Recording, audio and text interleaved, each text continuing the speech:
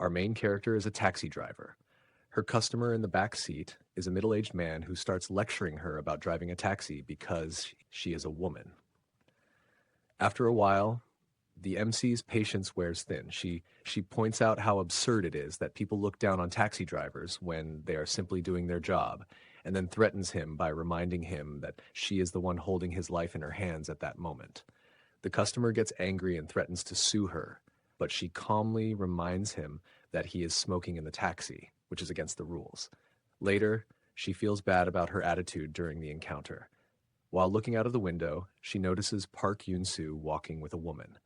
The scene then cuts to the MC in a church, praying to God to punish people like the annoying customer before punishing her. She is interrupted by a lady who asks why she looks so sad. The MC replies that it's because she is praying for the sick people around her. Once again, her eyes fall on Park Yoon-soo, who is also attending the church. He appears to be kind, smart, sincere, and almost inhumanly perfect. Some ladies in the church are trying to set Yoon-soo up with a girl, but the MC interrupts and tells everyone that she saw Yoon-soo walking with a woman, hinting that he might already have a girlfriend. She then walks away. Yoon-soo seems to follow her out and asks if she is working, placing a large piece of luggage in the trunk of her taxi. While driving, the MC notices that he is blankly staring at her. He asks where she saw him earlier. She answers that she was just working nearby and asks if she took the joke too far, apologizing for it. However, Yoon-soo keeps pressing, asking if she remembers exactly where she saw him or the woman he was with. The look on his face frightens the MC a little, and she nervously replies that she doesn't remember her. Even then, he seems to be carefully observing her. When they finally reach his destination, she is unnerved by him. As she prepares to leave, Yoon-soo suddenly turns back to look at her, scaring her even more. She quickly drives away while Yoon-soo continues to stare at her taxi. Later, she discovers that Yoon-soo left his luggage in the taxi. At that exact moment, she receives a call from an unknown number, which turns out to be Park Yoon-soo. She asks how he got her number and if he is calling about his luggage. He interrupts her, saying that she can keep it and instructs her to open it. He adds that if she likes it, she can keep it. When the MC opens the luggage, she freezes in cold sweat and drops her phone. Inside the luggage is a dead woman. Over the phone, Yoon-soo chillingly says that she can bury it. We hit a flashback where we see the MC, Han Chae-ah, being charged with murder and sentenced to 5 years in prison. Back in the present, Chae-ah picks up the phone and asks Yoon-soo, "What's the meaning of this?" He mocks her, telling her to take a deep breath. She reminds him that taxis have dash cams and that everything is recorded, but Yoon-soo casually tells her to report him then, adding that she won't because she's an ex-convict. Chae-ah is terrified. Even a woman passing by seems suspicious to her. She tells Yoon-soo to come and take his luggage, but he refuses. Trying to calm herself down, she checks the dashcam footage, only to be shocked to see that she is alone in the recording. She realizes that, unlike a mouse being chased by its predator, she has no one to fight. In fact, she doesn't even know what she's up against. Desperate, she decides to bury the body herself. As she starts digging a grave, she tells herself not to cry or think about it. Over and over she repeats, "I'm sorry," while digging. Suddenly, she hears the sound of snapping and turns to see Yoon-soo taking pictures of her. With a smile, he says, "I have found your weakness now." He mockingly says that he thought Chae-ah was a soft, kind-hearted person, but here she is, burying a corpse with her bare hands. Furious, she kicks his phone and tries to grab it, but Yoon-soo trips her. As she struggles on the ground, an invisible force seems to paralyze her, stopping her from moving. Yoon-soo calmly walks toward the phone and says, "Humans always manage to make me angry without realizing who I am." He picks up the phone and tells her that if she doesn't want to go to jail, she must bring one person per week to his place. With a flick of his finger, he makes her head nod in agreement, as though she is under his control.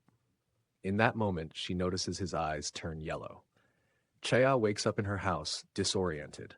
It's been 6 days since the incident, and she has neither fulfilled Yoon-soo's demand nor reported him to the authorities.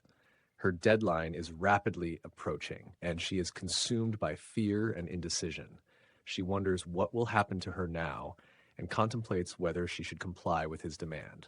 However, she stops herself, determined not to give in. As she reflects on why these terrible things keep happening to her, a drunk man suddenly stumbles into her taxi and coincidentally asks to be taken to the same address Yunsu had given her. Chea's mind goes numb and she begins driving in a blank, detached state. Terrified, she keeps telling herself that this is just a coincidence, that she isn't doing what Yunsu asked and that she isn't going to inform him. Upon reaching the destination, she turns to tell the customer they've arrived, only to find the back seat empty. There's no one in the taxi. At home, Chaya checks the dash cam and discovers that the man vanished into thin air just before she turned her head. She feels like she's losing her mind. The next day, when she goes to church, she considers running away but ends up running into Yunsu, who is with a little boy. He still seems to be keeping an eye on her. The boy with Yunsu is named Gerim. He attends Mass with Yunsu every week but was absent last week due to being sick. As Chaya watches them, she wonders if Gerim has any idea about what's really going on or if he, too, is being manipulated by Yunsu. The boy approaches her and sits next to her. While she is still observing him, he suddenly smiles. Chaya is overwhelmed by fear again as Gerim hands her a slip of paper and says, "I'm looking forward to working with you." She thinks, "Again?" and immediately asks Gerim who gave him the note.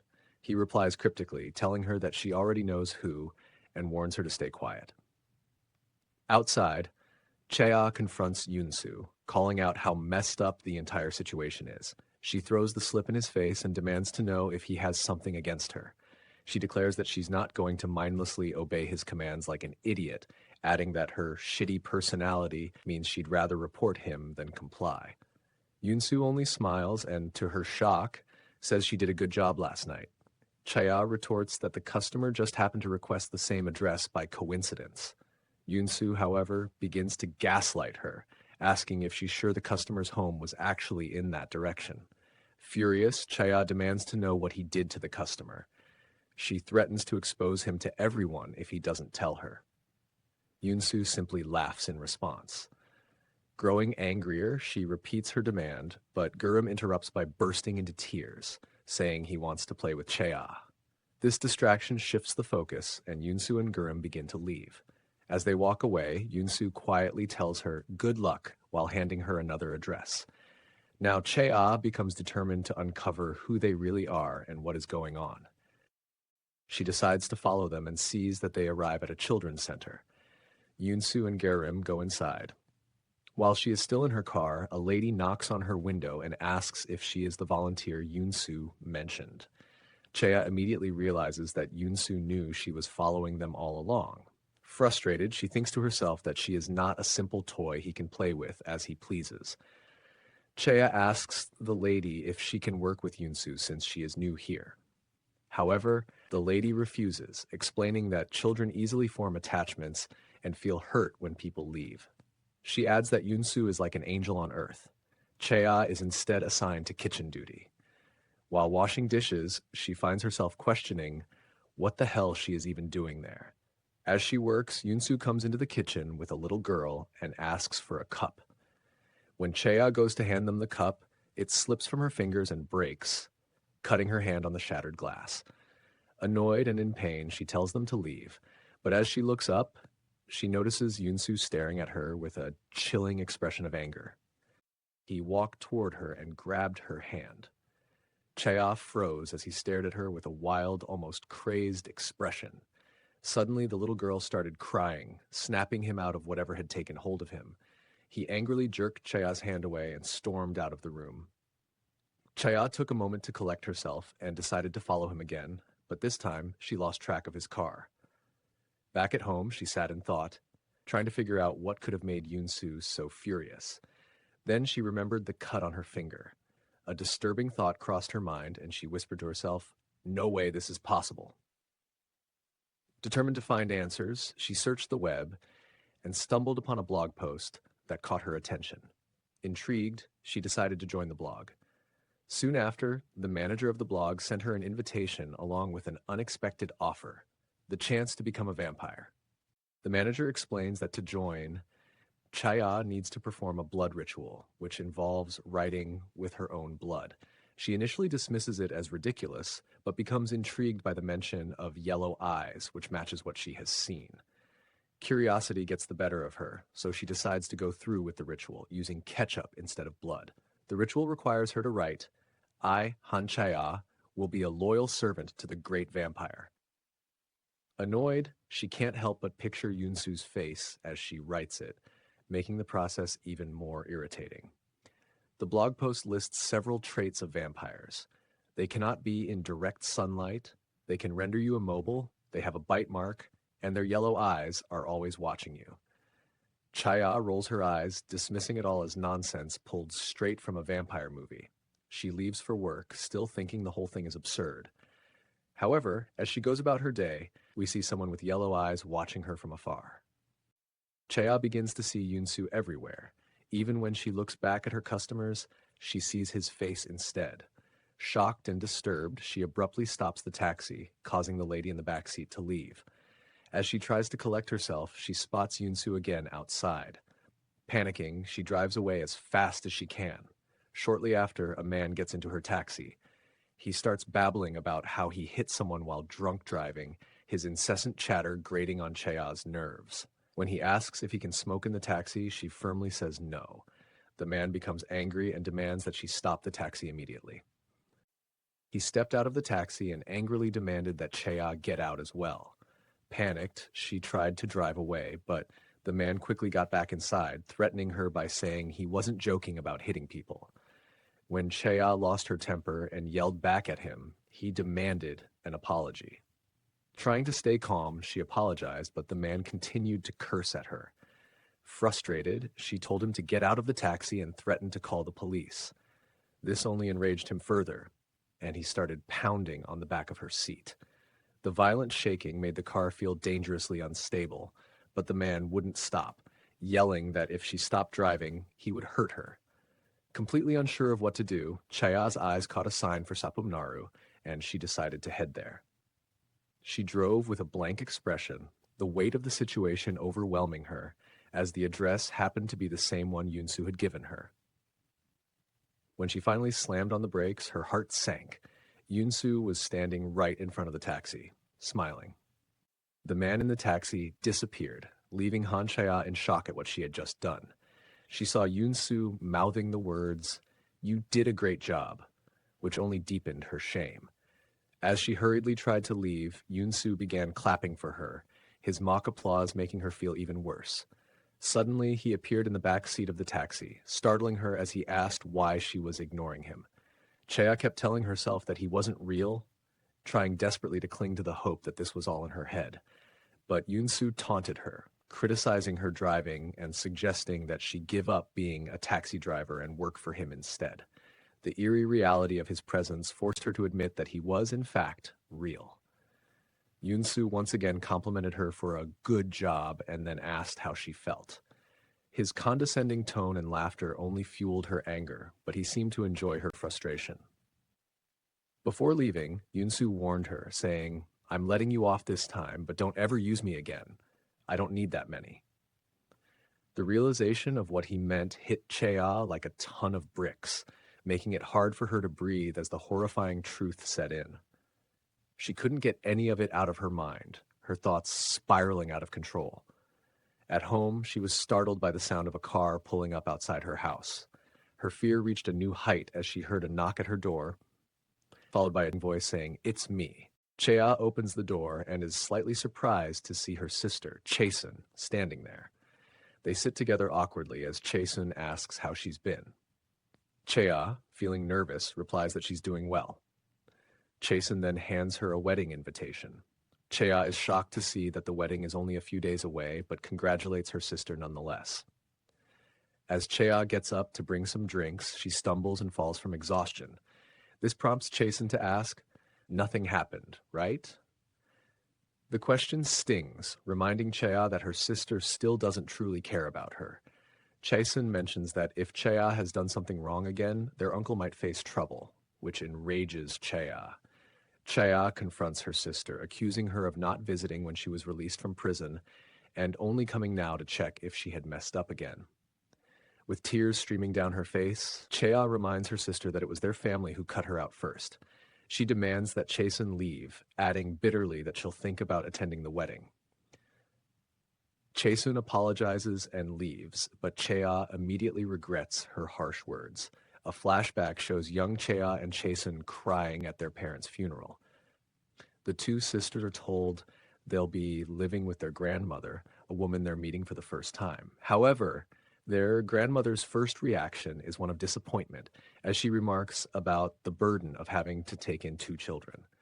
Young Chea is sick with a fever, and we see their grandmother complaining about how hard it is to take care of two children, remarking that at least Chasun is mature. Despite her illness, little Chea is seen folding her bedding when her grandmother asks if she's okay. Not wanting to be a burden, Chea lies and says she's fine, but her grandmother accuses her of pretending to be sick for attention. Later, their uncle arrives, but only takes Chasun to the amusement park, leaving Chea behind. When Chasun gives Chea her candy as a small consolation, their grandmother accuses Chea of stealing it, calling her greedy. Chasun, standing silently, doesn't correct her grandmother or defend Chea.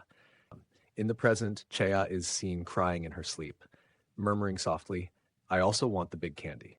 At Park Yun-soo's house, Gurim is seen cooking meat. He casually mentions that there's too much food downstairs and remarks that he has found himself the perfect toy. Yun-soo comments that she's quite interesting. Gurim warns that if you play with a toy too much, it might break.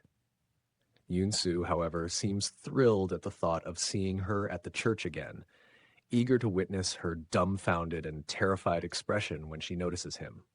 Contrary to his expectations, when Chea sees him at the church, she gives no reaction at all. Undeterred, Yun-soo hands her another slip, implying she knows what to do. But this time, Chea fearlessly responds, stating that she's not doing this anymore. Yun-soo asks if she's hurt her head or if she's scared. Chea replies that she's tired and doesn't want to live this way anymore. She calls the police station and hands the phone to Yun-soo, telling him he can report her if he wants. However, Yun-soo doesn't make the call. Instead, he says that he could hurt her, to which she responds by daring him to go ahead, adding that she came prepared. Yun-soo asks again if she's truly fine with it, then suddenly teleports them to a different place. He points out how insane she is and tells her to just do as he says. When he comes close to her, she grabs a piece of glass and attacks him.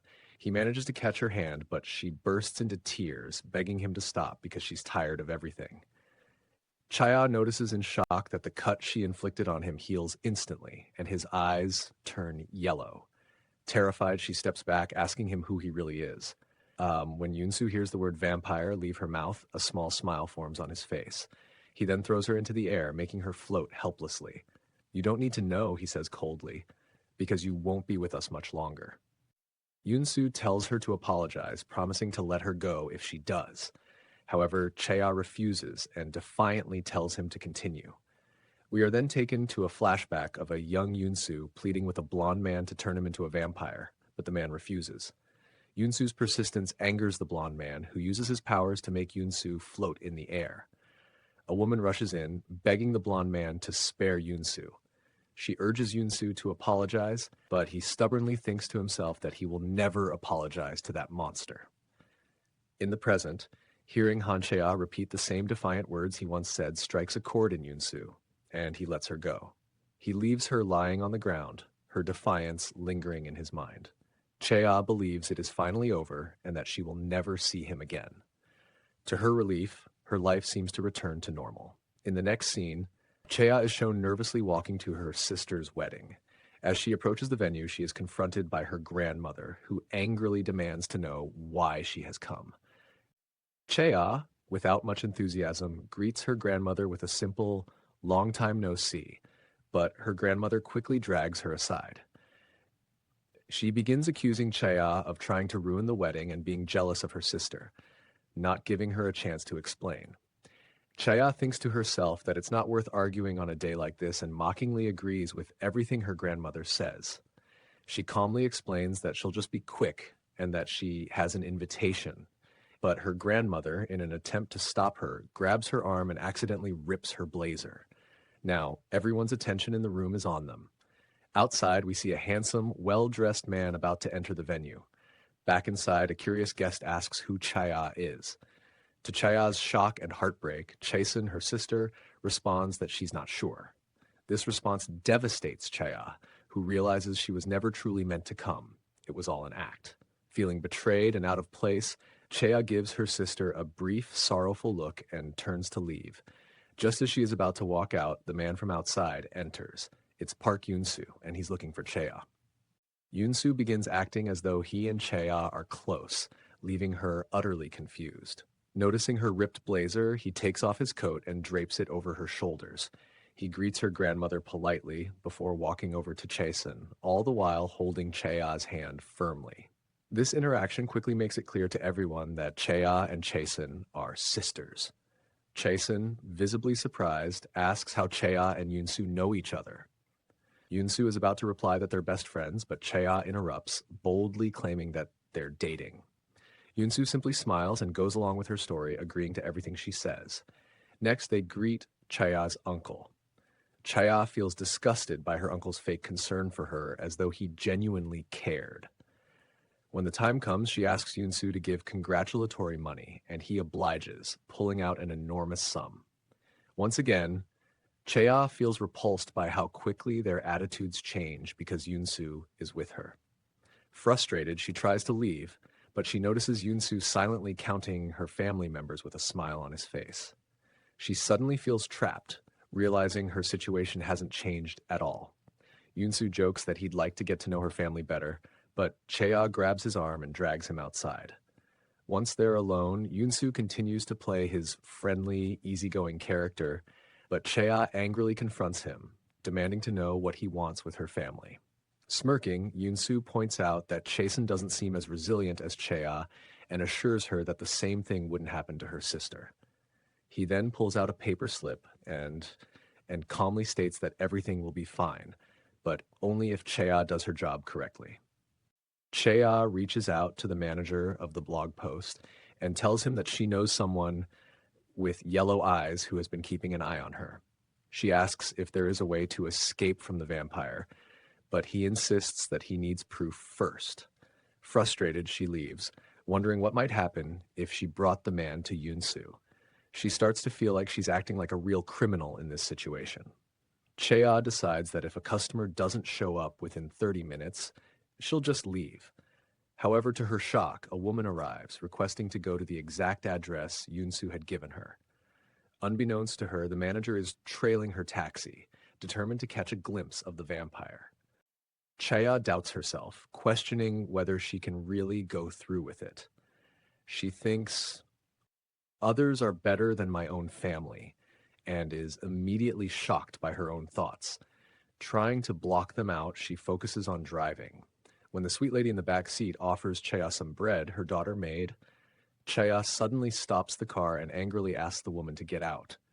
The lady starts lecturing her, pointing out that Chaya could be her daughter's age. Seeing that there is only one road now, she had to go to that place. Upon reaching the address, Chaya feels like a monster for what she has done. But her thoughts are interrupted by the voice of the lady who is still sitting in the back seat. Shocked, Chaya wonders why Yoon-soo didn't take the woman, or if she had somehow made a mistake. The possibility frightens her, leaving her overwhelmed with anxiety. Meanwhile, the manager, trailing behind them, is intrigued by Chaya's conflicted expressions. She feels relieved that the woman didn't disappear and wonders if there's a deeper reason behind it, as Yoon-soo never makes mistakes. While pondering this, she also notices the car that has been following her. Inside the church, Gurim hands her another slip, but this time she asks to see Yoon-soo. Gurim dismisses her request, telling her to just do as instructed and get rid of the car tailing her.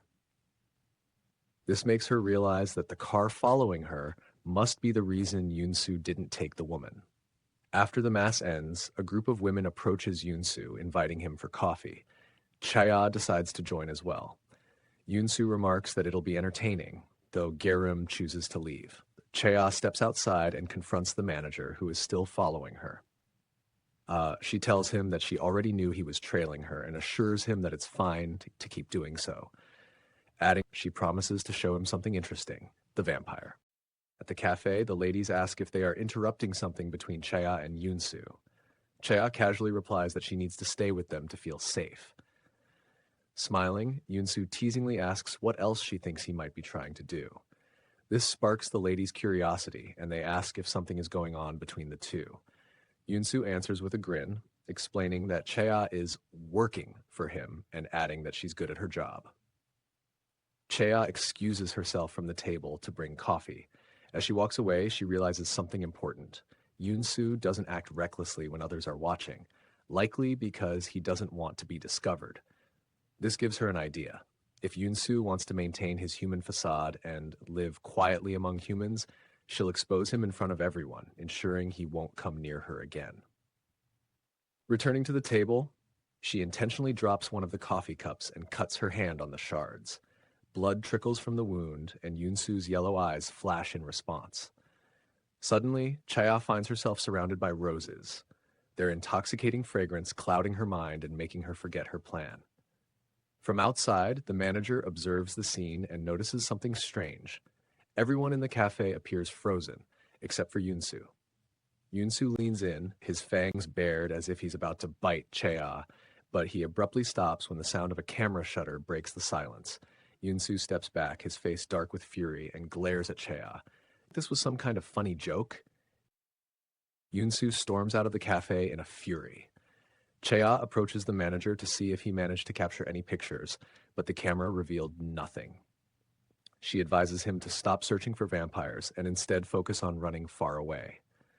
Meanwhile, Yunsu rushes home and orders Gurim to burn his blood-stained shirt. He angrily declares that a line has been crossed and vows to play some serious pranks, muttering under his breath that a joke should only be treated as a joke. Heading downstairs to where the bodies are kept, he contemplates what Chea has done, and the more he dwells on it, the stronger his desire becomes to punish her.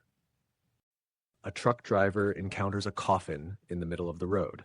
Later, the news reports that inside the coffin was the body of a 40-year-old man who had gone missing.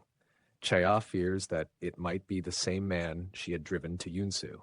At a nearby counter, two men discuss the incident, speculating that it could be the work of some taxi driver, which frightens her even more.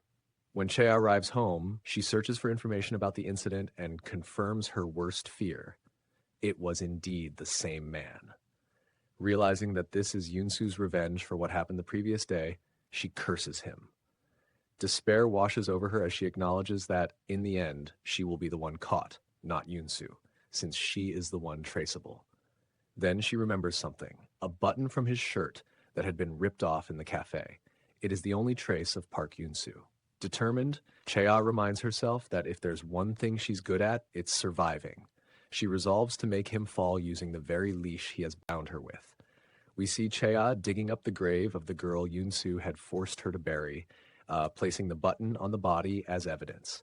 She prays that this small button might become a fatal blow to Yunsu.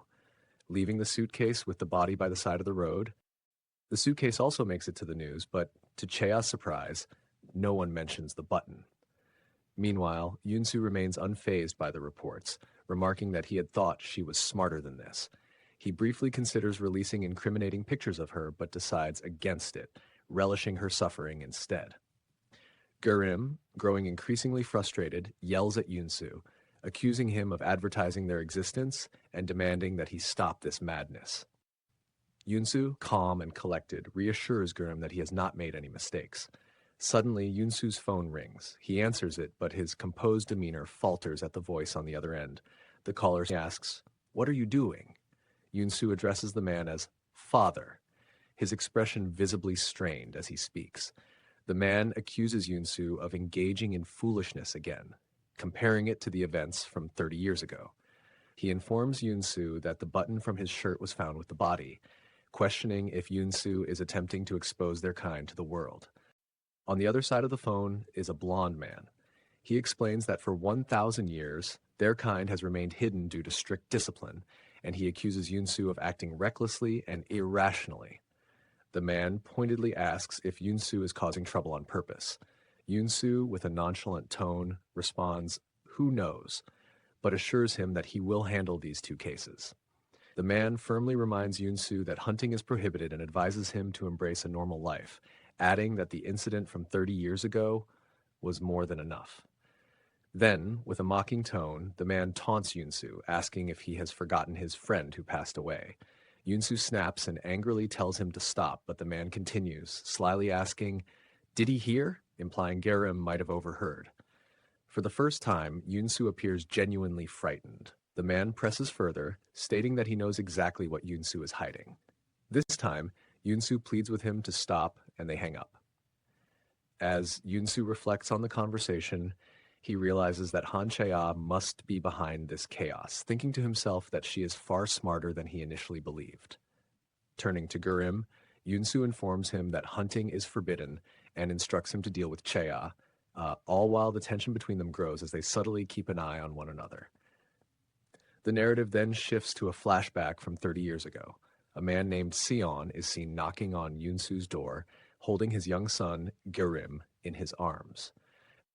Yunsu asks Son what he means by a kid, and whether it refers to the woman they met 10 years ago. Son looks at him with a sorrowful expression but says nothing. Yunsu then notices that Son is wearing his clothes and demands an explanation, but Son remains silent. In the present, Chea goes into hiding, but the manager finds her. She decides to tell him everything. The manager then reveals that he also has a button with the same unique pattern. Chea, surprised, remarks that she couldn't find the brand anywhere and asks how he came to possess one. The manager explains that 30 years ago, when he was a child, he witnessed a horrifying scene. One night, he saw a man draining the blood from his friend's mother as she screamed for help. During the commotion, the man dropped the button. The next day, his friend's entire family disappeared without a trace. Realizing that the buttons are identical, the manager concludes that the man he saw must be Park Yunsu. Nearby, Gerim overhears the conversation and his face fills with shock as he mutters, "Yunsu, and my mother?" Chea suggests to the manager that they should hide somewhere for the time being. While planning their next move, she receives a message from an unknown sender claiming to know something about Yunsu and asking to meet. Assuming it can't be Park Yunsu himself, she decides to go and meet the sender. To her surprise, it turns out to be Gerim. When she asks how he knew it was her ID, he replies that she was foolish enough to use her real name on the note. Chea wonders why he called her, pointing out that he and Yunsu are on the same side. Gerim quickly denies being aligned with Yunsu, telling her not to lump them together and asserting that he wants to help her. Chea is skeptical of his motives. Gerim explains that the button is significant because it bears Yunsu's mark, the wolf symbol, and adds that Yunsu is unable to take action right now due to the incident. He pulls out a paper slip, but this time, the address listed is Yunsu's house. Gerim tells her that if anyone can put an end to Yunsu, it might be her. Chea hesitates and asks if Gerim is also a vampire and how one could even defeat such a creature. Instead of answering, Gerim walks away. When Gerim arrives home, he finds that Yunsu is not there. A note left behind states that Yunsu has gone on a trip and will return when he feels hungry. We see Yunsu on vacation, reflecting on how the world around him keeps changing while he remains the same. He finds this unchanging nature of his existence deeply annoying. Back in Korea, Chea arrives at Yunsu's house. The gate to the mansion opens on its own, and she thinks to herself that someone who lives in such a creepy house must naturally have a personality like his. Gerim opens the gate for her, asking why she's late. Chea questions why he can't simply end Yunsu himself. Gerim responds with a vague, "I just can't," which leaves her baffled. Annoyed, she asks if he at least knows how to do it. Gerim admits he doesn't, frustrating her even more. However, he mentions that he once saw Yunsu kill another vampire, but doesn't remember much about how it happened. He suggests they might find some clues in the house. They make their way to Yunsu's study. Chea speculates that since no one is allowed inside the study and Yunsu is too arrogant to hide anything in overly complicated spots, they should check simple places first. As expected, she finds a silver cup tucked away in one of his drawers. Gerim exclaims, "This is it!"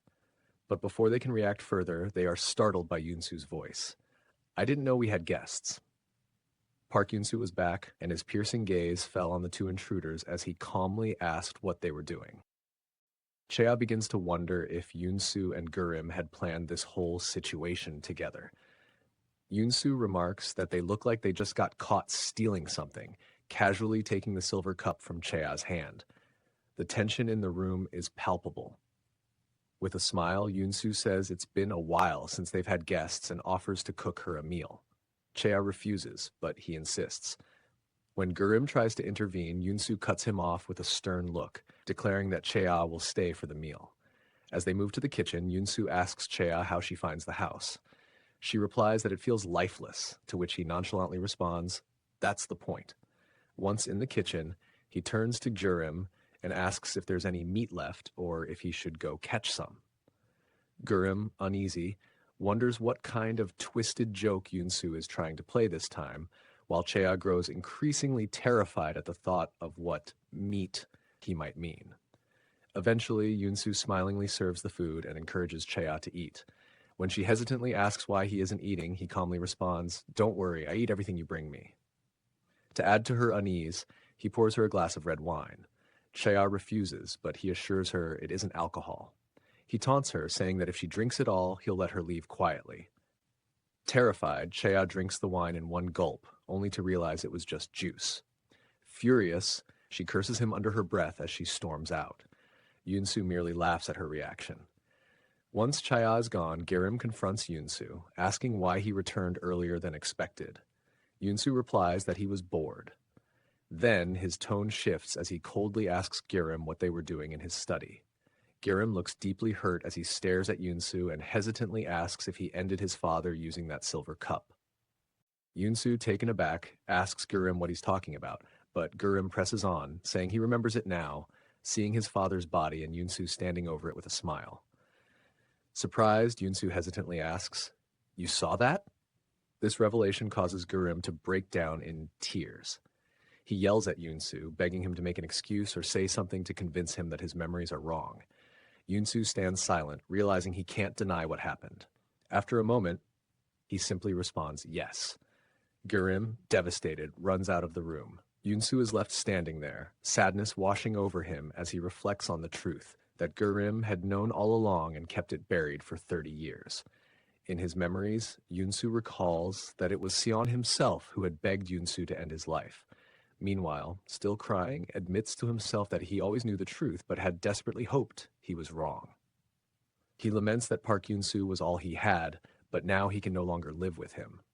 Outside, the manager waits near the house and sees Chea emerge first, followed shortly by Gurim. The manager feels a flicker of recognition when he sees Gurim's face, but before he can fully process it, Gurim suddenly vanishes into thin air. Shocked, the manager starts to suspect Han Chea, wondering how she's connected to these strange events.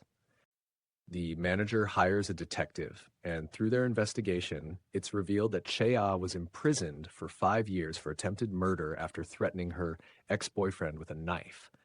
Meanwhile, Chea returns to her home, thinking that if Yun-soo is not allowed to hunt, she is safe for the time being. However, upon opening the door, she finds Gurim already inside. He casually tells her that he'll be staying there for a while, as he's had a fight with Yun-soo. He adds that while he's there, she can ask him anything she wants to know about Yun-soo. Over the next week, Chea bombards Gurim with so many questions about Yun-soo that she's left with only trivial ones, like his height, weight, and even where his moles are. Finally, she asks why Yun-soo is so obsessed with her. Gurim suggests that it might be because she didn't run away. Everyone else before her either fled in fear or lost their sanity. Chea comments bitterly that there's no way to escape someone like Yun-soo. Later, as they eat ramen together, she asks Gurim if he can survive on just ramen, considering he's also a vampire. Gurim replies that he's fine. From a distance, the manager, who has been keeping an eye on them, watches the interaction and becomes convinced that Chea has fooled him and is also a vampire. Determined to act, he decides to burn down Yun-soo's mansion. As Chea and Gurim continue talking, she asks if Yun-soo, unable to hunt for a month, wouldn't eventually starve to death. Gurim explains that vampires have emergency food stored for such situations. Meanwhile, the manager sneaks into Yunsu's mansion, preparing to carry out his plan. Unbeknownst to him, a shadowy figure silently watches his every move. As the manager is about to set the mansion on fire, someone knocks him out. He himself as a child, talking to Gerim, whom he calls Han Seok, saying that Han Seok appears in his dreams. It's revealed that the manager is confined in a dimly lit cell. Outside the cell, Gerim stands watching him and asks if he remembers what happened that night. The manager admits that it was too dark for him to confirm the man's identity. Desperate, the manager asks if Gerim is also a vampire and pleads with him to turn him into one. Gerim walks away, saying he doesn't want to hear his old name, let alone remember it. Left alone, the manager begins to hallucinate, imagining that the other people in the cell are trying to attack him. In a panic, he lashes out at them, but in reality, they are just sitting there unconscious. Meanwhile, Park Yun-soo, resting upstairs, wakes abruptly, disturbed by the strong scent of blood wafting up from the cell below. Yun-soo realizes he has been asleep for a week and is now at his limit. He mutters to himself that it would be ironic if a vampire died of hunger. A foul, rotten smell like decaying corpses catches his attention, and he heads downstairs, desperate for relief. To his horror, he finds that everyone in the cell has died. Meanwhile, outside, the mansion is engulfed in flames. The manager, having escaped, hails a ride from Chaya. However, once inside the car, he starts attacking her, accusing her of deceiving him. In the struggle, he accidentally hits his head against the car interior, knocking himself out. Chaya, left bewildered and shaken, wonders what to do with him. Back at the mansion, Yun-soo stumbles out of the burning house. Weak from hunger, he can barely distinguish reality from a dream. He laments that he can't drink from corpses and must hunt, but his body gives out and he collapses just outside the main gate. Standing before him is Han Chaya, who takes in the situation with a smirk. Assessing his frail condition, she remarks with mock cheerfulness, "Looks like you could use some help, Park Yun-soo." He admits that he does. Chaya steps on his hand, saying that he really can't move. Yun-soo comments that she looks really pleased right now. They are interrupted by a noise coming from her car, and Yun-soo says, "Seems like you also have a problem. How about we help each other out? You and me, the best way." Chaya asks what she will get from helping him. He replies, "Your freedom. If you help me, I'll let you go." Chaya adds, "Besides my freedom, I also want you to guarantee my life." Thinking she is smart, he agrees. She brings the manager out of the taxi, but Yun-soo tells her he needs a little more help. "I need flowing blood," he says. She complies with his request. Yun-soo suddenly stands up and attacks the manager. After he's done, he steps toward Chaya. He tells her not to worry and promises to keep his word, on one condition. Chaya must attend Mass every Sunday because he needs to monitor what she might say to others. She asks again, confirming, "If I comply with this, will you really leave me alone?" The moment Yun-soo says yes, she gives him a tight slap and says, "Now I'm done." She curses him, saying she doesn't even want to talk about him or think about him anymore. "Let's live our own lives," she declares, walking away as Yun-soo stands there silently. In the car, tears stream down her cheeks as she whispers to herself, "I survived." Chaya is enjoying her newfound freedom, relishing the peaceful life without anyone threatening her. However, Gerim is still around, much to her dismay. She tells him to go back to Yun-soo, but he firmly replies that he doesn't want to be associated with Yun-soo anymore. He offers to cover the costs for the taxi repair and rent, using Yun-soo's money, of course, and declares that he will be staying.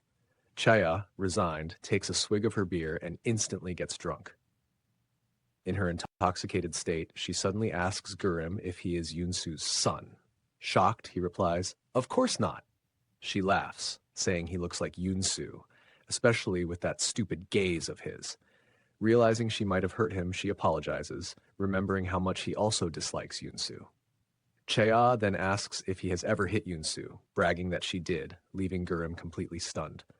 Proudly, she declares, "You're in big trouble if you mess with Han Chaya," while basking in her peaceful life.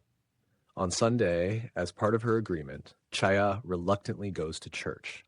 Her eyes meet Yun-soo's, and she thinks that simply showing her face and leaving should be enough to fulfill her side of the deal. Suddenly, a woman approaches her and asks if she is currently seeing anyone. Before Chaya can respond, the woman mentions wanting to introduce her friend's son. Without waiting for Chea's answer, the woman calls over a man named Haewon. The moment Chea sees him, her face freezes in shock. It seems like Chea and Haewon already know each other. When Chea tries to leave, saying she is busy, Haewon insists they at least have coffee together since he took the time to meet her. Reluctantly, Chea agrees. At the cafe, the lady asks how they know each other, and Haewon explains that they worked as part-timers at a cafe. The lady then asks how long it has been since they last met, and Haewon replies, 7 years. Chea looks saddened, silently reflecting on the fact that it has indeed been 7 years. As they leave, the lady insists they ride together. Alone in the car, Chea wonders to herself what Haewon is even thinking. With a straight and slightly intimidating expression, Haewon asks her how she's been, adding that he hadn't heard from her at all. Chea brushes off his question and tells him to just drop her off. When he asks where she lives, she vaguely replies, nearby. As she gets out of the car, Haewon suddenly leans in, holds her cheek, and says that he misses her. Startled for a moment, Chea regains her composure and firmly tells him to stop. Meanwhile, outside, Gurim and Yoonsu are bickering as usual. In an unexpected turn of events, both groups cross paths. Gurim quickly grabs Chea's arm, asking where she's been and why she's late. He then complains that some weirdo, meaning Park Yoonsu, is bugging him. When Haewon asks if she knows them, Gurim notices him and loudly asks if he's her boyfriend. To tease her even more, Gurim adds, "Or are you breaking up with Uncle again?" referring to Yoonsu. Frustrated, Chea tells Gurim to go back to Yoonsu, but he nonchalantly replies, "I'll go with you."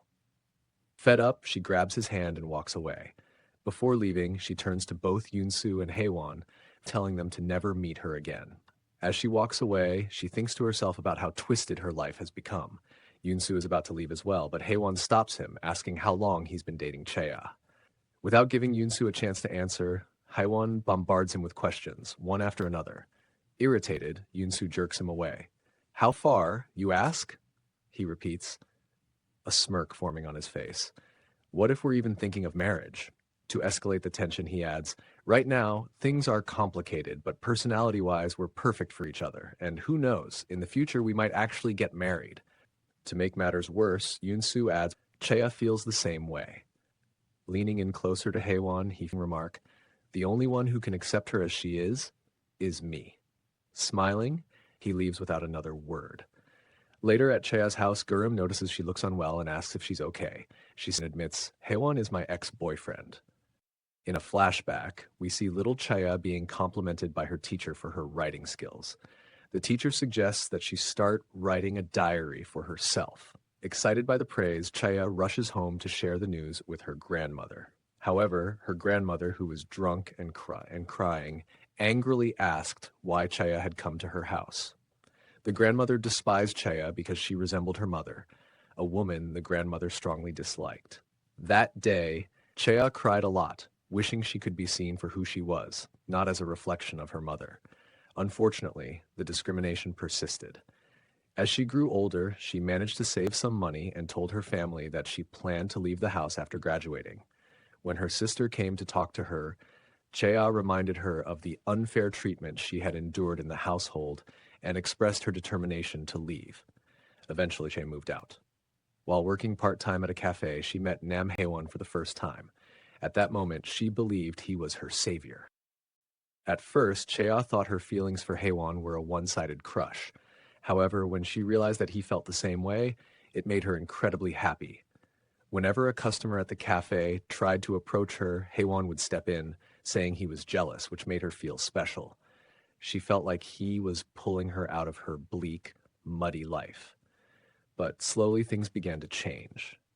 Haewon started getting angry over the smallest interactions she had with other men. Once, he even slapped her. In that moment, he didn't seem human at all. He told her he didn't like her talking to other guys because that's how much he loved her. Chea began gaslighting herself into believing his words, convincing herself that he must be right. She thought back to how her grandmother never hit her, and because of that, never loved her. She started blaming herself. A conflict began brewing within her thoughts. She questioned if this situation was really okay and eventually stopped responding to Haewon's messages. Around this time, her sister Chasen came to visit her at her new house. However, Chea wasn't home. While waiting, Chasen's eyes fell on Chea's diary, and she decided to read it. In the diary, Chea had written about how much she hated her sister. When Chea returned and saw her sister reading it, she was furious. At her lowest point, she didn't want her ugly thoughts to be exposed. Chasen tried to clarify that the diary had already been unlocked, but Chea angrily told her to leave.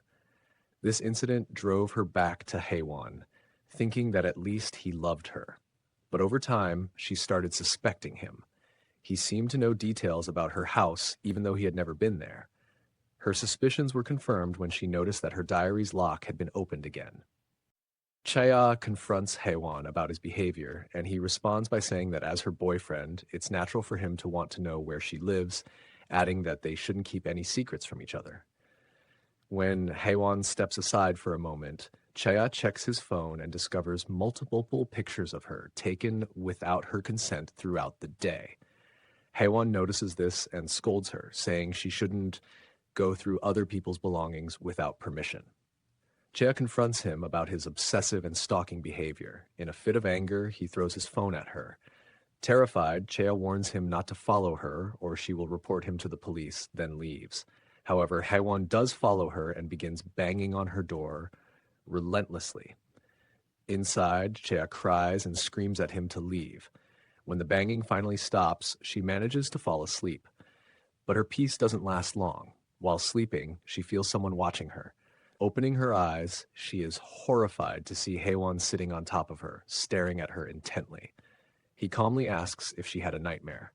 Chea forces herself to remain composed and replies that she did, adding how he managed to get inside the house. He dismisses her question, saying it's not important. To herself, Chea agrees. His entry isn't the most pressing concern right now. She gets up, walks to the kitchen, grabs a knife, and makes a run for it. Out in the street, Haewon catches up to her and grabs her by the hair.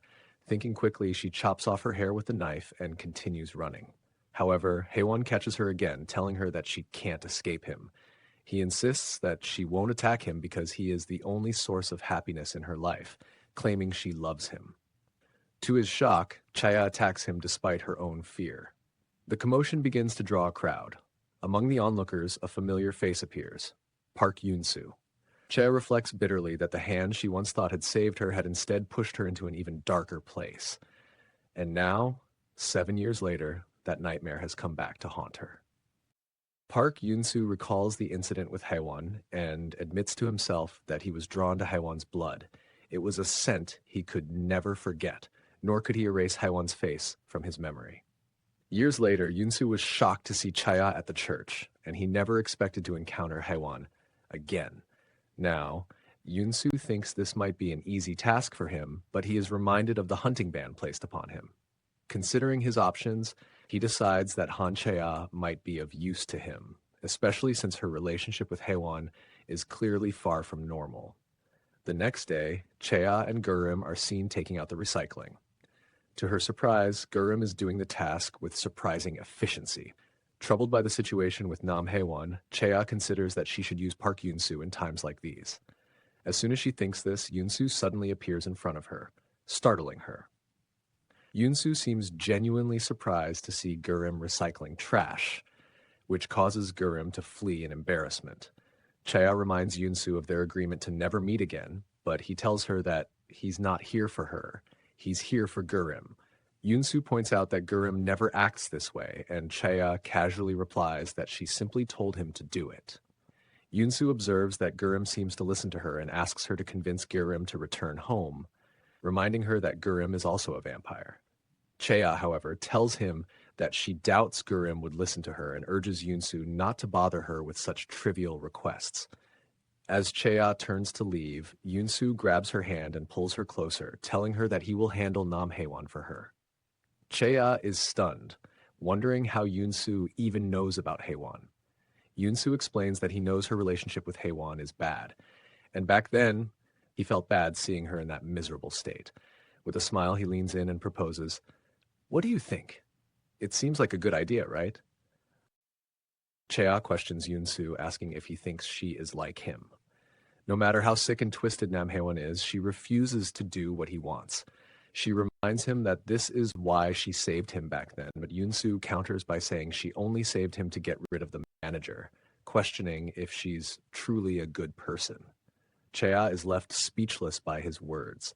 He adds that she can refuse for now, but if she ever finds herself in a difficult position, she can come to him. He will be waiting. She firmly tells him not to bother waiting, but he simply smiles and assures her not to worry about him. At home, Chea wonders why Yoon-soo would make such an offer. She questions if Gurim returning to him is that important. However, Gurim suggests that it might be because Yoon-soo is hungry due to the hunting ban. At the church, Chea unexpectedly encounters Haewon and tries to avoid talking to him. Spotting Yoon-soo, she decides that merely showing her face to him should be enough and begins to leave. But Yoon-soo calls her name from behind. She glares at him, silently pleading for him not to approach her, but he walks directly toward her. Haewon, noticing this, asks if they're planning to get married. Confused, she asks what he's talking about, and he explains that her boyfriend, Yoon-soo, told him they were getting married soon. Chea glares at Yoon-soo with anger, wondering what kind of situation he has dragged her into this time. Now, Chea finds herself having to choose between two equally bizarre options. Option 1, age unknown, occupation vampire, personality stupid, side note, enjoys killing. Option 2, Nam Haewon, age 30, occupation psychopath, personality dangerous, side note, she once stabbed him. Faced with these choices, she sarcastically says, "Isn't marriage too soon, Park Yoon-soo?" And so the crazy murder-loving vampire was chosen. Yoon-soo, in his usual absurd manner, asks if she's mad because he didn't propose properly, promising to make sure the proposal will be grand. Chea reluctantly goes along with it, thinking it's the best way to deal with Haewon. The women at the church overhear the conversation, swarm around them with questions, and start congratulating them. Before she knows it, Chea finds herself sitting next to Park Yoon-soo, a veil on her head, playing the part of his supposed fiancé. She keeps glaring at him, but Yoon-soo, clearly enjoying her frustration, mockingly asks, "What's wrong?" Chea wants to punch him but holds back, reminding herself that she can't resort to violence in a church. Instead, she asks him why he's so interested in Haewon, if it's because he wants to hunt him. Yoon-soo casually replies that it's because Haewon's blood smells delicious, sending a shiver down Chea's spine with his unsettling expression. When the ladies start bombarding them with questions about how they met, Chea takes the chance to escape, leaving Yoon-soo to handle their inquiries alone. Outside, she runs into Haewon, who surprises her by apologizing for what happened 7 years ago. He tells her that since she seems happy now, he won't bother her anymore. With a final goodbye, he walks away, leaving Chea standing there alone, lost in thought. It's been a week now, and Haewon hasn't shown up since their last encounter. However, Yoon-soo is still lingering around. Chea tells Gurim to go back to his dad, referring to Yoon-soo, complaining that he keeps hanging around her like some ex-husband who wants to see his kid. Gurim simply replies that Yoon-soo is just crazy, and Chea lets the conversation drop. She tells Gurim to resolve the situation quickly and leaves for work. After she's gone, Gurim also heads out to buy some ramen. While both of them are away, Haewon sneaks into Chea's house. He goes through her belongings, takes her clothes, and creepily sniffs them. Then he turns to her laptop and finds the dashcam footage from the day Yoon-soo's house burned down. As he watches it, he's startled by a voice behind him asking, "What are you doing?" The voice belongs to Gurim. Haewon replies that Chea asked him to bring the laptop. Gurim, without missing a beat, lies and says that the laptop is actually his. Haewon doesn't back down, insisting otherwise. Gurim, using his vampire abilities, suddenly snatches the laptop, and within moments, it's in his hands. Haewon is left confused, unable to figure out how it happened. Smiling, Gurim calmly states that the laptop belongs to him and pointedly asks if Haewon is planning to leave anytime soon. Feeling uneasy, Haewon quickly exits, worried that Gurim might tell Chea about what just happened. As Haewon steps outside, he comes face to face with Chea. She looks at him suspiciously and asks why he's there, adding that someone like him wouldn't change so easily. Haewon tries to justify himself by saying that he was worried about her, but Chea warns him that she will call the cops if he doesn't leave. In response, Haewon threatens her with the dashcam footage he had just seen. Alarmed, Chaya demands to know what he wants and why he's doing this to her. Haewon coldly answers that all he wants is for her to be with him again. Chaya hurriedly rushes into her apartment and immediately asks Gurim if anyone had come in. He casually replies that her ex had been there and was about to take her laptop. Panic washes over her as she worries whether Haewon might have sent the dashcam footage to himself. The thought begins to consume her, haunting her every day and pushing her closer to the edge. She starts seeing his face everywhere she goes. Like a phantom, she can't escape. One evening, while driving home, she sees him in her peripheral vision. As her phone rings, Haewon's voice greets her, commenting on how she finished work earlier than usual. Trying to steady herself, she attempts to sound bold over the phone, but his chilling threat about the footage leaves her shaken. Frustrated and enraged, she pulls her car over, gets out, and screams into the night, demanding that he show himself. Suddenly, the skies open and rain begins pouring down, soaking her as she stands there. Overwhelmed, Chaya collapses, crying uncontrollably. Thoughts race through her mind, torturing her with memories of the past. She begins to wonder if everything would have been different if she hadn't attacked Haewon that night, if she had screamed for help instead. Maybe then she wouldn't have to live with the label of a criminal. As she cries out, "What should I do?" her mind spirals, replaying all the things she wishes she hadn't done. In that moment, all the strength she had been so proud of is utterly gone. As she sits on the wet ground, drenched and broken, her mind begins to go numb. Then, through the rain, Yoon-soo appears. He silently approaches her, holding an umbrella over her head, shielding her from the storm. She asks him if he's happy now that everything has gone the way he wanted. Yoon-soo simply stares back at her, his expression unreadable. Chaya tells him to stop looking at her like that. Breaking the silence, Yoon-soo asks if she wants him to end Nam Haewon, adding that he'll need her help, of course. With hesitation, she says yes and stands up. She tells him she'll help him get the blood he craves, and for the first time, Yoon-soo gives a smile. In a sudden burst of anger, she jerks the umbrella out of his hands, letting the rain drench him too. A thought crosses her mind. If she's going down, she won't go down alone. But as her strength falters, she stumbles into him. He catches her in his arms, the rain pouring down on both of them. Even in that moment, neither of them completely trusts the other. Moments later, Chaya loses consciousness. When she opens her eyes again, she's at home, with Gurim standing over her, scolding her about catching a fever. She weakly comments that if she had a younger brother, he'd probably be like Gurim. In response, Gurim surprises her with a secret. He tells her that when vampires make a promise, they put their lives on the line. He explains that if Yoon-soo promised to guarantee her safety, it means he can no longer harm her. The next day, feeling determined, Chea tells Gurim to call Park Yoon-soo and tell him that she wants to meet him immediately. She meets up with Yoon-soo in his car. Yoon-soo smirks and teases her, saying he thought she had died yesterday. She responds, saying that there are people in worse conditions than her, so she can't afford to die. Yoon-soo, unfazed, comments that it would be amusing to see her die alone. She retorts that watching him beg for his life while dying of thirst had been quite a sight. Their banter trails off, leaving an awkward silence between them for a moment. Breaking the tension, Chea asks what he meant by needing her help. Yoon-soo explains that he needs her to call Haewon and arrange a meeting. He hands her a knife, telling her to use it if things go wrong. She hesitates for a moment before asking if he will actually show up if she calls. Yoon-soo simply smiles in response.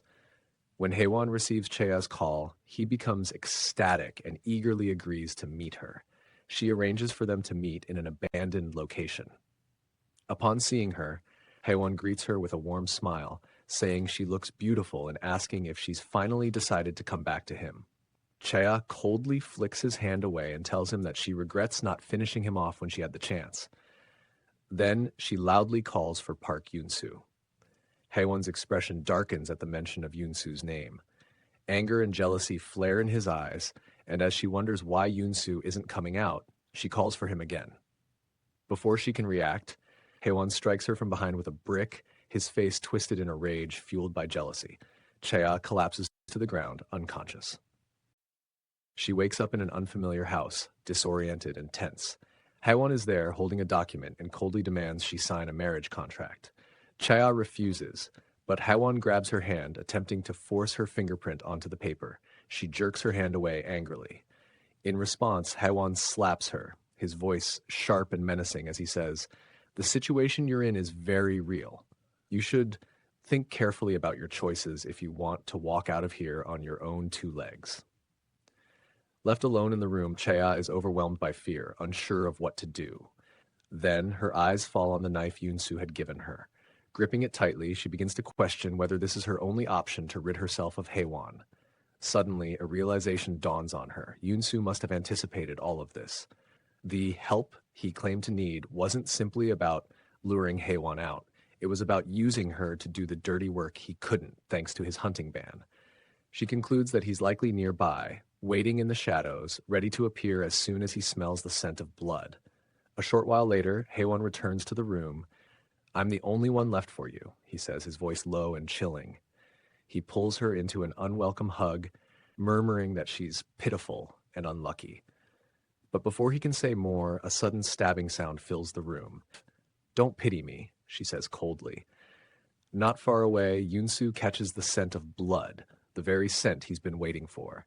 He appears instantly, his vampiric instincts taking over as he lunges at Haewon. Haewon cries out in pain as Yoon-soo sinks his fangs into him. However, Yoon-soo quickly pulls back in confusion. The blood lacks the scent he craves. Bewildered, he turns to Chaya. "You were fooled, Park Yoon-soo," she says. She hadn't stabbed Haewon. Instead, she had wounded her own leg. Yoon-soo calls her name and begins walking toward her. She tries to run, but he grabs her, asking where she thinks she's going before tossing her onto the bed. He accuses her of wanting to die by playing games with vampires. She retorts that he can't actually hurt her. When he demands to know how she knows that, she brushes him off, saying it's none of his business. Wiping the blood from his shirt, she mockingly asks what he's going to do now that he's banned from hunting. Yoon-soo finds her taunts deeply irritating. He throws the knife aside and, overcome by his vampire instincts, nearly bites her. She screams, reminding him of his promise, which stops him in his tracks. Annoyed, he mutters that she's unbearable, but Chaya grabs him by the collar and boldly tells him she's stronger than he thinks. Then, she leaves him alone in the room. Outside, as rain pours down, Chaya reflects on her misfortune. Unable to walk properly because of her injury, she suddenly sees Gurim standing nearby with an umbrella. He had followed them out of curiosity about the meeting. Chaya thanks him for the information he provided about vampires. Gurim, concerned, asks about Park Yoon-soo, and she casually responds that Yoon-soo is a bit mad right now. Meanwhile, inside, Yoon-soo is reeling from the realization that the blood he smelled earlier truly belonged to Han Chaya. He recalls the small scratch on her neck back in the alley and is stunned that such a tiny amount of blood had caused such a reaction. As he pieces everything together, he remembers how every time he smelled Chaya's blood, it has driven him to the brink of losing control. He feels foolish for not recognizing the truth sooner, even though it was so obvious.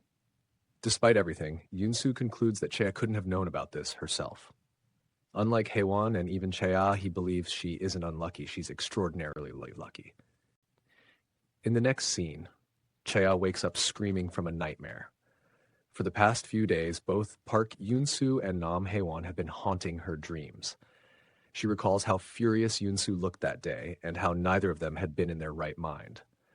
At that moment, her phone starts ringing. Jerim, still half asleep, grumbles for her to pick it up quickly. When she sees the caller ID, she mutters that she's probably going to die today. Jerim asks who it is, and she replies that it's Yoon-soo. Chaya steps out of her apartment, thinking that it has been a week since their last encounter, and now he has come to pick another fight. She reminds herself that he was the one who betrayed her first, and she has plenty to say to him as well. However, when she approaches, Yoon-soo simply smiles and says, "You came down." He casually tells her to relax, assuring her that he's not going to eat her. She is caught off guard by how cheerful he seems. Then, Yoon-soo tells her there's one last thing to resolve. He has come to take Gurim.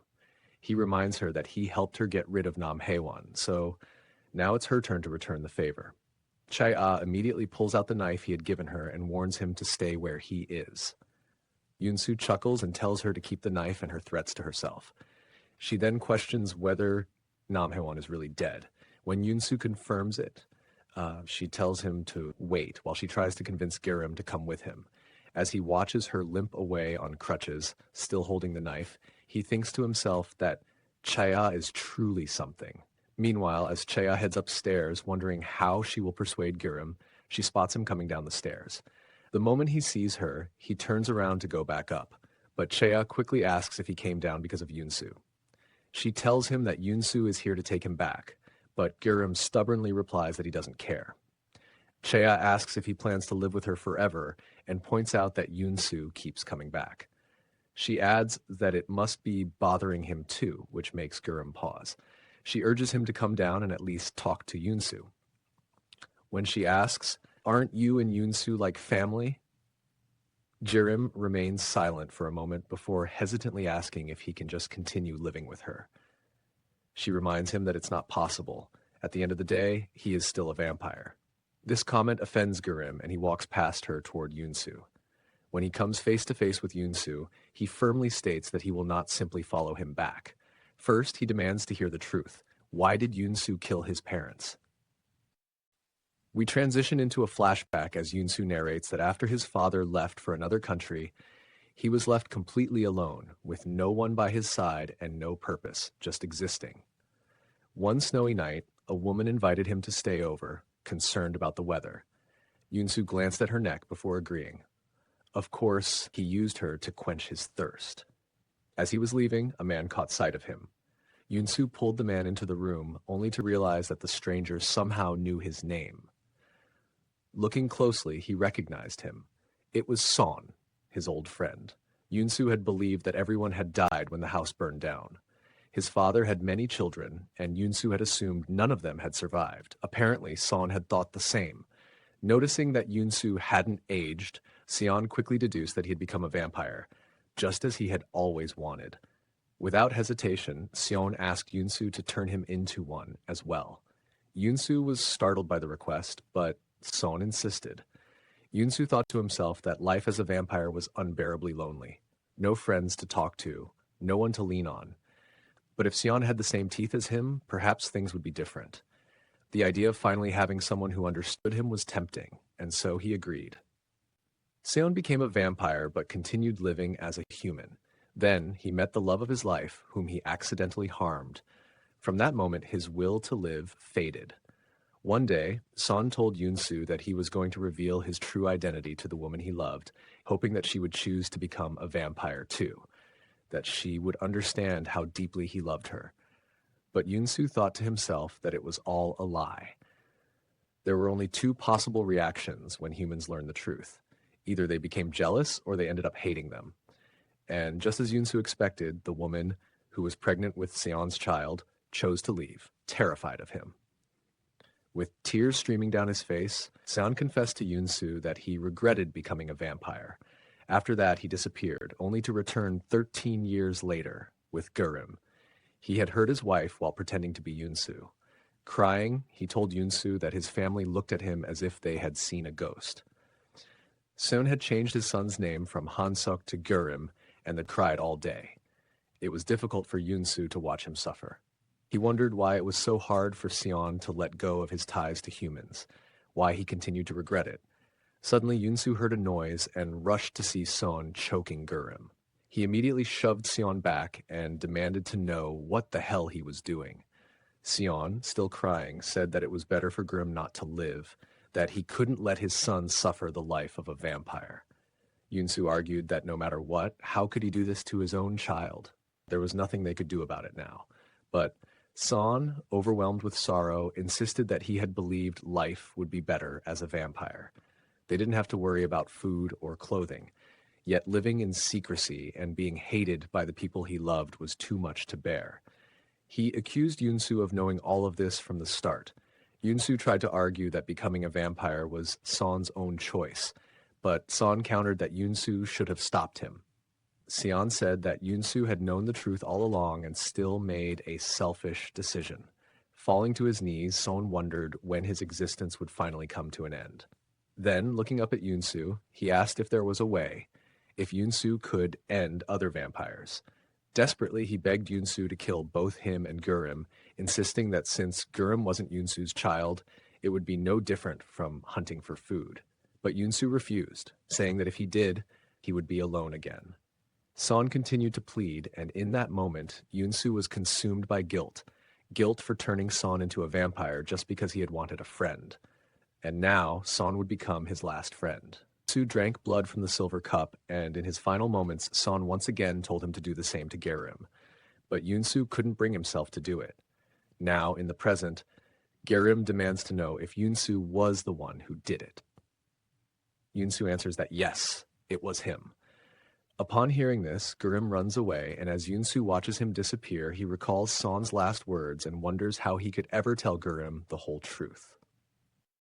When Gurim finally stops running, his mind is flooded with questions. How could Yunsu say it so easily? If he truly felt that way, then why did he stay by Gurim's side? Why did he take care of him, even though Gurim wasn't even a full vampire? As he stands there, lost in thought, a man approaches him from behind. It was Father.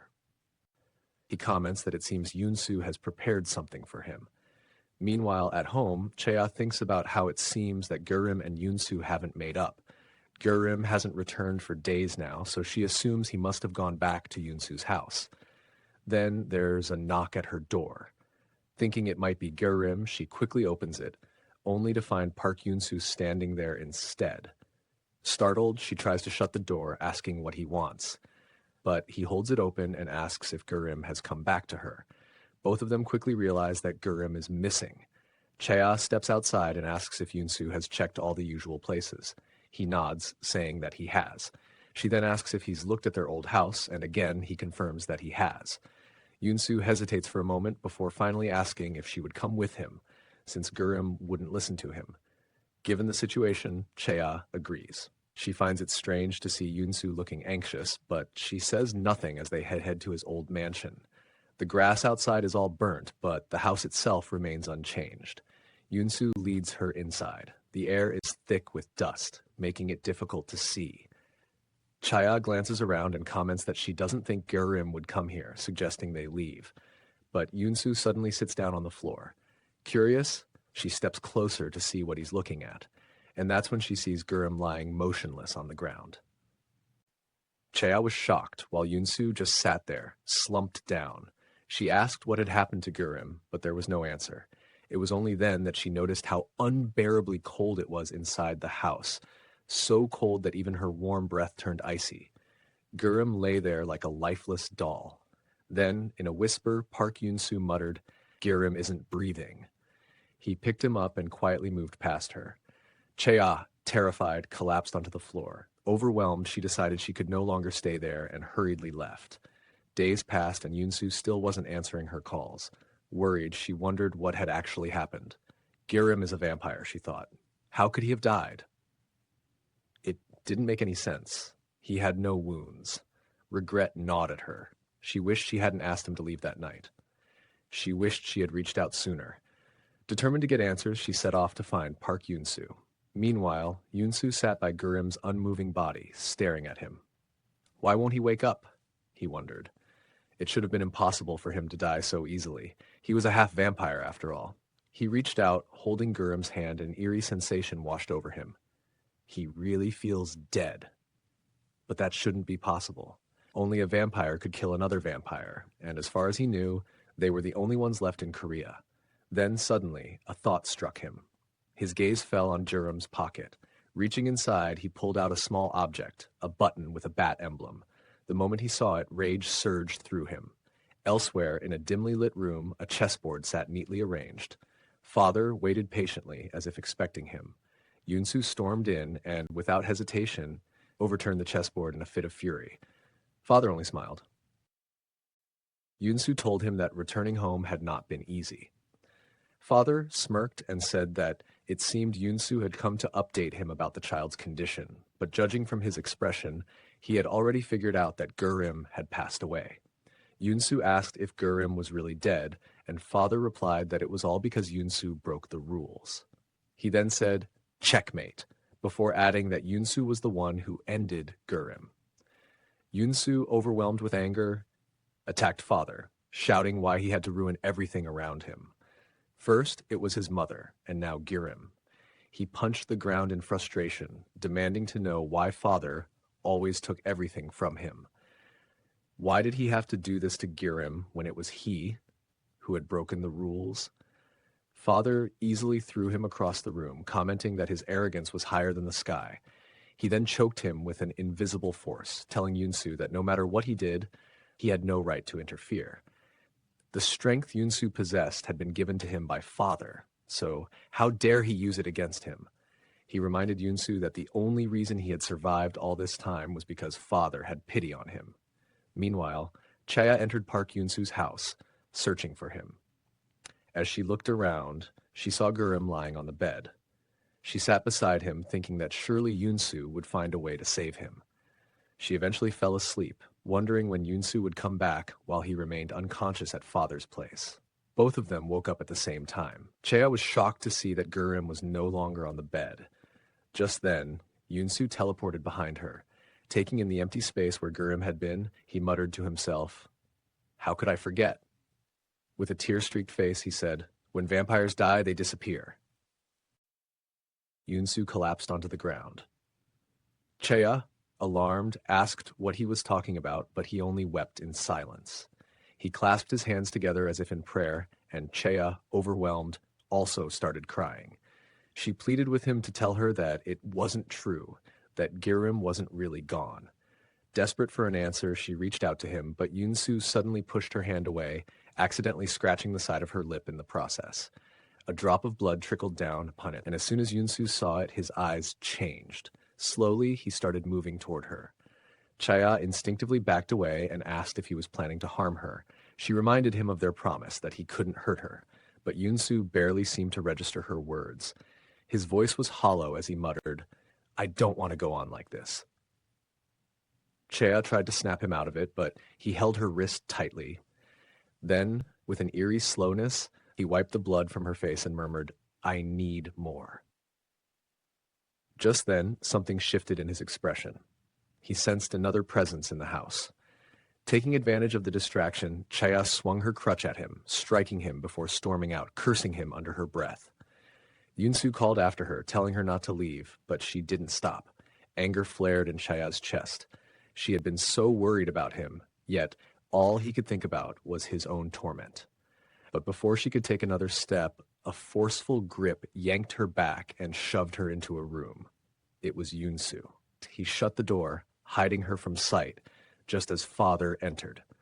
The two vampires locked eyes, and father smirked. "It's good to see you're still thinking ahead, even in the middle of all this," he remarked.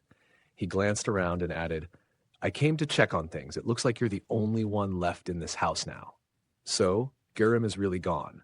Then, as if nothing had happened, he turned and left, throwing in a final warning for Yunsu to behave. Inside the room, Chaya had heard everything. Her mind raced. There's someone more powerful than Yunsu? But then, all other thoughts faded as the weight of reality settled over her. Girim was truly gone. Just then, a voice broke the silence. Has he left? Yunsu froze, confused. Chaya, on the other hand, was in complete shock. Standing in front of her was Girim. Still dazed, he looked at her and asked again, "Has that man left?" As soon as Girim's name left Chaya's lips, Yunsu barged into the room. Their eyes met, and for a moment neither of them spoke. Yunsu took a step forward, but Girim immediately backed away. He turned to Chaya and said firmly, "I'll go back with you. Otherwise, I'll never come back again." Chaya hesitated before nodding.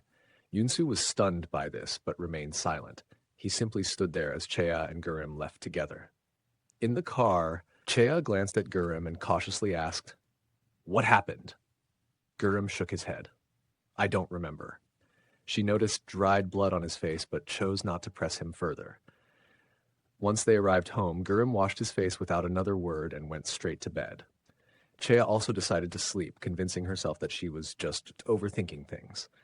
But Girim wasn't asleep. He genuinely had no memory of what had happened, only that he was sure he had died back then. And when he woke up, an unbearable thirst consumed him. He had wanted to bite Chaya, who was right beside him, but somehow he managed to pull away and leave. No amount of water could quench the thirst, and it drove him nearly insane. Then, in the depths of his desperation, he saw a deer. Before he even realized what he was doing, he had attacked it. Now, as he lay beside Chaya, the hunger still gnawed at him. It felt as though he hadn't eaten in 50 years. The next morning, Chaya was startled awake by loud noises coming from outside. Irritated, she got out of bed and opened the door to see what was happening. What she saw left her in absolute disbelief. Standing there, surrounded by moving boxes, was Park Yun-soo. She frowned and asked, "What are you doing here this early in the morning?" Yun-soo smirked and gestured to the boxes. "Can't you see I'm moving in?" Seeing Chaya's frowning face, Yun-soo commented that she should at least try to look a little happy. She ignored him and instead asked who had lived before, suspiciously adding whether Yun-soo had dealt with that person. He stated that he was moving in like a normal person. Chaya reminded him that a presumed dead person had just come back to life. Nothing about this was normal. Yun-soo glanced around and complained about the size of the place, calling it small. His words irritated Chaya, who demanded to know if he was doing all this because of Gurim. She accused him of being too obsessed with both her and Gurim, adding that Gurim wouldn't be happy to see him there. Then, with a mocking smirk, she taunted him, saying that vampires were pretty useless if they couldn't even take care of a child. She brought up the fact that Gurim had run away before and mockingly asked if Yun-soo would cry again if it happened. Irritated by her words, Yun-soo leaned in slightly and asked if she wanted to see him end his obsession. He added, with a smirk, that her blood tasted really good. Chaya didn't hesitate. She bit his finger and rushed inside, shutting the door behind her as she called out that she didn't want to know. When Gurim asked what had happened, she decided it was best not to tell him about Yun-soo's sudden appearance next door. Instead, she asked him what he wanted to eat, but he simply replied that he wasn't hungry. Later, as Chaya removed a Band-Aid from her skin, the faint scent of blood filled the air. Almost immediately, Gurim tensed. He abruptly asked if they could go out. To their discomfort, Park Yun-soo followed them to the store. Chaya shot him a look, silently demanding to know why he was there, but Yun-soo only responded with a feigned look of confusion. Gurim, growing irritated, told them to stop bickering with their eyes because it was annoying. The three of them stood together awkwardly, the heavy silence suffocating. Chaya glanced at both of them standing on either side of her, the weight of the situation pressing down on her. The silence was unbearable. She noticed that Gurim wasn't eating, and when she asked why, he replied that he didn't have an appetite. Yun-soo, who had been listening closely, suddenly extended his hand as a man passed behind him, subtly scratching the man's skin. Chaya caught the deliberate action, realizing Yun-soo had done it on purpose. Gurim, who had been relatively still until now, suddenly stiffened. Yun-soo turned to him, his gaze sharp. "Did you become a vampire?" he asked. Yun-soo told Gurim to come with him, but Gurim refused and ran away. Everywhere he went, the overwhelming scent of blood clung to the people around him, making it impossible to escape.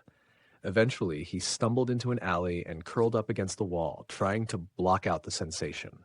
As he sat there, a pink-haired girl approached him. Unlike everyone else, he noticed that she didn't carry the scent of blood. She asked if he was the boy who had died. Gurim froze, unable to respond.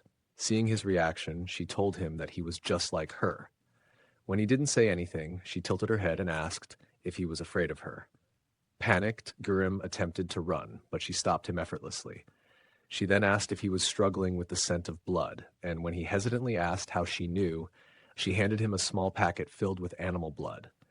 She explained that she could provide more whenever he was hungry, but warned him never to drink from a human. "Once you do," she added, "you can never go back." Before he could ask anything else, she vanished into thin air. Meanwhile, on the other side of town, Yun-soo reassured Chaya that Gurim would surely come back to her. Just as he finished speaking, his phone suddenly rang. He saw the caller ID, and it was Father. Without another word, he hurriedly left, driving off in a rush and leaving Chaya behind. Remembering that she had an appointment at the hospital, Chaya made her way there as well. While waiting for the elevator, she coincidentally ran into Yunsu again. This time, however, he wasn't alone. Chea, having never seen father before, didn't think much of it and casually called out Yunsu's name. Yunsu Sai's father, who was watching the interaction with interest. Yunsu remained silent, not responding to her. Then, with a slow, menacing smile, father turned to Yunsu and asked, "Do you know her?" Chea wondered who the man was. His gaze was unsettling, and when she glanced at Yunsu, she noticed how nervous he looked. Without showing her unease, she simply replied that she was his neighbor before stepping out of the elevator. As she left, she could feel the man's eyes on her, his smile lingering. Outside, the eerie feeling stayed with her. Something about that man was deeply unsettling, and then it clicked. He must be Park Yunsu's father. Meanwhile, Yunsu and father sat across from each other at a table. Yunsu asked why he had suddenly been called, to which father replied that he felt bad for scolding his son as soon as he returned and wanted to check in on him. He mentioned how he had remained silent about the Xi'an incident, but had recently noticed Yunsu playing strange tricks, disposing of a body in a suitcase, hunting when he wasn't supposed to, and most curious of all, acting more human. With a smile, he added that perhaps it was because of the woman from the elevator. Yunsu, keeping his expression neutral, questioned what father was implying. Father smirked. "I never forget the scent of blood. Hers smelled just like the one you were trying to hide in the mansion." Yunsu didn't respond. Father pressed further, asking why he hadn't gotten rid of her. Yunsu replied that it was because of the hunting ban. But father didn't buy it, suggesting that there was another reason, given how close they seemed. Again, Yunsu remained silent. Observing his reaction, father commented that Yunsu was making the same troubled face he had in the elevator. Then, after a brief pause, he said he would lift the hunting ban and asked if Yunsu would kill her now. The tension between them thickened. Yunsu casually dismissed the topic, calling father delusional. Father dropped it with a smile but left him with a warning, reminding him what happened to Son when he fell for a human. Yunsu scoffed, saying, "Chea was nothing more than entertainment, a toy he could throw away whenever he wanted. Falling for a human," he added, "was a ridiculous idea." Later, alone in his car, Yunsu found himself irritated. Running into Chea in front of father had been the worst possible scenario. His words from earlier echoed in his head, only making his annoyance grow. When he reached his apartment, he ran into Chea again. She approached, mentioning that Girim hadn't come home yet, but Yunsu didn't stop walking. With a brief side glance and a blank expression, he ignored her completely.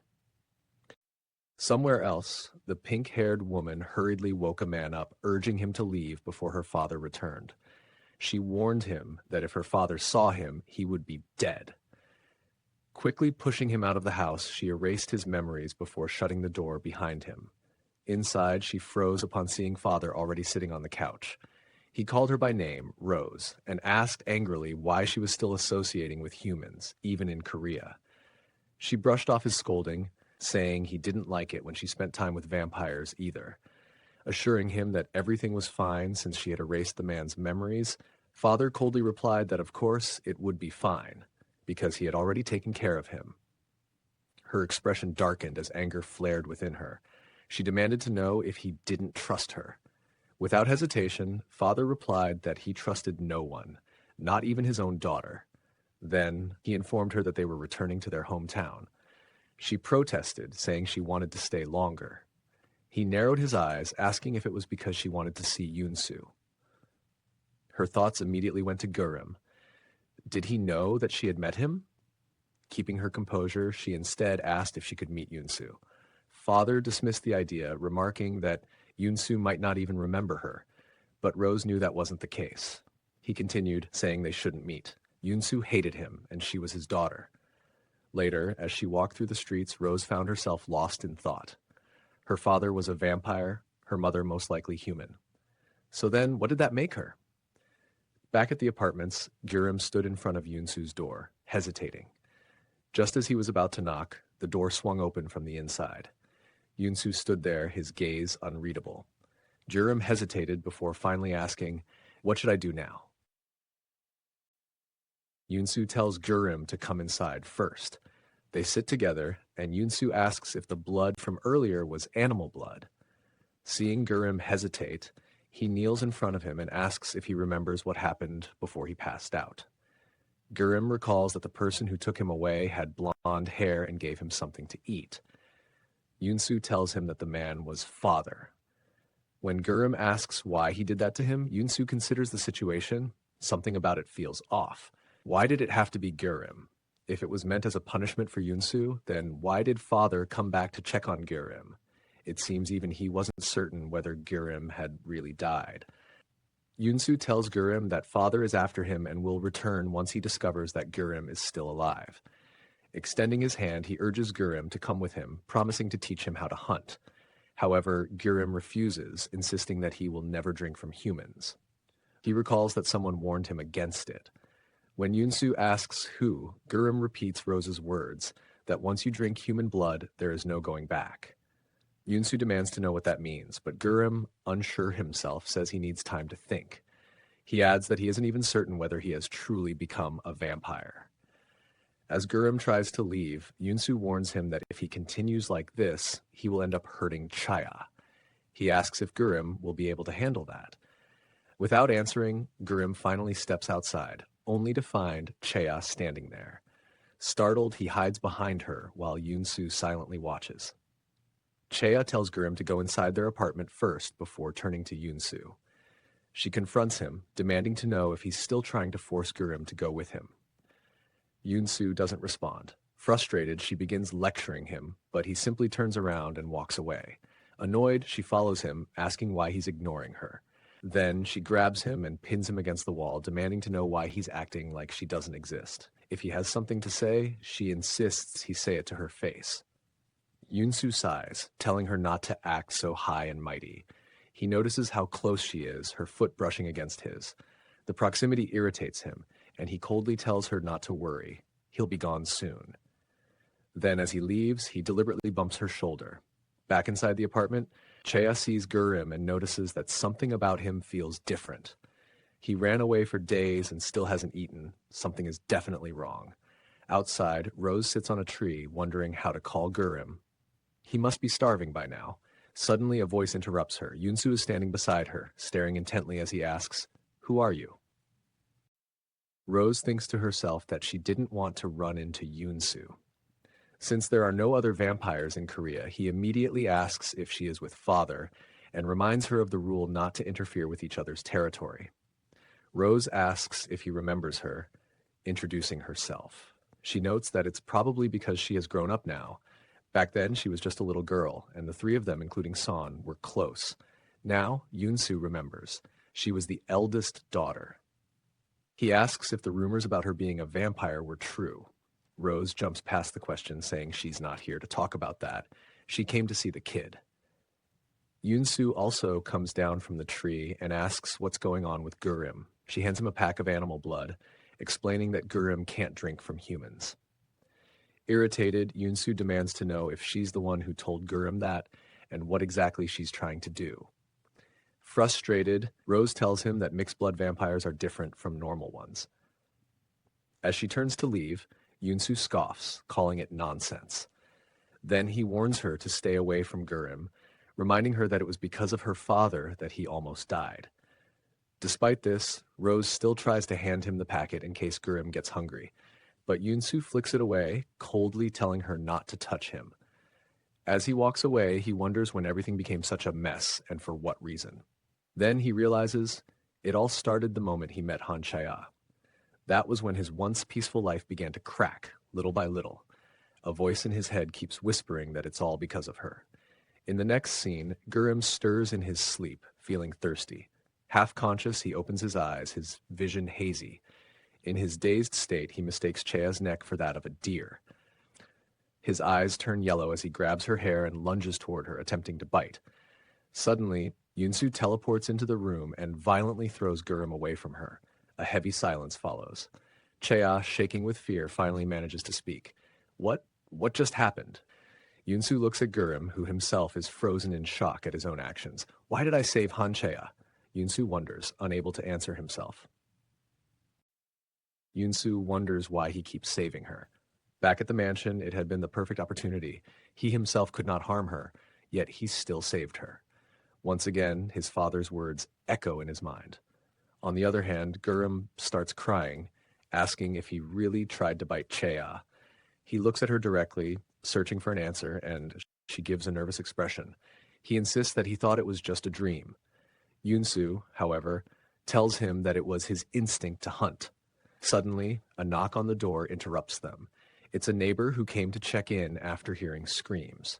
Chea quickly assures him that everything is fine, but Yunsu starts walking toward the door, his gaze fixed on her as he moves. He opens it and asks the man if he wants to check inside. The neighbor declines, but Yunsu insists. Chea is confused as Yunsu tells the man that he needs his help. The moment the man steps inside, Yunsu suddenly throws him into the air and grabs him by the neck. He then turns to Gurren and coldly says that he will teach him how to hunt. Gurren, horrified, begs him to stop, but Yunsu doesn't listen. In desperation, Gurren teleports away. Even after this, Yunsu thinks to himself that he cannot let the man go. Chea rushes forward, flinging the door open and shouting for help, but Yunsu slams it shut. She demands that he open it, but he simply stands there, still gripping the man by the neck. Turning his gaze toward her, his eyes turn yellow. Then he tells her to watch closely as he sinks his fangs into the man's neck. Tears stream down Chea's face as she realizes that she had almost forgotten about those fangs, that he could easily do the same to her. Fueled by anger and fear, she lunges at him, determined not to just sit and watch. She curses him through her tears, trying to stop him. Yunsu grabs the knife from her hand, and in the process, her palm gets cut. The scent of blood fills the air. Immediately, Yunsu drops the man and steps toward her. "Stay back," Chea warns, her voice shaking. Yunsu thinks to himself that this is exactly how it should be. She should be scared of him. Without realizing it, she had come too close, but he won't allow it any longer. Chea glares at him. "I forgot what you are, a maniac vampire who uses and hunts people, but I won't let you do that in front of me ever again," Yunsu smirks. Then he takes her wounded hand. Love is nonsense, he tells himself. But her blood, he really does love that. Lowering his head, he licks her hand. As Gurren runs away, he thinks that Park Yunsu was right. He would end up hurting Chea. Wishing for things to go back to how they used to be, he suddenly runs into Rose, who was approaching him. She sighs in relief, saying she's glad she didn't leave. Noticing his troubled expression, she comments that it looks like he caused an incident. Gurren remains silent. She reassures him not to worry, saying she's not like Park Yunsu. She's not angry with him. Suddenly, a shadow falls over Gurren's face. He turns to see Father standing behind Rose. With a menacing smile, Father comments that the situation looks rather suspicious before turning his gaze to Gurren and asking, "How are you?" Rose barely has time to react before screaming, "Father!" as they both vanish. Gurren wakes up in a house he recognizes. He remembers being here before with the man everyone calls Father. That day, Gurren had followed him because he promised to tell him who he really was. Father had handed him a silver goblet, saying that if he drank from it and died, then he was a vampire, but if he survived, he was human. Gurren had chosen to drink the blood. Now realization hits him. If a vampire drinks another vampire's blood, they die. But if a human drinks a vampire's blood, they become one. From outside the room, Gurren hears Rose arguing with Father, demanding that he let Gurren go. She warns him that it's been a day and a half already, and Yunsu will soon come searching. Then she pleads with him to stop experimenting on mixed bloods. Father replies that he's doing this for her. He wants her to become a true vampire. Rose argues that she never even wanted that, adding that every experiment before this ended in death. Father dismisses her concerns, pointing out that Gurren is alive and well. He calls it a rare opportunity, saying it's been a long time since he's seen results similar to Rose's. Rose begs him to stop, telling him that all of this is tormenting her. He simply responds, "I just want you to live forever." Desperate, Rose grabs a glass vase, shatters it, and lunges at Father with a shard, managing to cut his cheek. But the wound heals almost instantly. Unfazed, Father tells her that she doesn't understand how wonderful it is to know that you will never die. Then he turns, unlocking the door to the room where Gurren is held. He tells Rose that since she insists that all life must come to an end, he will show her the ending she wants. Grabbing a metal spear, he looks down at Gurim and coldly says, "You can die now." Then he plunges it into Gurim's chest. Rose shouts for him to stop, but Father comments that since Gurim is a half-vampire, he won't die just yet. Then, almost mockingly, he asks if he should do it again. Rose immediately steps in front of Gurim, shielding him. Father tells her to move, but she refuses. "No more," she says firmly. Then in an instant, she disappears with Gurim. Outside, she wakes Gurim up, shaking him gently. "Do you know a human?" she asks urgently. When he groggily nods, she tells him, "Go to them."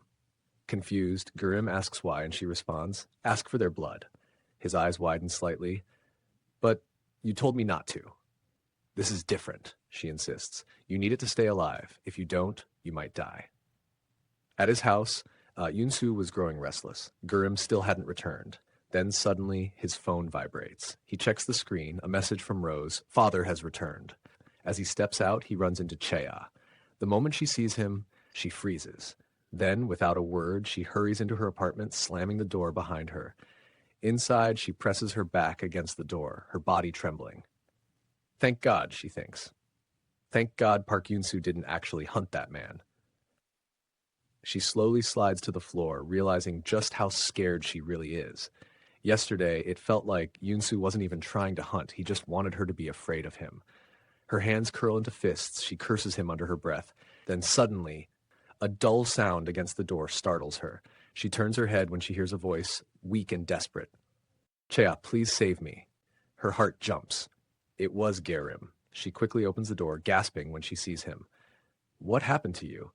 Without waiting for an answer, she pulls him inside. Her eyes widen in alarm as she looks at his wound. It was really bad. "We need to go to a hospital," she says immediately. But then she hesitates. "He's a vampire. Maybe he can heal?"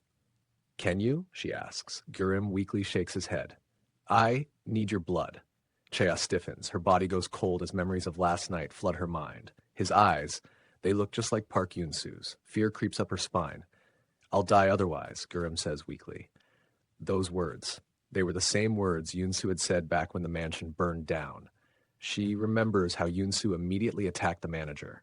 Would Gurim do the same? "No," he whispers. "I just need a little." But fear still grips her. "Yesterday you tried to attack me." Gurim doesn't have the strength to argue. "Please," he murmurs, barely holding on.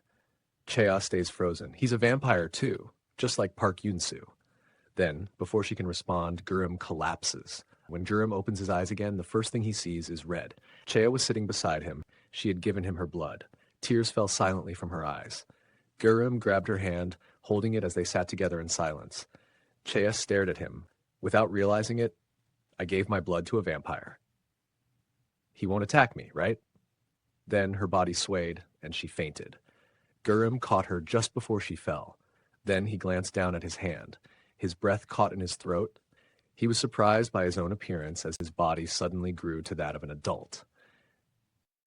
When Cheya regained consciousness, she didn't recognize him and asked who he was and what he was doing in her house. Noticing that he was naked, she smacked him with a pillow. He quickly told her, "It's me, Gurim." She looked around for Gurim, then frowned and pointed out that he didn't have a wound on his stomach. Embarrassed, he covered himself up and explained that when vampires drink blood, they heal. Then he asked for some clothes. They went to Park Yunsu's house, which was luckily not locked. Still skeptical, Cheya asked if he was really Gurim. He said he was. She wondered what had really happened when she passed out. She then asked if Yunsu knew he could be like this. Gurim replied that he wasn't sure, but probably not while looking at himself in the mirror. He thought that this might be the reason Rose had told him not to drink from humans. Cheya urged him to come out quickly, saying they had to leave before Yunsu came back. Gurim stepped out, commenting, "You're so cranky." When Cheya saw him, she scowled and muttered that his outfit was annoying, adding that it reminded her of Park Yunsu. Just as they were about to leave and Cheya opened the door, they were met with Father standing on the other side. Meanwhile, Yunsu, who had gone to Father Zay's house, noticed traces of Gurim's blood on the floor. Hearing a slamming sound, he followed it and found Rose there. He asked her what had happened and where Gurim was. With tears in her eyes, she told him that she had lost track of father. Before Yunsu could finish his sentence, father teleported there and said, "Are you looking for me?" Then he dropped Gurim and Han Chaya onto the floor. Yunsu noticed Chaya, but then turned his attention to the unfamiliar person beside her. "Who's this?" he asked. Father smirked. "Isn't he the kid you care so much about?" Then, turning to Rose, he said, "We're going back." Then, as if remembering something, he looked at Han Chaya and grabbed her by the neck. "I should take care of the witness." Suddenly, Yunsu appeared between them and grabbed father's wrist. His eyes darkened. "Let go," he ordered. Father asks Yunsu how long he plans to keep resisting. Yunsu replies that he cannot let him take Gurim, to which father remarks that it seems Yunsu is actually trying to protect Chea instead. Seeing Yunsu remain silent, he smirks, realizing he is right. Then, he questions whether she is worth all this trouble, asking if Yunsu is truly willing to risk everything for her before striking him aside. Placing his foot on Yunsu's chest, father reveals the vial of blood he took from Gurim earlier, stating that it is more than enough for his experiment, meaning both Yunsu and Gurim are no longer needed.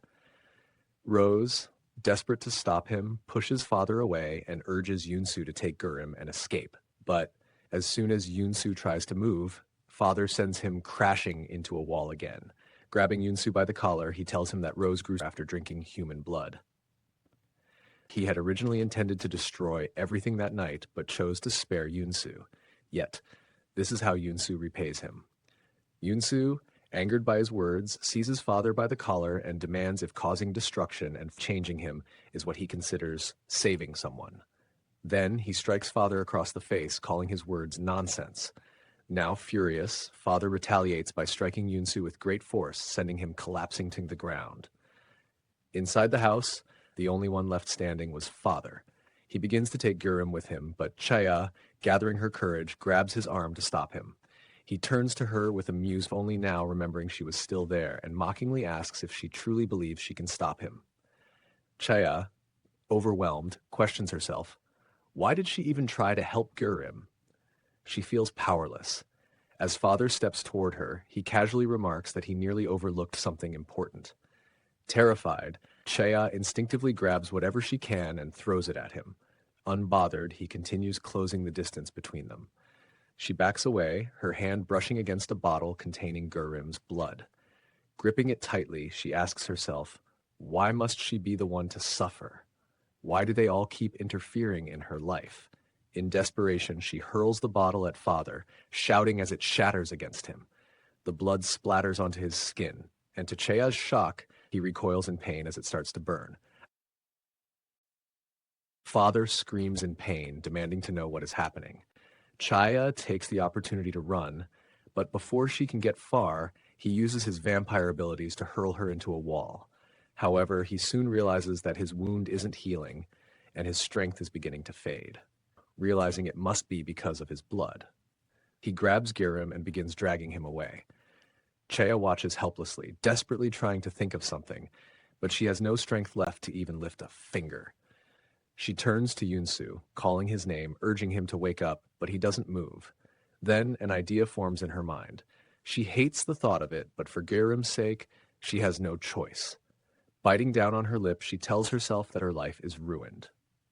And the one who ruined it, Yunsu, suddenly opens his eyes the moment a drop of her blood falls.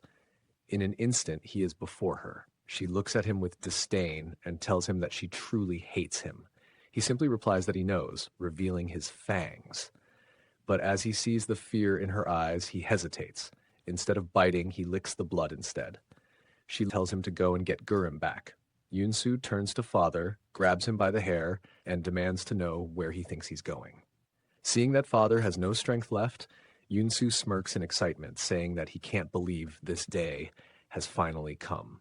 Ever since he became a vampire, he has wanted to end father. Just as he's about to strike, Rose steps in, urgently telling him to stop. Before he can react, she takes Gurim hostage, threatening Yunsu. Confused, he asks why she's doing this. If she hates father as much as he does, shouldn't she be helping them instead?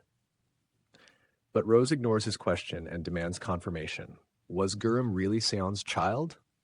She reveals that she was the one who saved Yoonsu back then by pleading with father and secretly saved Seon as well. Now she demands they repay her by letting father go, saying that he was the only one by her side for hundreds of years.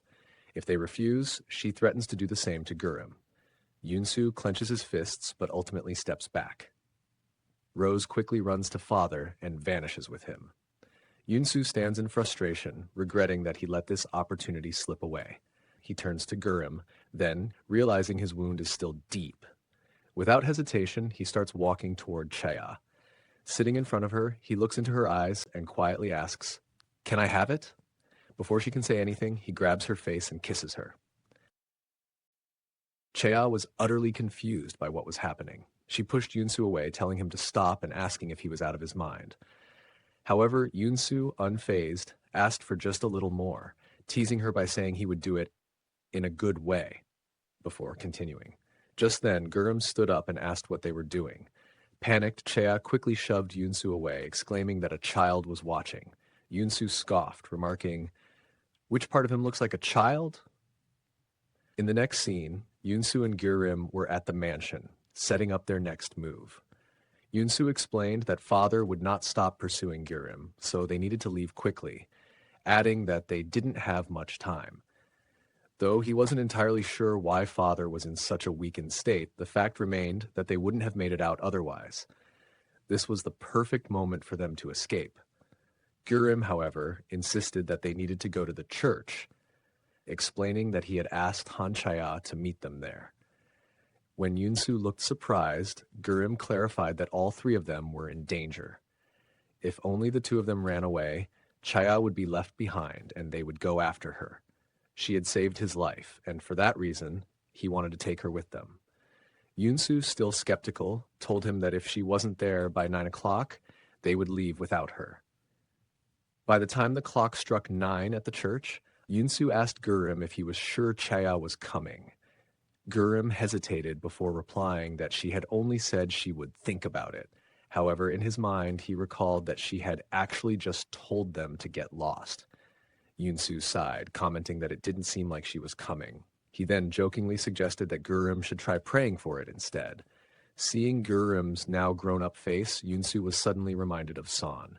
Back then, it had actually been Seon who had suggested they go to church. Yoonsu had dismissed the idea, calling it a waste of time, and asked what Son even prayed for. Son had simply replied that he prayed to be forgiven. At the time, Yoonsu had found it ridiculous, but now, not so much.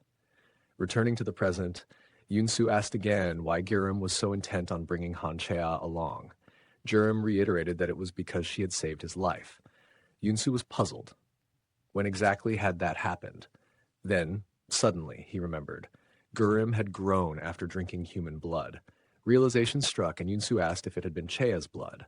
Gurum confirmed it with a simple yes. Yoonsu frowned. And she just let you? Again, Gurum answered yes. Yoonsu narrowed his eyes. Without any conditions? This time, Gurum cut him off, telling him to just stop asking. Yoonsu fell silent, lost in thought. Why does he feel so? But before he could finish the thought, his attention snapped back as Chea entered the church. Earlier, Gurum had told Chea that they would be leaving. In response, Chea had scoffed, saying that she was finally free from dealing with them and told him never to seek her out again.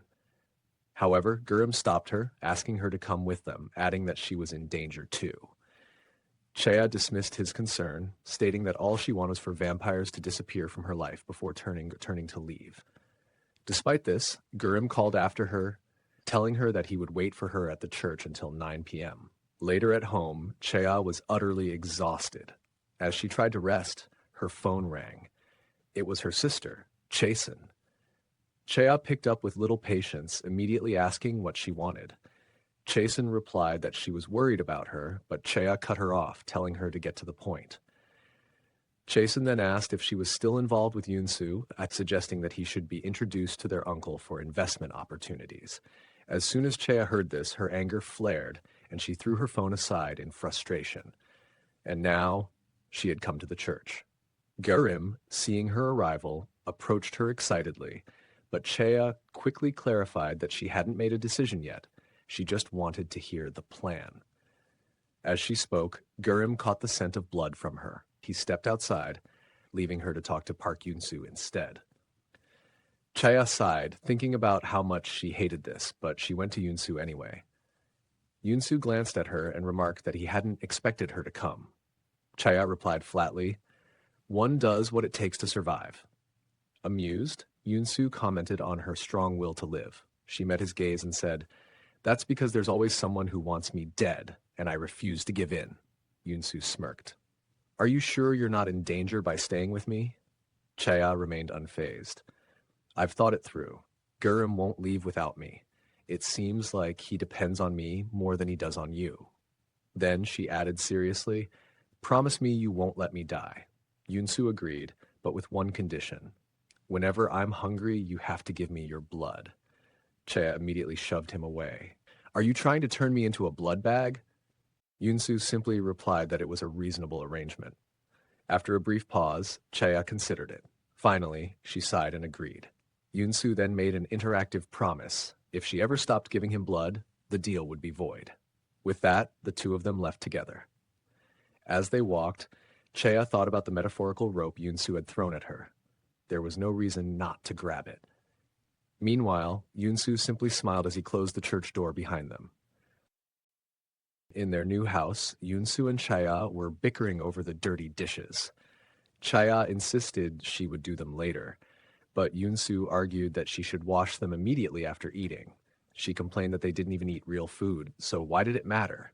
Yoon-soo replied that he still needed to drink water and questioned how she could just walk past the mess without caring.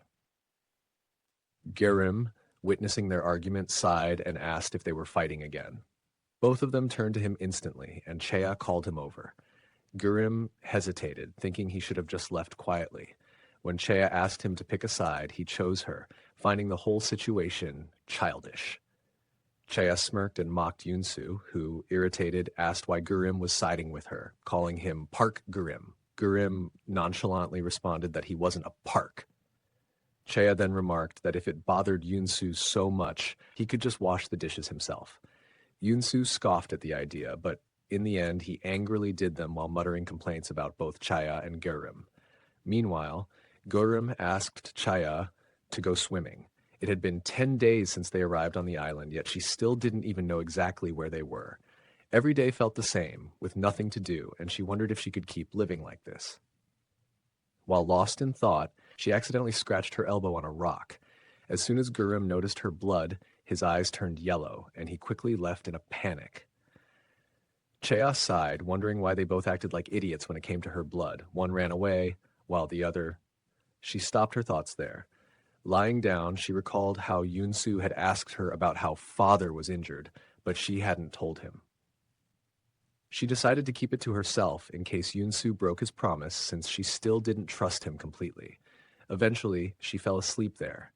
But when she opened her eyes again, she saw Yoon-soo staring down at her from above. She asked how he found her, and he simply said it was because of her blood. When she turned to look at him, she noticed his eyes had turned yellow. Without warning, she splashed water at him. Yoon-soo asked what she was doing. She replied that she was waking him up since he always lost control when he saw her blood. Yoon-soo asked if she would prefer that he just bite her instead. In response, she pushed him into the water and walked away, saying she would give him blood when he was hungry, but not whenever he wanted. Yoon-soo sat there in the water, thinking about what she had just said. Later that night, while Chea was sleeping in her room, she suddenly opened her eyes slightly and saw Yoon-soo sitting in front of her bed. Startled, she asked what he was doing there. He calmly replied that he was there for his meal. Chea asked what he meant, and Yoon-soo reminded her that she had told him to come when he was hungry. Then he grabbed her by the face and pushed her down. Chea remembered that Gurim had told her vampires only needed to feed once a month, but it had only been 10 days since Yoon-soo last drank. As he leaned closer, she quickly pulled out a knife from under her pillow. Yoon-soo easily stopped her and asked when she even got it, and she replied that she couldn't live with him without something to protect herself. Yunsu told her the knife was useless and mockingly told her to go ahead and try. Then he threw it away, saying that this was what they had agreed on. But Chaya argued that it didn't seem like he was actually hungry. He was just doing this because he wanted to. Yunsu told her it was because he had smelled her blood that he became hungry. Chaya was startled by how serious he sounded. She told him to wait, then cursed at him. He simply asked, "And?" leaving her shocked at his shamelessness. Then she asked for a drink, saying she couldn't do this sober and that it would make her less afraid of him biting her. He agreed, and she asked for the glass to be filled to the brim. As they sat together, Chaya asked if vampires got drunk when they drank. Yunsu told her no, and she got annoyed that she would be the only one getting drunk. He pointed out that it would be dangerous for her if he got drunk, and she agreed. Then, before drinking, she warned him not to suck all her blood out. After that, she gulped down the whole glass in one go and immediately got drunk. In her drunken state, she called Yunsu and told him to drop dead. He stood up, saying that he wasn't going to wait any longer, but Chaya said that she found it funny that he had actually been waiting for her. This surprised Yunsu himself, and he stopped. Then she turned her face toward him and asked why he was staring at her. Meanwhile, somewhere else, a gray-haired man was talking on the phone. A voice on the other end asked if he had found them. The man replied that it wasn't easy to find someone who didn't want to be found, but told the caller to have faith in him.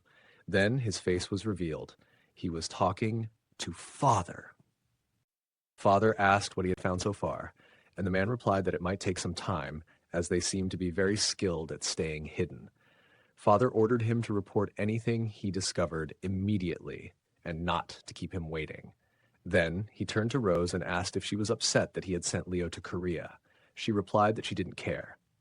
While shaving, Father accidentally nicked his cheek, and to his annoyance, the wound didn't heal immediately. Rose told him to focus on healing his body and then left. Meanwhile, in Korea, at Yunsu's mansion, Leo, the silver-haired man, wondered who could have done this to Father. If there was a way to hurt Father, he wanted to know about it. But first he needed to find Park Yunsu. However, no matter how much he searched, he couldn't find a single trace of him in the house. It was as if Yunsu was living like someone who could disappear at any moment. Back in Chaya's room, Yunsu stared at her, thinking to himself that this wasn't about looking at her. She was simply a way for them to avoid leaving bodies behind. There was no need for hypnotizing or kidnapping. She was a living blood supply. He smirked, realizing that for a vampire in hiding, this was the most important thing, and she was exactly that.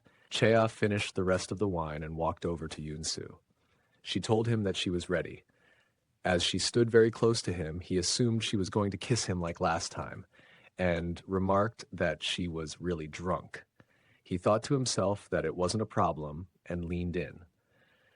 When he kissed her, she tried to say something, but he didn't care and kept going. Then she pushed him back slightly and told him that she had agreed to let him take her blood. But what was he doing right now? Chaya went to her bed, leaving Yunsu standing there, surprised by his own thoughts. She told him to get it over with, calling him a stupid mosquito. Yunsu stared at her, thinking that there was just no way it could be true. He stepped closer, convincing himself that he only wanted her blood and that she was just amusing to mess with. As he scratched her neck and began to drink, he kept telling himself that this was the only reason, that he shouldn't think about anything else, that he didn't have any feelings. But then suddenly he saw rose vines wrapping around his leg, slowly creeping up toward his neck. Chaya called out for him to stop, and the vision vanished. Yunsu was left bewildered. What was that hallucination just now? Why had he seen it? He turned his head toward Chaya, and as he looked at her, a realization struck him. He stared at her in silence, finally understanding why he'd been so reluctant to let her get close. He hadn't wanted to admit it, but it wasn't just her blood that he wanted. It was Han Chaya herself. Both of them woke up exhausted the next day, weighed down by memories of the previous night. Chaya was dying from embarrassment, though she couldn't remember everything clearly. She wondered what exactly she had done that even Yunsu had looked surprised. The thought of him knowing something he could use against her made her even more frustrated. Deciding she couldn't face him, she resolved to stay in her room all day. However, later in the evening, she finally stepped out and ran into Gurim. She asked him where Park Yoon-soo was, and Gurim replied that he hadn't come out of his room at all. Chea thought to herself that this was good. Then Gurim suddenly asked if she had been drinking last night. When she admitted that she had, he looked surprised and asked if it had been with Yoon-soo. He then remarked that it must have been tough for Yoon-soo since she acts like a dog whenever she drinks. Chea immediately became flustered by his comment. She walked into the kitchen, only to find Yoon-soo already standing there. Her face turned completely red at the sight of him. Embarrassed and frustrated, she shot Gurim a glare, demanding an explanation, but he simply shrugged and remarked that maybe Yoon-soo had gotten thirsty. Yoon-soo, appearing perfectly calm, asked what they had been talking about. Gurim, ignoring Chea's reaction, casually asked Yoon-soo if something had happened last night. Yoon-soo glanced at Chea. She hesitated before asking what exactly she had done. Noticing that she didn't remember, Yoon-soo simply smiled and said, "Nothing." Chea froze. That answer only confirmed her worst fears. She had definitely done something. She sat down and asked Gurim to make her some food, but he refused, saying that she should do things for herself sometimes. She reminded him that he was the one who banned her from cooking in the first place because she was terrible at it. Gurim, however, turned to Yoon-soo and suggested that he should be the one to help her. Since he was getting blood from her, he should at least have some conscience. Without giving them a chance to argue, Gurim quickly left, leaving the two of them alone in the kitchen. But Gurim had another reason for leaving them alone. He wanted to secretly enter Yoon-soo's room. Once inside, he accessed the computer and began searching for information on Rose Gray. Gurim discovered that Rose was a famous painter. Realizing that he needed to meet her to gather more information, he decided to send her an email. Meanwhile, in the kitchen, Yoon-soo told Chea not to bother helping since she was of no use anyway. Despite his dismissive words, he couldn't help but glare at her. When their eyes met, an awkward tension settled between them, and they both quickly looked away. Chea felt irritated by the whole situation, while Yoon-soo found himself even more unsettled. He couldn't shake the feeling and, despite himself, glanced at her again. As she walked past him, their arms brushed against each other. Without thinking, Yoon-soo suddenly grabbed her, his mind racing. What am I even doing? He questioned whether this was just instinct or if something within him had changed. Chea immediately noticed that his eyes had turned yellow. Just then, Gurim returned, and Yoon-soo quickly released her before walking off without a word. Still confused, Chea turned to Gurim and asked if he could smell any blood on her. When he said no, she frowned and muttered that she thought Park Yoon-soo was losing his mind. Elsewhere, Rose saw Gurim's email and, smiling, commented that it was silly. Rose replied to the email asking, "Is that you?" hoping it wasn't Gurim. Just then, Leo entered her room, playfully asking if she had missed him. He put a pendant around her neck, while casually inquiring if she was close to Yoon-soo. Rose replied that it was long before Leo was even born, so there was no point in asking her. She had no idea where they were. Leaning in closer, Leo asked why she had changed when she used to be so sweet to him. She simply responded that it was because she hadn't expected him to grow up like this. Leo, unfazed, just grinned and remarked that he had grown up to be handsome. Before leaving, he asked her out on a date, but she refused.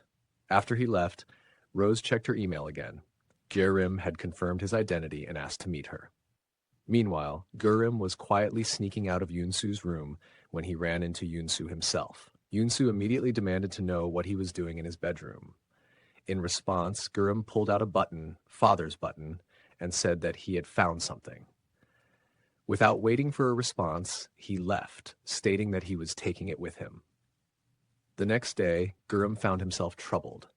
He knew he wouldn't be able to sneak into Yoon-soo's room again after last night's incident. He considered asking Yoon-soo to go out, but he knew that Yoon-soo wouldn't listen to him.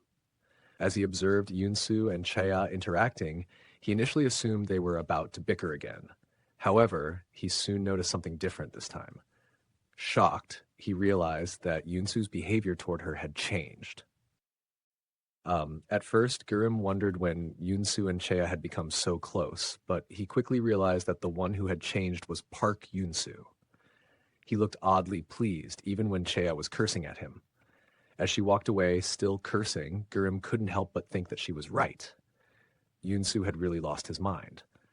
Later, Gurim casually brought up the topic and asked Yunsu if he liked Chea.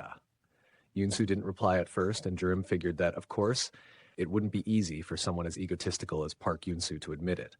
But then, to his surprise, Yunsu simply smiled and asked, "Why?" Gurim was taken aback. He hadn't denied it. He told Yunsu that lately, he couldn't seem to keep his hands off Chea and stared at her like crazy. Yunsu thought for a moment before asking, "Am I not allowed to?"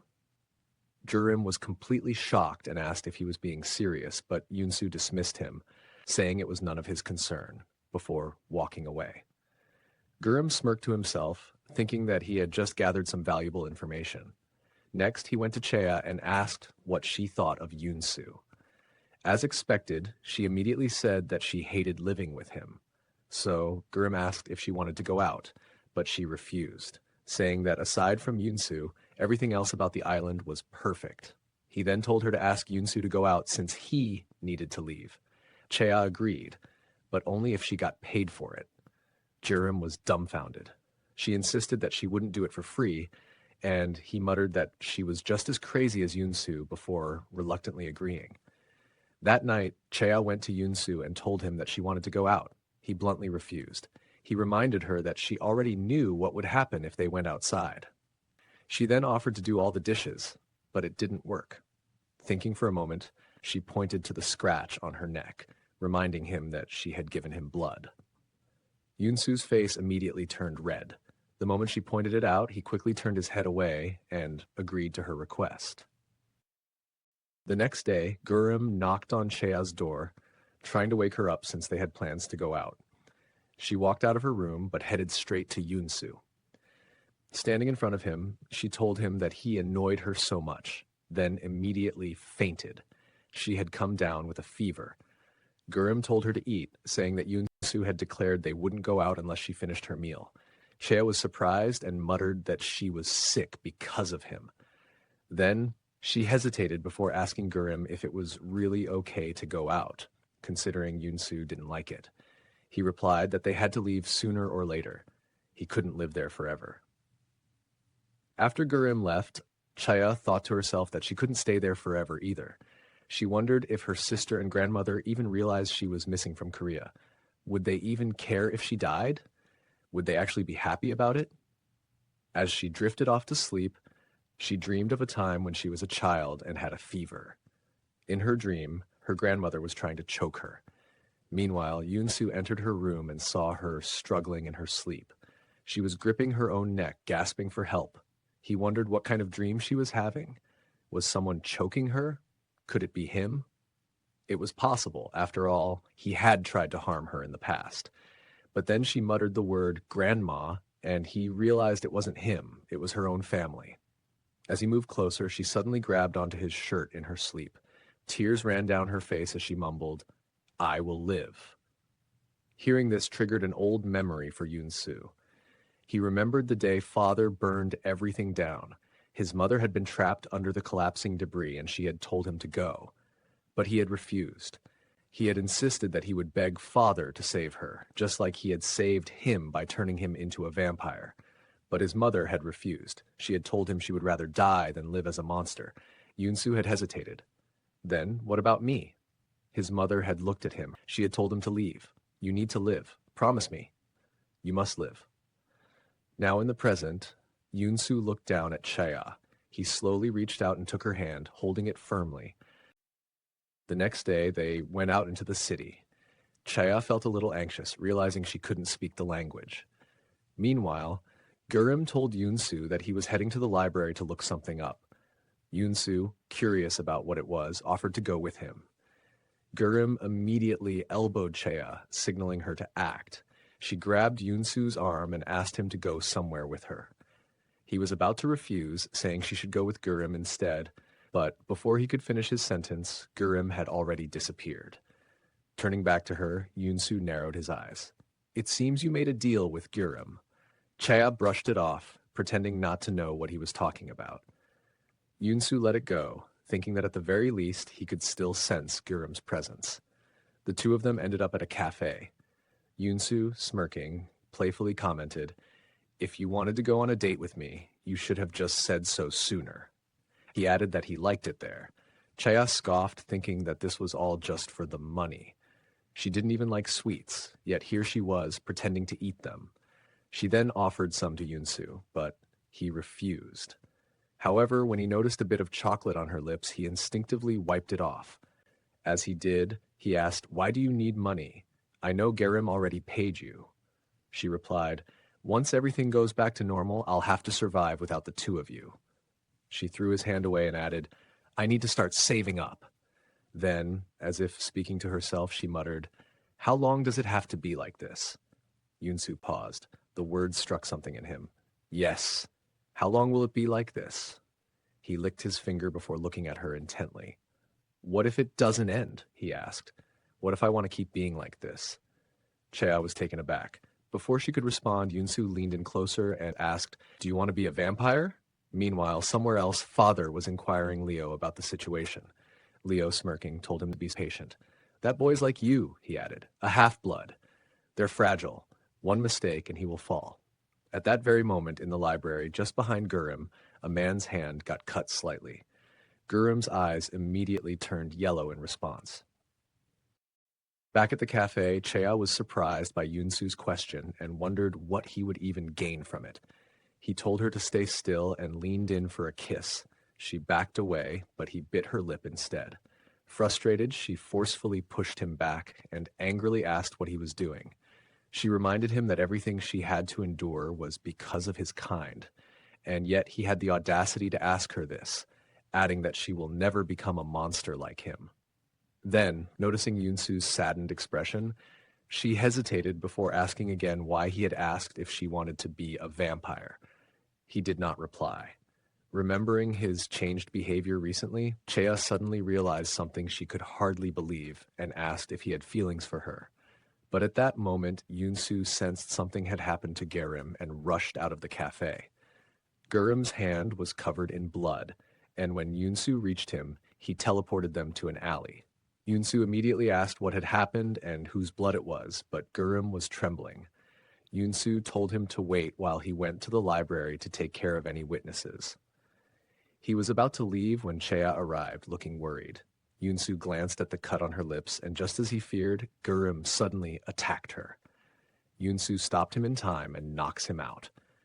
After assessing the situation, Yunsu decided that they needed to head home first. When Gurum regained consciousness, Yunsu was sitting in front of him. Yunsu told him that they had to leave, as it was too dangerous to stay there any longer.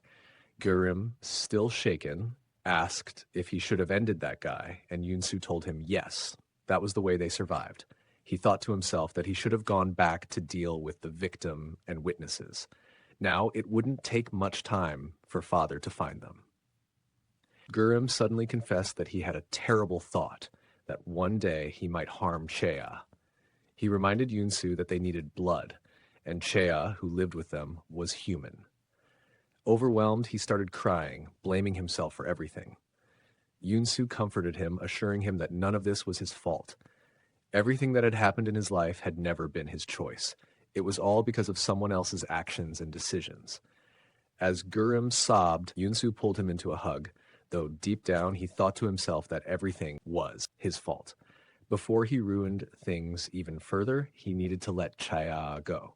He told Gurum not to worry, promising that all of this would be over soon.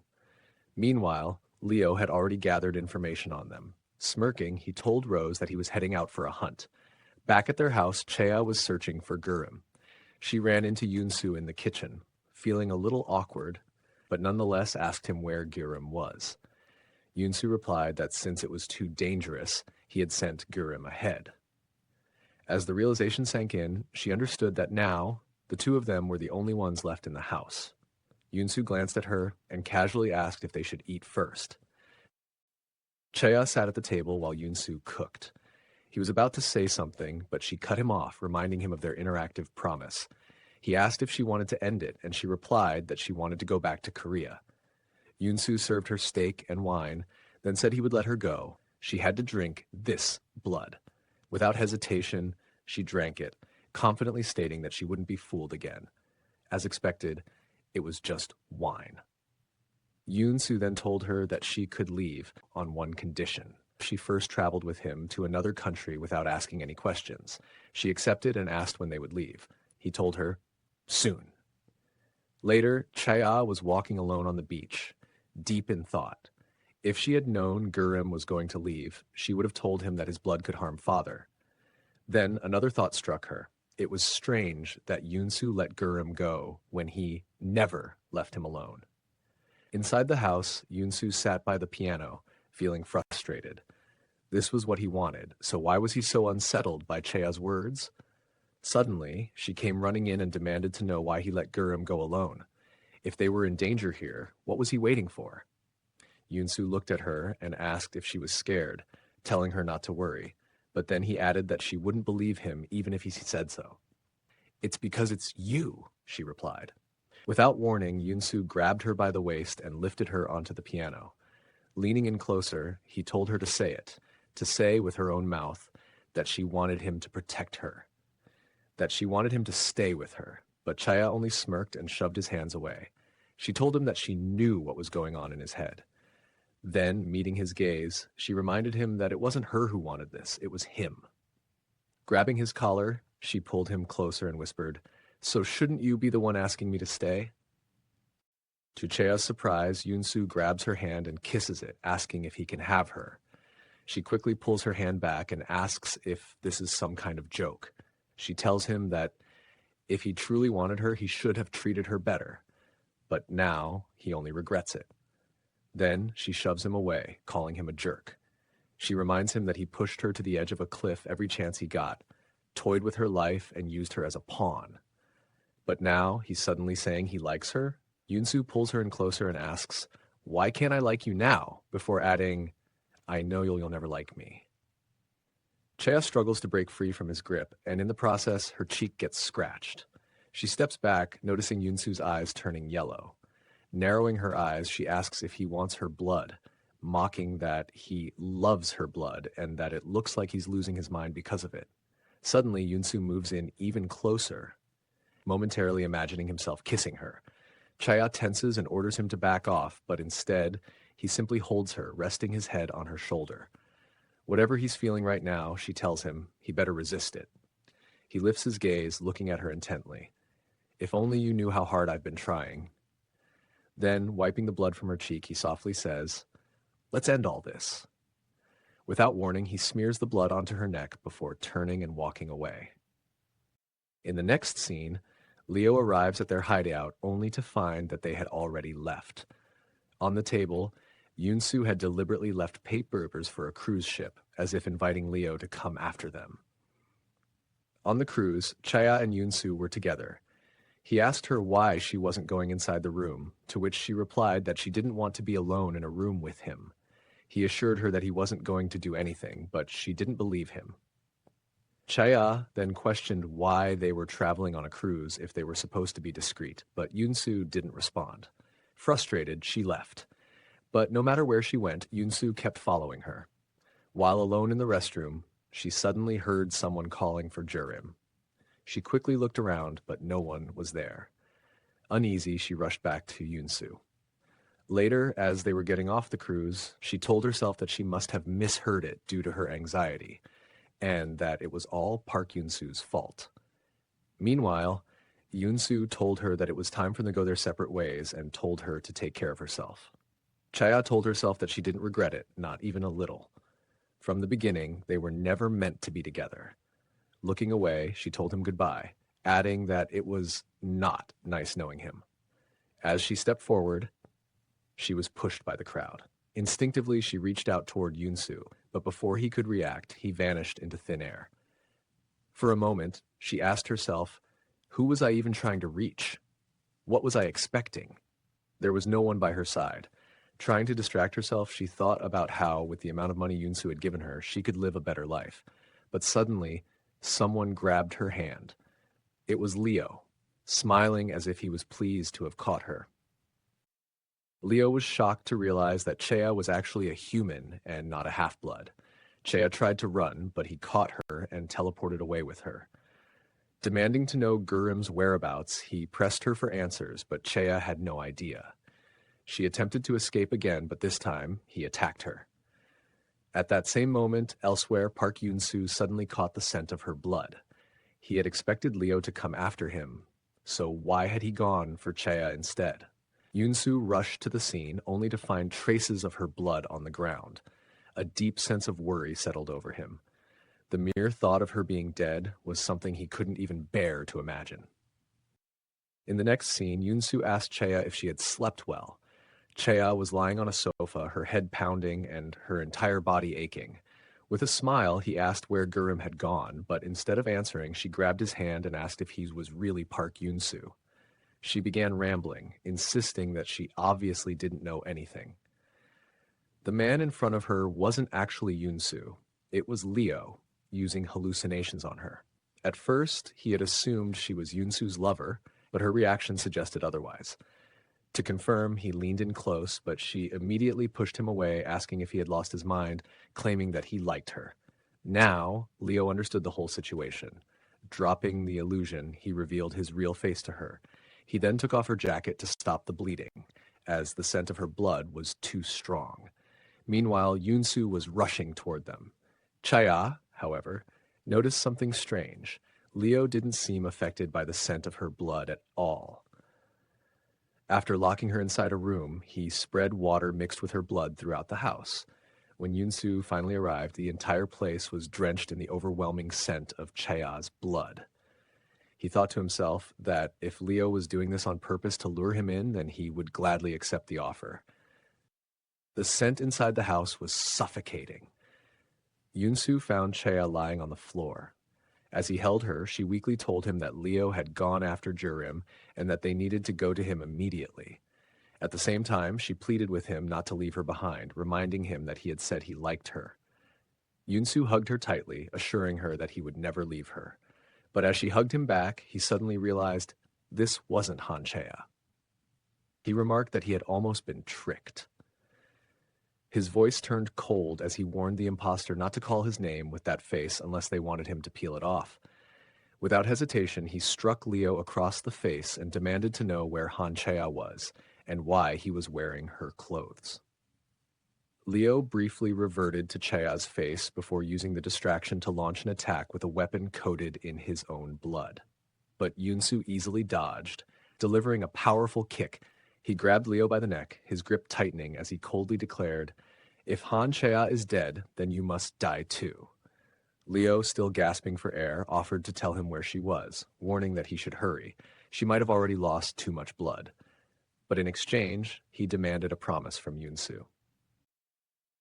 In the room where Chea was tied up, she managed to free her hands, but the door remained locked from the outside. Meanwhile, Yoon-soo was on his way to her, but the overwhelming scent of blood made it difficult to track her. A sinking fear settled in his chest as he considered the worst-case scenario. On the other hand, Chea, believing these to be her final moments, couldn't help but think of Yoon-soo. She convinced herself that he had finally abandoned her. But just then, Yoon-soo found her. However, instead of relief, Chea instinctively tried to push him away, fearing that it was Leo once again using hallucinations on her. When Yoon-soo attempted to assure her that it was really him, she stubbornly argued that Yoon-soo would never come to save her. "Don't cry," he told her softly. At that moment, a few tears fell from his eyes before he even realized it. Seeing this, Chea finally understood. It was truly Park Yoon-soo. Later, a doctor arrived to check on her. Yoon-soo stayed by her side until morning, watching over her in silence. But Chea refused to even look at him. With a heavy heart, Yoon-soo finally left her room and made his way down to the basement, where Leo was chained up, waiting. The promise Yoon-soo made in exchange for finding Chea was that he wouldn't kill Leo. He had also stabbed him with a silver knife, a weapon harmful to vampires. Yoon-soo asked if Father had sent him after them, and Leo replied that he already knew the answer. Then, Yoon-soo questioned why he had gone after Chea, a human, when he had plenty of time on the cruise to identify who was human and who was a vampire. Leo claimed that he didn't know anything about Gurim and assumed he could be human, but Yunsu could tell he was lying, and that he wasn't a normal vampire either.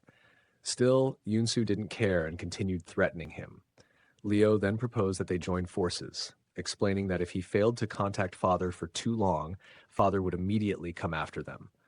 And right now, Chaya wasn't in any condition to move. Yunsu agreed to buy some time, but first made Leo swear not to harm Han Chaya. As soon as Leo promised, a cut appeared on his hand.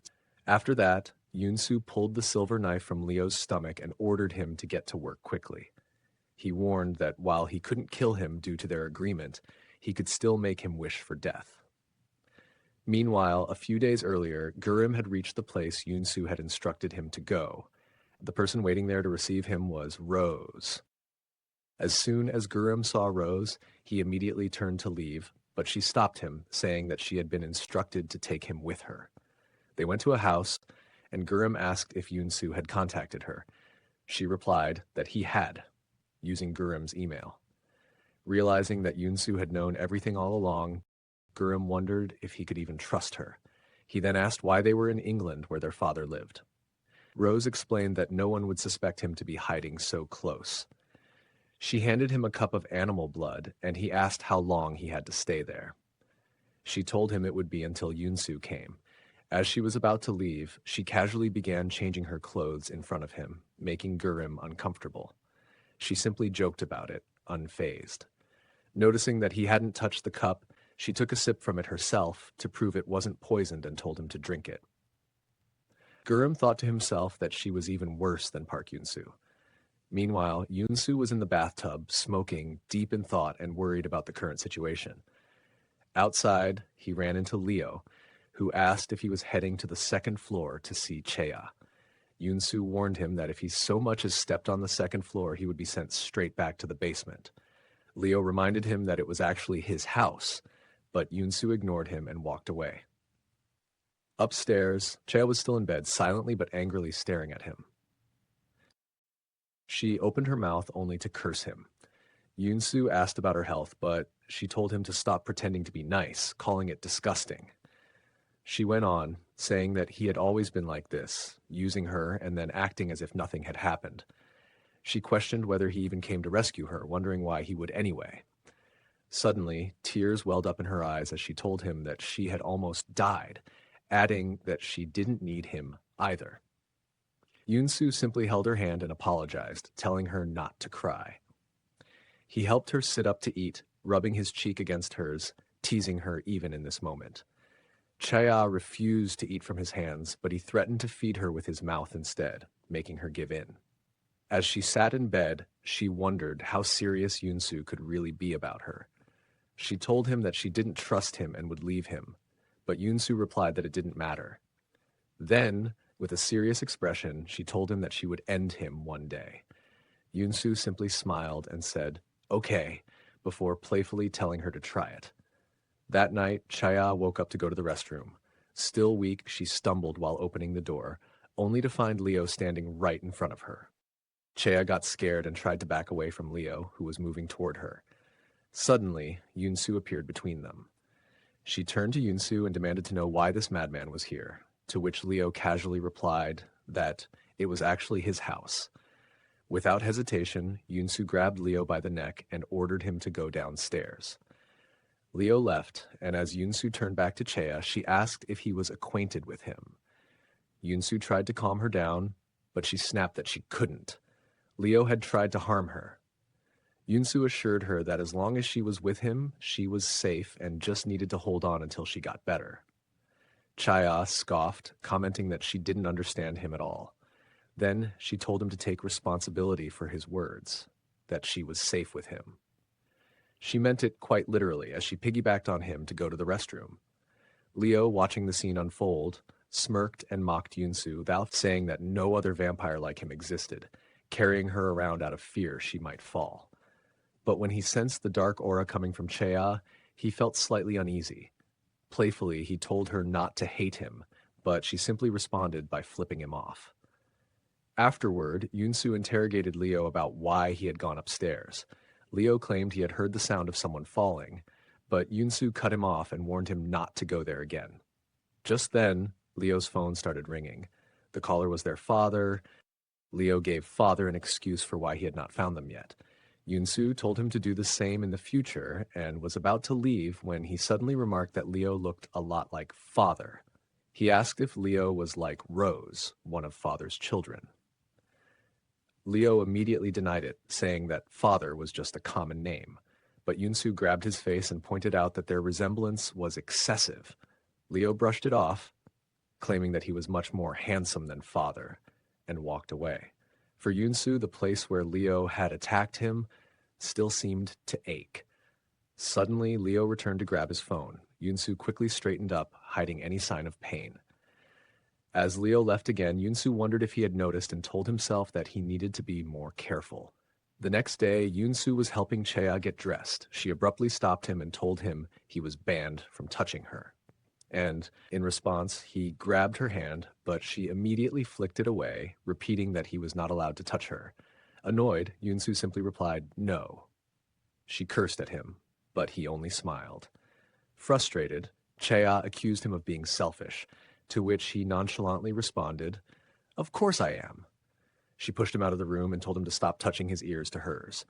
Left outside, Yunsu wondered just how many times he had actually done that. Leo was talking to Rose on the phone when he heard a man's voice on her end. It frustrated him, making him want to return as soon as possible. Meanwhile, Yunsu and Chea were bickering as usual. Leo thought to himself that getting any information out of Yunsu was impossible, and it seemed like Chea truly didn't know anything either. However, from their conversation, it was clear that she was close to him. That night, when Chea was alone, Leo suddenly grabbed her by the mouth to prevent her from screaming and whispered that he just wanted to have a little talk. Leo asks her where Giram is, but she shakes her head, indicating she doesn't know. Switching tactics, he asks if she really believes in Park Yunsu, questioning whether Yunsu told her that they don't know each other. Chea is caught off guard by this, and Leo continues, saying that Yunsu never tells her anything and has probably betrayed her before. However, Chea firmly replies that she doesn't trust Leo and would still choose Yunsu over him. Leo sighs and tells her that humans and vampires never work out. He describes Yunsu as a fickle man, warning her that once he grows tired of her, he might be the one to take her life. Wouldn't it be better, he suggests, to get away before that happens? Chea narrows her eyes and asks what exactly he's proposing. Leo tells her that he can help her escape this situation and even erase her memories, but in exchange, she must get Giram's location from Yunsu. As he turns to leave, he tells her to think about it, but just then, Yunsu appears. He immediately asks Chea if she's okay. Keeping a straight face, she simply replies that it's no big deal and walks away. Yunsu is left utterly confused as he watches her leave. Meanwhile, Chea shakes her conversation with Leo from her mind. At the same time, Yunsu is troubled by her sudden shift in behavior. On top of that, he is starving, and the thirst is beginning to take over his mind. His wound was also aching, now covered in a spreading black color that slowly crept across his body. Dark stripes began to coil around him, constricting tighter until his entire body was swallowed by the darkness. Suddenly, his wound started bleeding again, and an overwhelming hunger consumed him. In his daze, he saw a hand with a fresh cut on it, an all too familiar sight. Without thinking, he licked the wound and then moved toward the person's neck. Sinking his fangs in, he tasted blood until a voice called his name, Yunsu. Chea's voice cut through the darkness clouding his mind. In an instant, reality snapped back into focus. Underneath him, Chea looked up and asked, "Were you trying to kill me just now?" Yunsu froze, horrified by what he had just done. He tries to explain to her that this isn't who he really is, but Chea refuses to listen. Instead, she tells him that this is exactly who he is, that he never loved her, only her blood. Frustrated, Yunsu forcefully kisses her, but she shoves him away, her voice sharp as she accuses him of lying about his feelings. She then asks if he was the one who scratched her hand before coldly ordering him to leave. Anger boiling inside him, Yunsu immediately goes after Leo, grabbing him and demanding to know what he did. But Leo remains silent, refusing to confess. Enraged, Yunsu orders him to leave the house. Sensing the danger, Leo flees. With his wound worsening and hunger gnawing at him, Yunsu realizes he needs to hunt and leaves as well.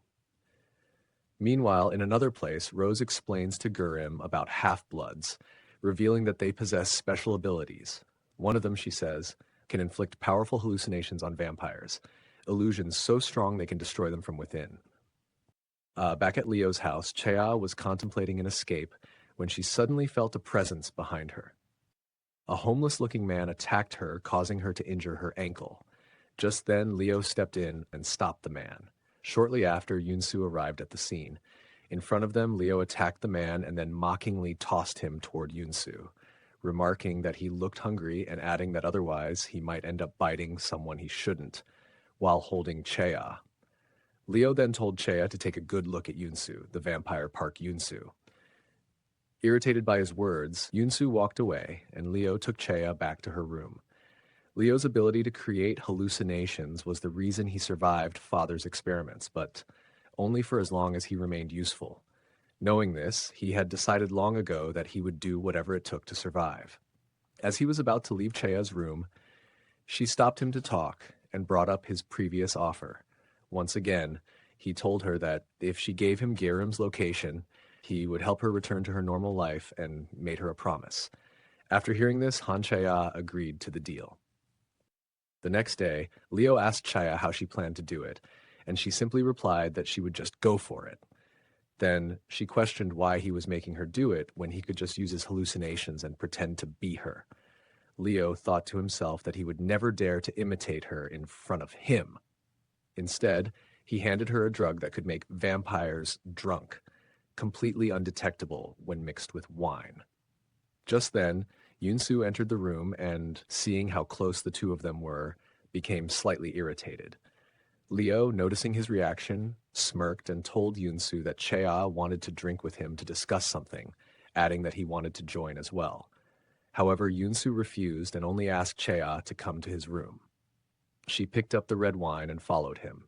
Inside, Yunsu commented that it was good she was getting along with Leo, but asked if they weren't too close.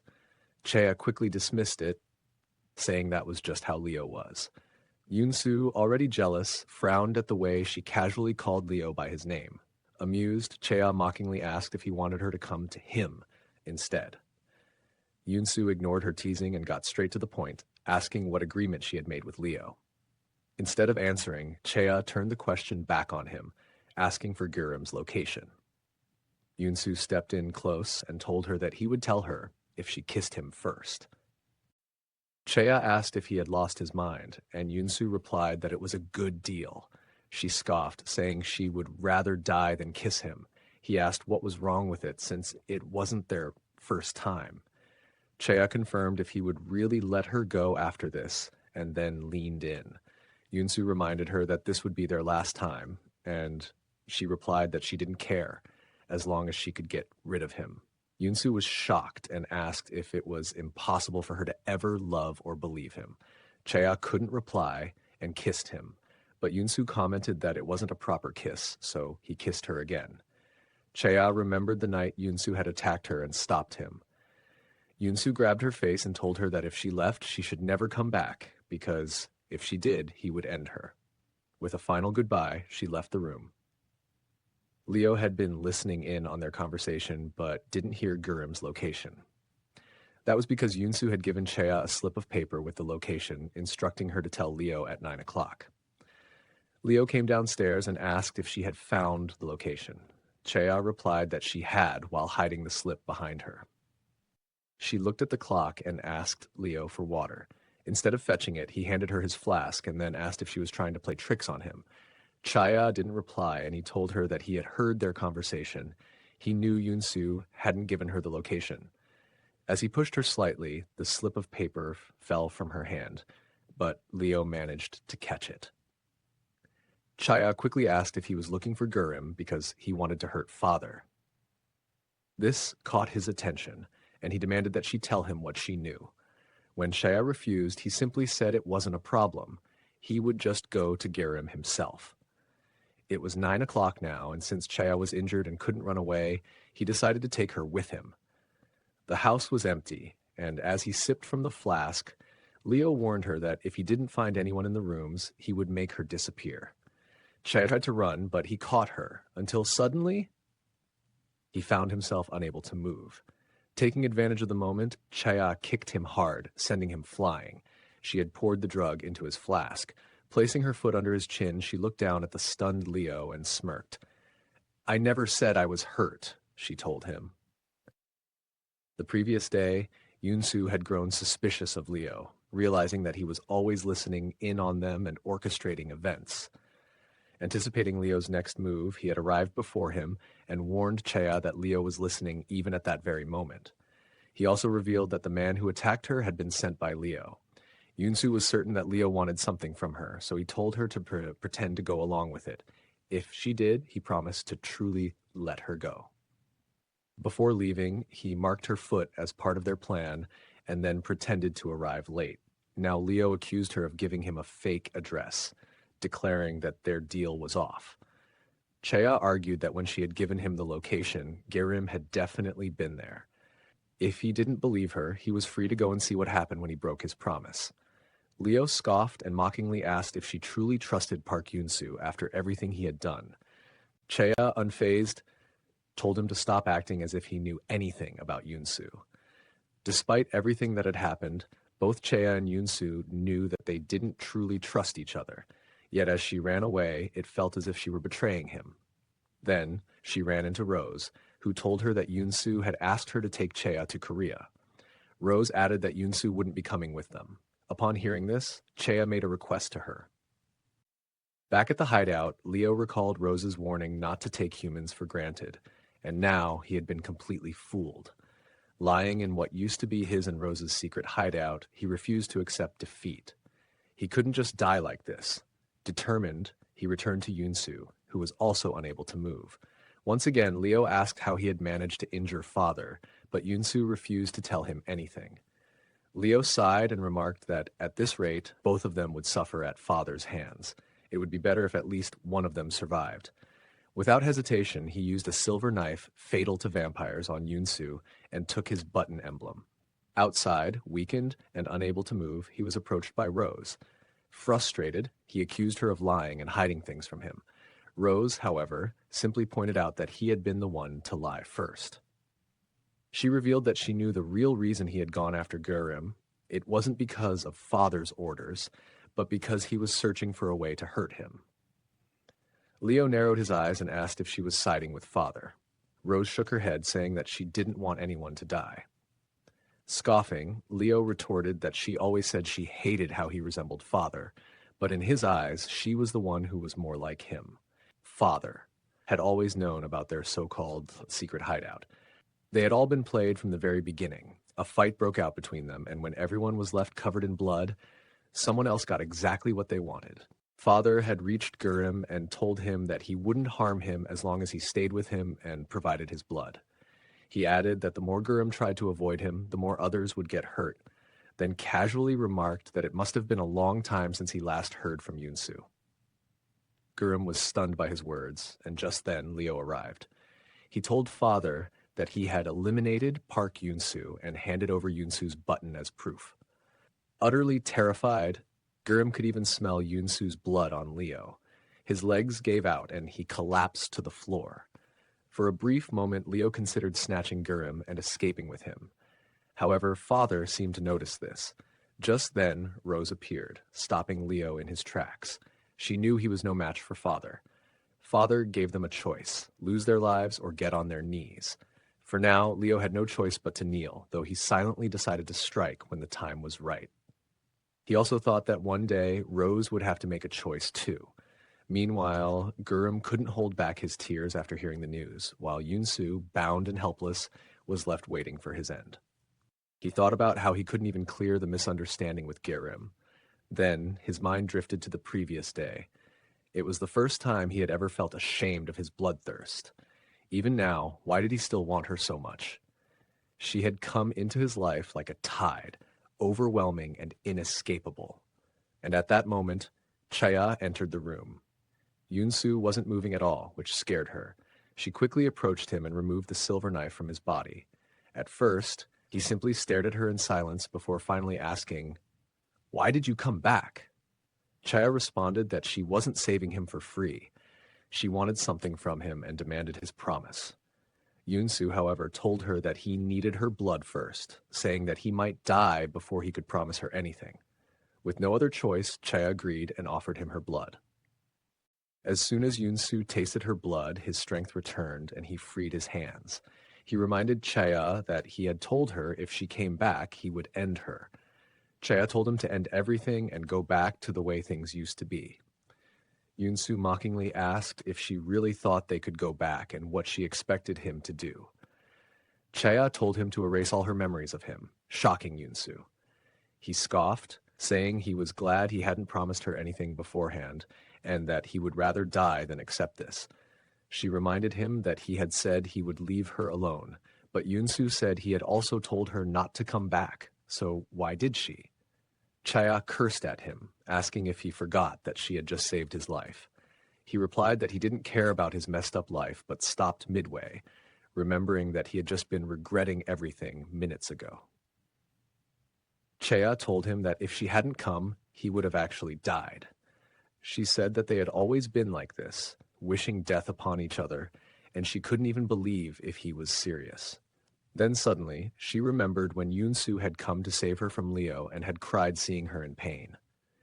She confessed that she never thought she would be able to trust anyone in her life, but he was the first person. Yunsu was shocked, but Chaya continued, saying it had been very hard for her to give Gurim's location to Leo, but someone had died before her eyes, and she just couldn't take it anymore. She cried, saying that they could never have a normal relationship and that if she liked him, it would make her hate herself, that she was going to fall apart. Yunsu told her that it didn't matter and that he didn't care how ruined she was. He was about to kiss her, but stopped when he saw her tears. He asked how she could ask him to erase her memories while saying such things, telling her that she was even crueler than him. Chaya replied that if that was true, then it was a good thing, as this was her last and best revenge. In the next scene, Chaya was at the Korean airport, her expression blank and thoughtless. Meanwhile, Gurim held Yunsu's button in his hand, looking both annoyed and determined. Now, Han Chaya was in a new apartment reading a book titled 10 Things Rich People Should Be Aware of. From what she could remember, last summer she had gone abroad to hide from Nam Haewon, where she had bought a lottery ticket and hit the jackpot. At first, she couldn't even bring herself to touch the money because it all felt like a dream. But after some time, she bought an expensive house. Even now, she still wondered what rich people did and how they looked while sitting, just like Park Yoon-soo. The way she held the knife surprised her, and she kept making failed attempts to cook steak, just like the one she had eaten last year, though she couldn't remember where it was. She wondered when she had even started liking steak and red wine. The next morning, Chea woke up to a call from the police, informing her that she had been reported missing. The one who had reported it was her sister, Chaesun. Chaesun told her that their uncle had a hard time paying her rent and other expenses, to which Chea simply asked how much money it was. Chaesun then asked where Chea had gotten all this money from, or if she was married now. Chea was surprised, but her sister reminded her that she had brought a boyfriend to the wedding. His name was Park Yoon-soo. Chea asked who her sister was talking about, and Chaesun told her everything, including the fact that Chea had once told her that he was super rich. Chea frowned and asked if her sister had dementia or something because, as far as she remembered, she had gone there alone and left alone too. Then, taking some cash out of her purse, she handed it over for their uncle, adding that she didn't have an envelope, just like Yoon-soo had said that day. On her way back home, she wondered who Park Yoon-soo was. Then, she suddenly recalled that when she was a teenager, she had visited a shaman who had told her that all the men around her were crazy psychopaths and scoundrels. Because of them, the Grim Reaper was always following her, and her hot temper only made things worse. The shaman had then looked closely at her face and told her that one of them wasn't even human. Now at home, Chaya, drunk and irritated, mumbled that Nam Haewon wasn't even human. Then, lying down, she once again wondered, who was Park Yoon-soo? As she drifted off to sleep, she saw someone kissing her.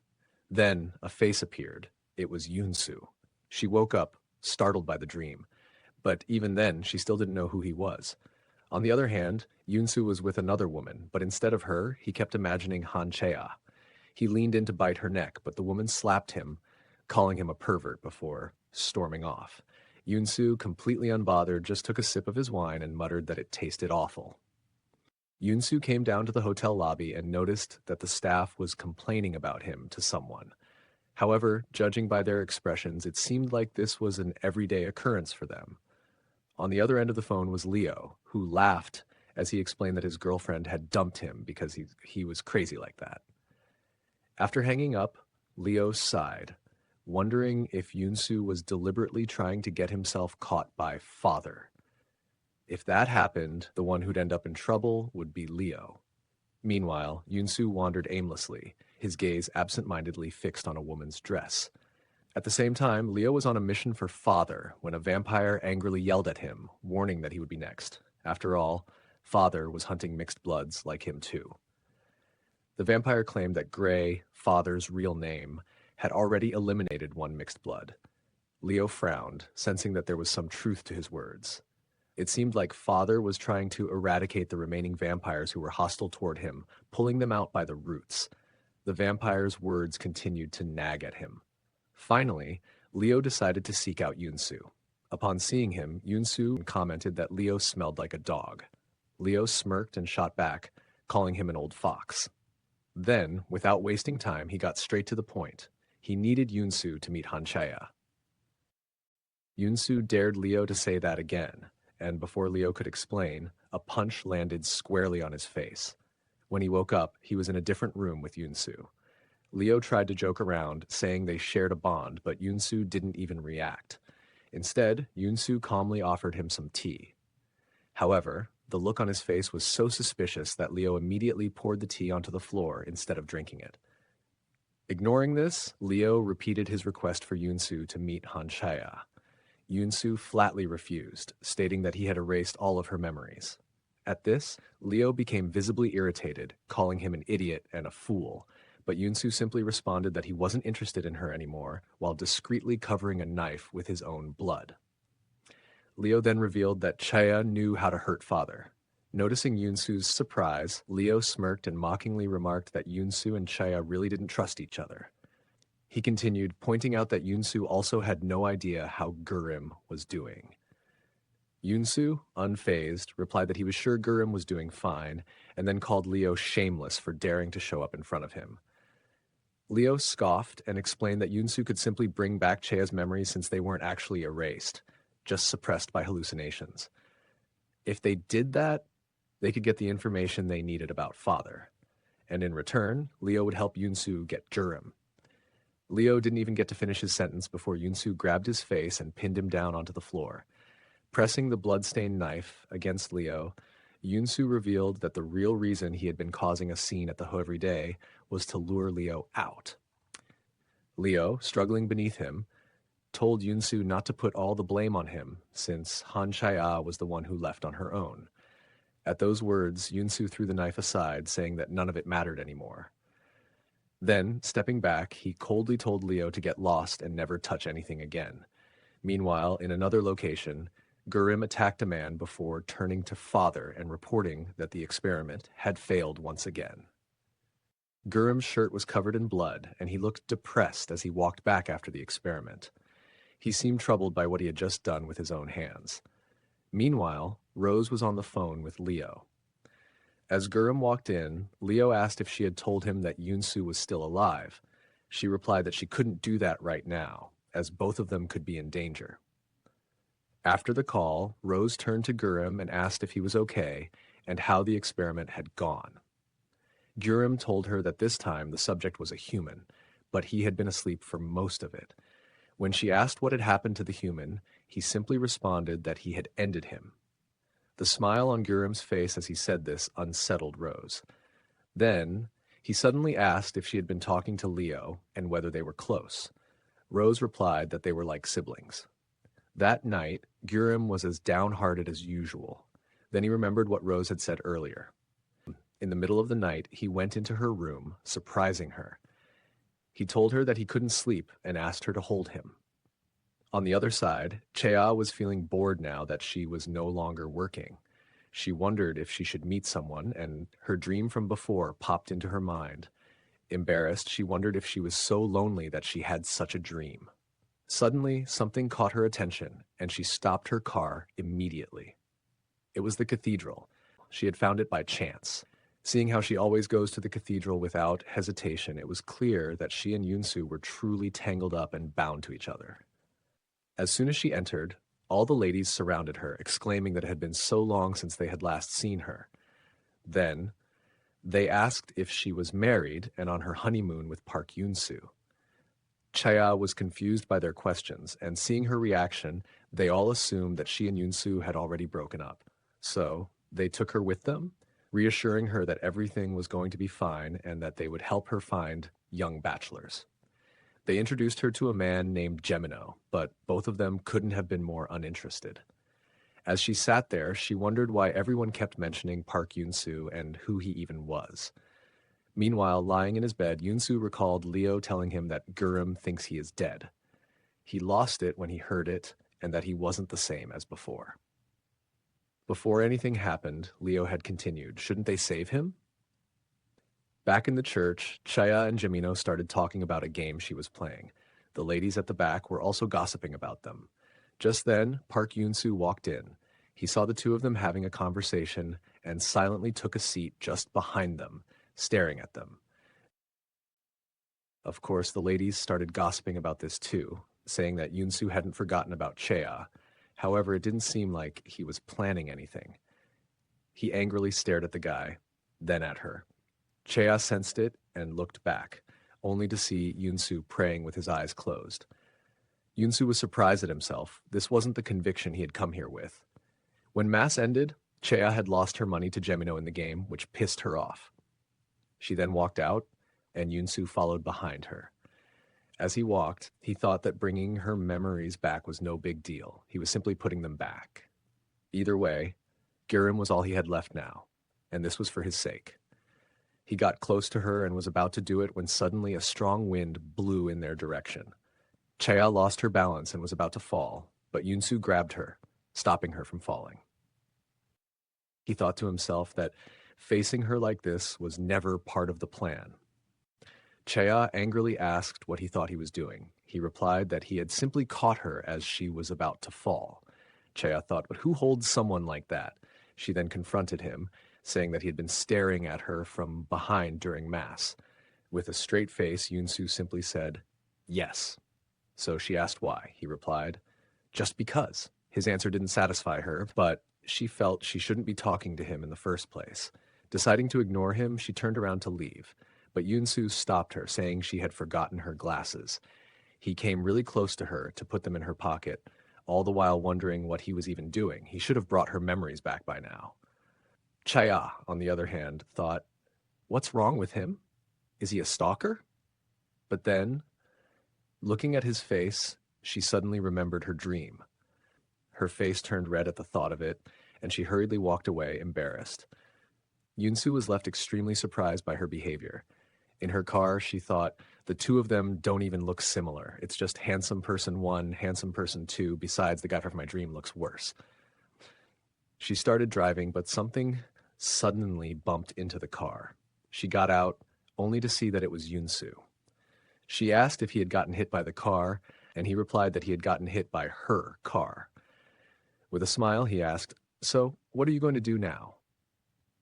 Chea offered to take him to the hospital or provide some kind of compensation, but he said he would let it slide. Instead, he mentioned that he had a lot of work to do, but now he was hurt. So he asked her to stay with him for the day, thinking that they should just stay like this, for one day. In the next scene, Chea and Yunsu were playing cards, while Chea thought to herself, he said he had work to do. Is this even work? On top of that, she kept losing, one round after another. She asked him about his work, and he casually replied that going to cafes during the day was his job. As they started another game, Yunsu mentioned that Cheya had a habit of frowning before lying. At first, she thought he was a pervert for watching her so closely, but then she realized that he also had a habit. He would look sideways whenever he was hiding something. This time, Cheya won the game. Her smiling face was more than enough to make Yunsu feel shy, and he found himself wondering what he should do. Cheya thought that his so-called job was obviously a lie. All he was doing was playing games and having dinner with her. Maybe he was just bored and wanted to kill time, or maybe he really was a pervert. But surprisingly, he seemed like a distant person. On the other hand, Yunsu was struggling, because all he wanted right now was to kiss her like crazy and crush her in his embrace until she couldn't breathe. Chaya suddenly noticed blood on his forehead and reached out her hand, but he smacked it away, telling her not to touch him. She was startled. Later, when the day was over and Chaya was about to leave, she heard Yunsu say her name. At that moment, she realized something. She had spent the whole day with him without even knowing his name, doing things she normally wouldn't do. So she turned around and asked for his name. Yunsu was surprised. "Are you curious about me?" he asked. Chaya replied, "Yes," while thinking that she had been acting very strangely today. Yunsu was surprised again, then let out a small laugh. She wondered if she had been wrong to ask for his name. Then finally, he told her, "My name is Park Yunsu." Chaya froze in shock. At father's house, Gurim was trying to make a move on Rose, but all she could do was laugh, thinking that the dead would jump out of their graves since she was really close with his dad. She asked if he was the same age as that kid, meaning Leo. As soon as she said it, Leo climbed in through the window to surprise her. Seeing the scene in front of him pissed Leo off, and the two of them started arguing. So Rose just told Gurim to leave. Leo warned her that Gurim could be trying to get close to her to harm her. She considered the possibility, then looked at Leo and said that was his story. When they were kids, they used to call Rose the ruthless witch who ate children, as all the children were brought in for experiments for her sake. One of Leo's friends came up with a plan to end Rose. Leo went inside her room with a knife while the friends stood watch. Suddenly, father knocked on the door, asking to come inside. Before Leo could even move, Rose grabbed him from behind. When father entered and asked if she was alone, she casually replied that of course she was, while she hid Leo underneath her blanket. Father left without questioning anything, but she knew he was only pretending not to notice.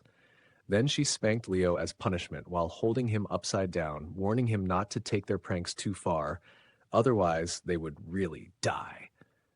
Just then, Leo's friend attacked her from behind, forcing her to retaliate. Both of them ended up injured. Afterward, Rose told Leo that she would save his friend, but he needed to leave immediately as father would arrive any second. Sometime later, Leo noticed that Rose's arm was still unhealed, and he wondered if she was like them, a half-blood. Rose caught him staring and walked over to him. When he asked about his friend, she told him he was alive, adding that Leo might be able to meet him one day, if he stopped following her. But Leo didn't seem to listen. No matter where she went, he followed. Over time, the two of them grew somewhat close. Then one day, Leo stopped coming to see her, and she wondered if he had been used as an experiment. She thought back, regretting that she hadn't been a little more forgiving, that it was her fault they were all dead. The guilt of everything that had happened ate away at her. Just then, she heard someone ask why she looked like that. When she opened her eyes, she saw a grown-up Leo, as he commented that she really did look like a witch. At present, Leo was fuming. How dare Gurim lay a hand on Rose? On top of that, Yunsu wasn't answering his calls. He then noticed that Gurim's servant was a human, and thought to himself that he needed to do something about Gurim. Back in Korea, Han Chaya was out shopping when she spotted Yunsu, but as she turned to speak to a staff member for just a second, he was gone. She wondered if she had imagined it. Later, she unexpectedly ran into him in her building's elevator. Her deep-rooted suspicion, developed thanks to Nam Haewon, started acting up again. She realized that her apartment was just above his and asked if he lived there, adding that the church was too far away for him to be attending. He simply replied that he had an intimate connection with that church. Yesterday, when she had heard his name, she had asked if this was their first time meeting. He had answered, "Of course, it's the first time we've met." but he had done so only after displaying his habit of looking sideways when he was hiding something. Right now, standing in the elevator with him, Chaya panicked. What if he doesn't get off on his floor? Fortunately, he did.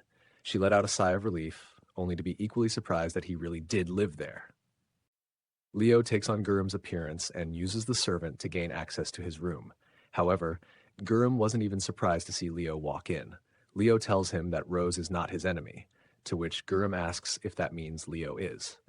Instead of answering directly, Leo offers him a deal to exchange information. Gurum agrees instantly, as his true target had always been Leo. The information Gurum wanted in return was how to kill a vampire. Meanwhile, Chaya was still not convinced that Yunsu actually lived in the building, as anyone could use the elevator. To confirm, she prepared a package with her own address, but wrote Yunsu's name on it. She then went to the building's front desk to see if someone named Park Yunsu actually lived there. The receptionist confirmed that he did, but refused to give Chaya his floor number or let her deliver the package herself. She didn't even remember what she had put inside the package, but the real issue was that she still didn't know if this Park Yunsu was the same one everyone kept mentioning or someone else entirely. She silently prayed that she wouldn't be given a reason to use her knife again.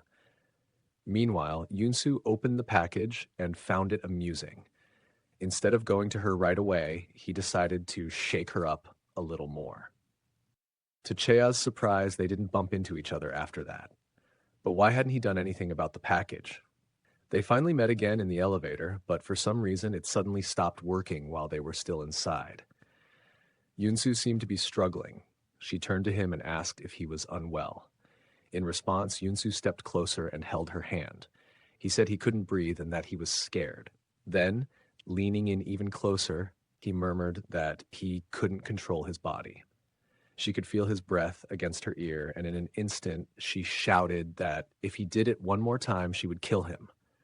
Her grip tightened around the knife in her pocket, something Yunsu also noticed. But then she saw the cold sweat on his face and the slight tremble in his body. At first, she doubted whether he was truly afraid or just faking it. But in the end, she decided not to be suspicious of someone who seemed sick and let go of her knife. Gently, she patted his back and asked if he was okay. Meanwhile, Yunsu, still hiding his face, only smiled, a crazed, delighted smile. He was pleased to see her give in so easily. Later, at her house, Chaya angrily thought about suing the person who invented elevators. She found herself thinking about Yunsu over and over again. The next morning, Yunsu came over to return the package. When she opened the door, he was momentarily surprised by her outfit. She was dressed just like him. Trying to hide his smile, he held up the package, but she simply replied that it wasn't hers. Before leaving, Yunsu apologized for what happened yesterday and offered to buy her a meal. Chaya, feeling unexpectedly curious about him, asked if they could have the meal today. The two of them went to a restaurant where Yunsu casually asked if he could come over to her house, adding that it would be nice to become friends. Then he remarked that she must have a lot of friends. Chaya denied it, thinking that this was actually her first time coming to a place like this with someone. Yunsu then said he would be her friend, joking that as long as she didn't hit him with her car again, they'd be fine. Oddly enough, Chaya was having fun. It had been a long time since she'd felt this way, and it surprised her. She didn't even know what exactly she was feeling. Then, out of nowhere, Yunsu asked if she liked him. If not, did she hate him? Chaya was caught off guard. She told him that she basically hated people, but why was he even asking? Then she turned the question back on him. Did he hate her? Yunsu replied, no. So she asked, then do you like? But for some reason she couldn't finish her sentence. Yunsu reached for her hand and told her to go ahead and ask. Finally, she gathered the courage and asked, do you like me? Yunsu let go of her hand and said, I'm not sure. What do you think? Chaya was dumbfounded, but he only smiled before casually changing the topic. She couldn't help but wonder what he even meant by that. Did he like her? But why would he? Under the table, he kept subtly brushing his foot against hers. Not knowing how to react, she hastily downed an entire glass of wine. Meanwhile, Yunsu thought to himself that when fear fades away, grudges can easily be reversed. He had become curious. What if their first time meeting had been different? This time, He decided to approach her carefully, and if she sensed anything unusual, he would put shackles around her ankles so she wouldn't be able to run away. On their way home in the car, Yoon-soo commented that when he first saw her, he thought she would be good at drinking. Chea asked when was the first time he saw her. Yoon-soo replied that she talked as if they had met before. She quickly said it wasn't like that and turned her face away. Bothered by it, she kept touching her lips and accidentally scratched them. In an instant, Yoon-soo was in front of her, kissing her. It took a second for him to realize what he was even doing. Chea cursed at him and asked what the hell he was doing now. "There was blood on your lips," he replied. She instantly snapped. "So what? Why would you lick it?" Yoon-soo just apologized, thinking that he was screwed now. It had been a while since he had smelled her blood, and he couldn't control himself. Chea called him a pervert and ordered him to get out of the car. He argued, "I was just wiping something off your lips." Furious, Chea grabbed his collar. "If you clean using your lips, why not wash the whole car then?" She was so close to his face that he had the urge to kiss her again, but held himself back. She pushed him away, ranting, "Do you want me to lick your blood too? What am I, some kind of vampire?" The irony of her words made Yoon-soo chuckle, and before she could react, he used his power on her, making her unconscious. Just then, the driver announced that they had reached their destination. Yoon-soo turned to him with a crazed look before sinking his fangs into him to quench his thirst. The next day, Chea woke up from a questionable dream, but soon she realized it wasn't a dream. According to her memories, they had dinner, and then in the car, they kissed. And worse, she was the one who started it. The embarrassment nearly drove her insane. She took a deep breath, trying to calm herself. There's no way that actually happened.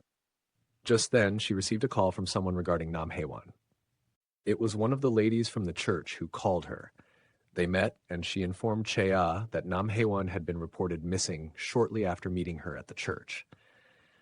The lady asked if Chea had seen him again after that, but Chea, unable to recall anything, simply replied that she hadn't. While the woman sounded genuinely worried, Chea felt a surge of satisfaction inside, thinking, "Finally, my prayers have been answered." Later, sitting in her car, she remembered that she had left all her belongings at her old house because of Nam Hae-won. Determined to retrieve them, she decided to go there. Upon arriving, the owner informed her that he had sold all her belongings to the new tenant, including her diary and laptop. Then he casually pointed to a man walking past them. To her surprise, the new tenant was none other than Jimino, and he was now in possession of her laptop. Chea asked Jimino for her laptop, offering to pay for it. He told her that the laptop was broken and that he had never used it. She then inquired about her diary, so he handed her the entire box to look through. After searching for a moment, she found it. But before she could leave, Jimino reminded her that she needed to pay for it as well. Reluctantly, she paid for her own belongings. However, contrary to what he had said, her laptop was working perfectly fine. Back at her house, she opened it and watched the clips she had previously downloaded from the dashcam. One of them showed a man vanishing into thin air inside her taxi. She couldn't believe what she was seeing, nor could she recall any of it happening. Then, she checked the deleted files and found footage of herself attacking the manager in front of Yoon-soo's mansion.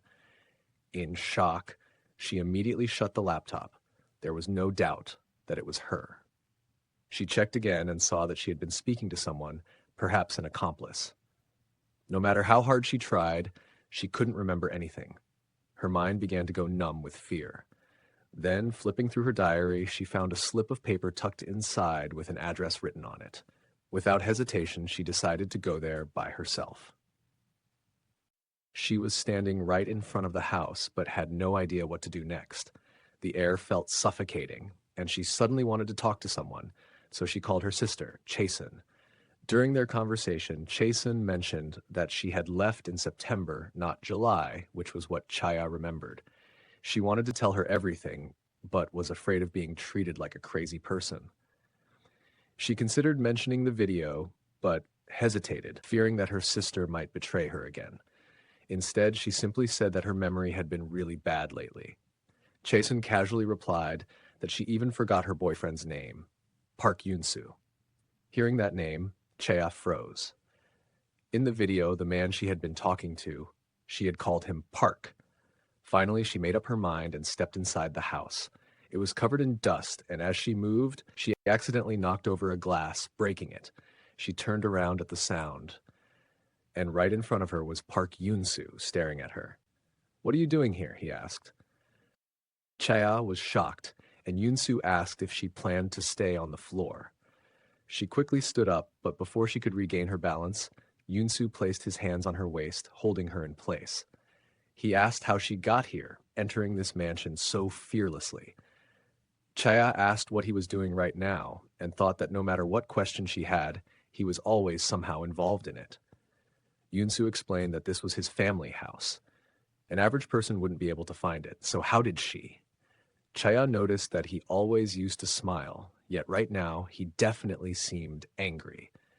She said that she was just passing by and got curious, so she decided to come in. She asked if she could take a look around, but Yoon-soo immediately stopped her, saying that he would show her around himself. As they walked, she kept asking him questions one after another. Finally, Yoon-soo asked why she was interrogating him. This was his house, and she was the one trespassing. If anything, he should be the one interrogating her. Then he remarked that she was acting strange today, thinking that it was almost as if her memories were back. Chaya replied that it was the same for him. He too was acting strangely. Something about this moment felt eerily familiar, as if she had seen this expression before. Without thinking, she reached out and brushed his hair aside. He looked exactly like the man from her dream. Yoon-soo stiffened. He had been holding back for so long now, resisting the urge to cross a line. He warned her that if she kept doing this, he wouldn't be able to control himself. But Chaya didn't stop, and so Yoon-soo kissed her. Chaya asked him what kind of relationship they had, insisting that this was definitely not their first time doing this. Yoon-soo asked if she was referring to yesterday, but she told him that she had seen him in her dream, wearing a white robe. Yoon-soo immediately knew what kind of dream it was. She had run away in an attempt to forget everything, and yet she still dreamed of him. He suggested that they confirm whether it was really him in her dream. He kissed her again, touching her exactly as he had back then. Chaya recognized his touch immediately. She hesitated before asking if they used to be lovers. Yoon-soo confirmed that they indeed were. Unconvinced, Chaya refused to believe him. But Yoon-soo pointed out that she wasn't the type to do these things with someone she didn't know. If she were, she would have already slapped him. Before he could finish his sentence, she did just that, slapping him across the face, though she didn't even know why. Without another word, Chaya left the room. The thought that she might have actually liked someone unsettled her. But as she wandered deeper into the mansion, she suddenly froze. Lying before her was a corpse. She wondered if the man was really dead, but he looked far too pale to be alive. Then, as she got a closer look, she recognized him. He was the driver from yesterday. She turned, wanting to run away, but instead, she ran straight into Yoon-soo. He looked at her nonchalantly and told her that if she ran, she would only get lost. Chaya tried to run again, and when he followed her, she grabbed a lamp and smashed it over his head. But Yoon-soo only smiled and asked what she planned to do if she went around hitting people like that. Now terrified, Chaya asked if he had really killed the man and why. Yoon-soo thought to himself that there was no real reason. It was simply his instinct. Chaya was horrified, unable to understand what he meant, while Yoon-soo laughed, thinking that even with her memories erased, she was still the same as always, just like he was. He told her that he truly loved the expression on her face right now. She glared at him, saying that he gave her the creeps. But he only shrugged, replying that she had always been like this. Frustrated and afraid, she asked why he was doing this to her. He simply replied that he was just that crazy about her. He stepped closer, and before she could react, he used his powers once again, erasing her memories. Later, he told Leo to get rid of the body. Leo mentioned that there was actually another vampire in Korea at the moment, and that he would send him over. And so a man arrived to collect the body. Yoon-soo noticed that the man had no distinct aura, making it impossible to determine whether he was a vampire or not. Meanwhile, the man, who was actually Gemino, recognized Yoon-soo as a vampire right away. As Gemino worked, Yoon-soo took note of his unpleasant scent. realizing it was the same one he had smelled on the man who had been with Chea at the church. Later, as they were leaving, Gemino realized that Yunsu was the one who had been lingering around Chea lately. At the same time, Yunsu confirmed that Gemino was indeed the man from the church, recognizing his habit of adjusting his glasses. Both of them were left wondering about the other's true identity. Back at his father's mansion, Gurum asked Leo how to kill vampires. In response, Leo poured his blood into a wooden cup and handed it to Gurum, instructing him to take a sip. Just as Gurum was about to drink it, Leo snatched the cup away, scolding him for being so naive. He demanded to know if Gurum would blindly drink anything just because someone told him to. Then he explained that a vampire's blood is poison to its own kind. With that settled, Leo said it was now his turn to ask something of Gurum. He told him that he would wake him up in the middle of an experiment, and when that happened, all Gurum needed to do was watch quietly. After leaving the room, Leo noticed that everyone was busy preparing for the party. He, too, had preparations to make. He needed to prepare a birthday gift for Father. Later, just as Leo had said, Gurum woke up in the middle of the experiment. What he saw shocked him. His father had given his blood to a woman, and the moment she drank it, her hair turned white, and she rapidly aged into an old woman. After that, Father woke Gurum up and ordered him to end the woman. She desperately reminded Gray of his promise that this wouldn't happen, but Father coldly replied that he had only promised not to do it himself. That was precisely why Gurum had to eliminate all the people and vampires who had been part of the experiment. Later, Gurum asked Rose about these abilities, and she explained that mixed blood vampires usually develop them when they are on the brink of death or experiencing something deeply traumatic. The type of ability also depends on the situation they are in. For example, when Leo refused to believe what had just happened before his eyes and desperately wished it was only a dream, a powerful hallucination ability manifested. Alone in his room, Gurum wondered about the moment he had gained his ability. For some reason, his mind drifted back to the time his father had tried to choke him. Shortly after, Leo entered his room, ready to inquire about the experiment. Gurum wondered whether he should really tell Leo that the participant had rapidly aged after drinking his blood. What would he do with this information? What was his true purpose? Instead of answering, he requested some wine first, claiming that he couldn't keep his mind straight otherwise. Leo agreed, and while retrieving the wine from the cellar, he ran into Rose. She noticed that he had 2 glasses with him and asked if he had plans with someone. Soon after, Leo arrived in Gurum's room, where Gurum casually invited him to have some wine as well, saying he didn't want to drink alone. However, in reality, he had poured his own blood into Leo's glass. He didn't know exactly what effect his blood would have, but he figured Leo could serve as a test subject. Before anything could happen, Gurum's human servant suddenly teleported into the room.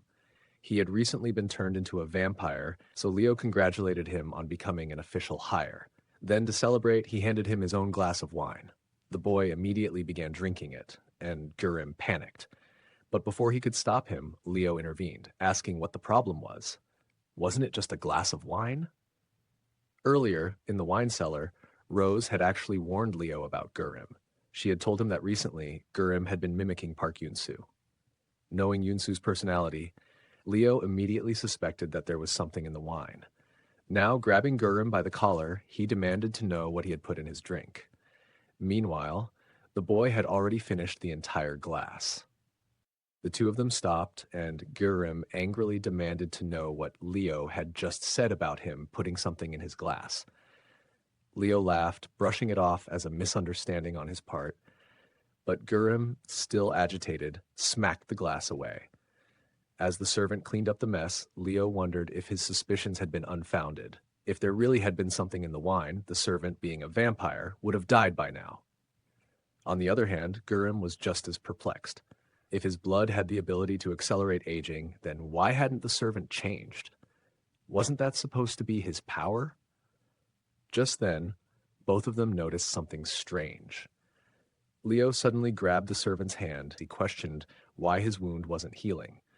Meanwhile, Chea had gone to visit her sister. She had drawn a rough sketch of Yunsu's face and asked Chasen to confirm if that was what he looked like. However, Her efforts were in vain. Her drawing skills were terrible, making the sketch unrecognizable. Chasen then invited her to a small family gathering, asking if she felt lonely, but Chaya immediately refused, insisting that she didn't want to see any of their relatives. Suddenly, Chasen told her to look behind her. Before she could turn, Yunsu leaned in close from behind. He asked what she was doing there. Chaya was a bit taken aback, but Chasen casually greeted Yunsu. So Chaya asked if she knew him, and her sister replied that he was the very person she was looking for. Yunsu smirked and commented that they had just met last night, adding that they had quite a bit of fun together. But Chaya quickly changed the subject, reminding him that they had a dinner date today, and with that, the two of them left. According to Chaya's memory from last night, she had decided not to go inside the mansion. Instead, she went to a pub for drinks, where she met Yunsu. They kissed, and she even slapped him. Moreover, it was now confirmed that he was the same Park Yunsu that everyone kept talking about. So, she asked him, how did her sister know him? Apparently, he had also attended the wedding. And what about the women from the church? Yunsu simply replied that it was because he went to church regularly. What about my sister? She pressed, but Yunsu remained quiet. Chaya continued, earlier, you said it was our first time meeting. Now you're saying we used to be lovers. Since when have you been lying to me? Yunsu asked why she was questioning him when she was the one who couldn't remember. He said that it was sad she didn't recognize him, or was she just pretending not to? Adding that their breakup wasn't exactly neat, rather for him it was pretty dirty. Then, he leaned in closer to her and said that if they weren't lovers, then meeting someone as suspicious as him should have felt strange. And the fact that he could touch her like this was strange, adding that just yesterday they had almost slept together. Chaya immediately pushed him away, saying that it was just because of the alcohol. Then she asked for his true identity. Yunsu thought to himself, no matter how many times her memories were erased, no matter how many lies he told her, she still doubted him and kept coming back to search for those memories. It was ridiculous because she was the one who had begged him to erase them. So Yunsu asked her on one last date. He handed her a dress and told her to wear it that day. Thinking that it was time to end this, he said that then he would tell her everything she was curious about. Later, Yunsu thought to himself that Chaya liked him now. She liked the version of him who was so different from his past self, the one who was always friendly to her. Didn't that just mean she liked him because this version was still him? But deep down, he knew the truth. If she ever found out who he really was, she wouldn't love him anymore. He went to the church and remembered how Son used to pray for everyone to forgive him. But their loved ones would never forgive them, and so the only thing they could pray for was the ability to forgive themselves. Only now did Yunsu truly understand he would never be forgiven, and embracing that truth was far more difficult than he had imagined. Then he ran into the priest, who asked if he had come to pray for forgiveness, but Yunsu simply smiled and replied that he had done nothing that needed to be forgiven. He thought to himself that Son could scold him all he wanted for making the same mistake he did. But Han Chaya loved him now, and that was something he had made happen. As for forgiveness, that was never part of the plan. Meanwhile, Chaya received a message from her sister inviting her to the family's get-together, adding that their grandmother wanted to apologize for what had happened before. Just then, another message arrived from Yunsu, asking her out on their date. She agreed, deciding to meet her family in the morning and then see Yunsu later. But one thing still puzzled her. Why would this be their last date when he had harassed her so much in the first place? Lying down, she found herself suddenly wanting to hear his voice, and the thought startled her. Thinking back to what had happened with Nam Haewon sent chills down her spine. Was she really not afraid enough yet? Was she about to make the same mistake again, liking someone and letting it all happen again? Curling into a ball, she chalked it up to loneliness. That was all. The next day, Chaya went to meet her family. Everyone greeted her, but her grandmother still ignored her. As the others chatted amongst themselves, Chaya sat at the same table, but was left out of the conversation. Finally, when her brother-in-law turned to her, He mentioned that they should have met at the wedding, but he had been informed that Chaya was busy and couldn't attend. Chaya was surprised, but seeing the expressions on her uncle and grandmother's faces, she chose not to say anything. The man didn't even know her name, yet he went on to say that she had such a good boyfriend and a good family, so whatever situation she was in, everyone would surely be understanding. Chaya was taken aback. Just how had her sister introduced her to him? Then, her uncle brought up the fact that he had to pay a large sum of money when Chaya disappeared. Angrily, she retorted that she had already paid him back, so why was he bringing it up now? At this, her grandmother shouted at her to be quiet, calling her uneducated. Now furious, Chaya stood up, demanding to know from whom she had even learned to act this way. She had come here to escape her loneliness, to be with her family. But this family, where one person acted like she didn't exist, another treated her like trash, and her so-called brother-in-law didn't even know her name. She turned to Chasen and asked why she had even invited her. Wouldn't it still be fine if she wasn't around? As they called her name, she told them that if they couldn't even treat her like a human being, then they shouldn't call her by her name at all.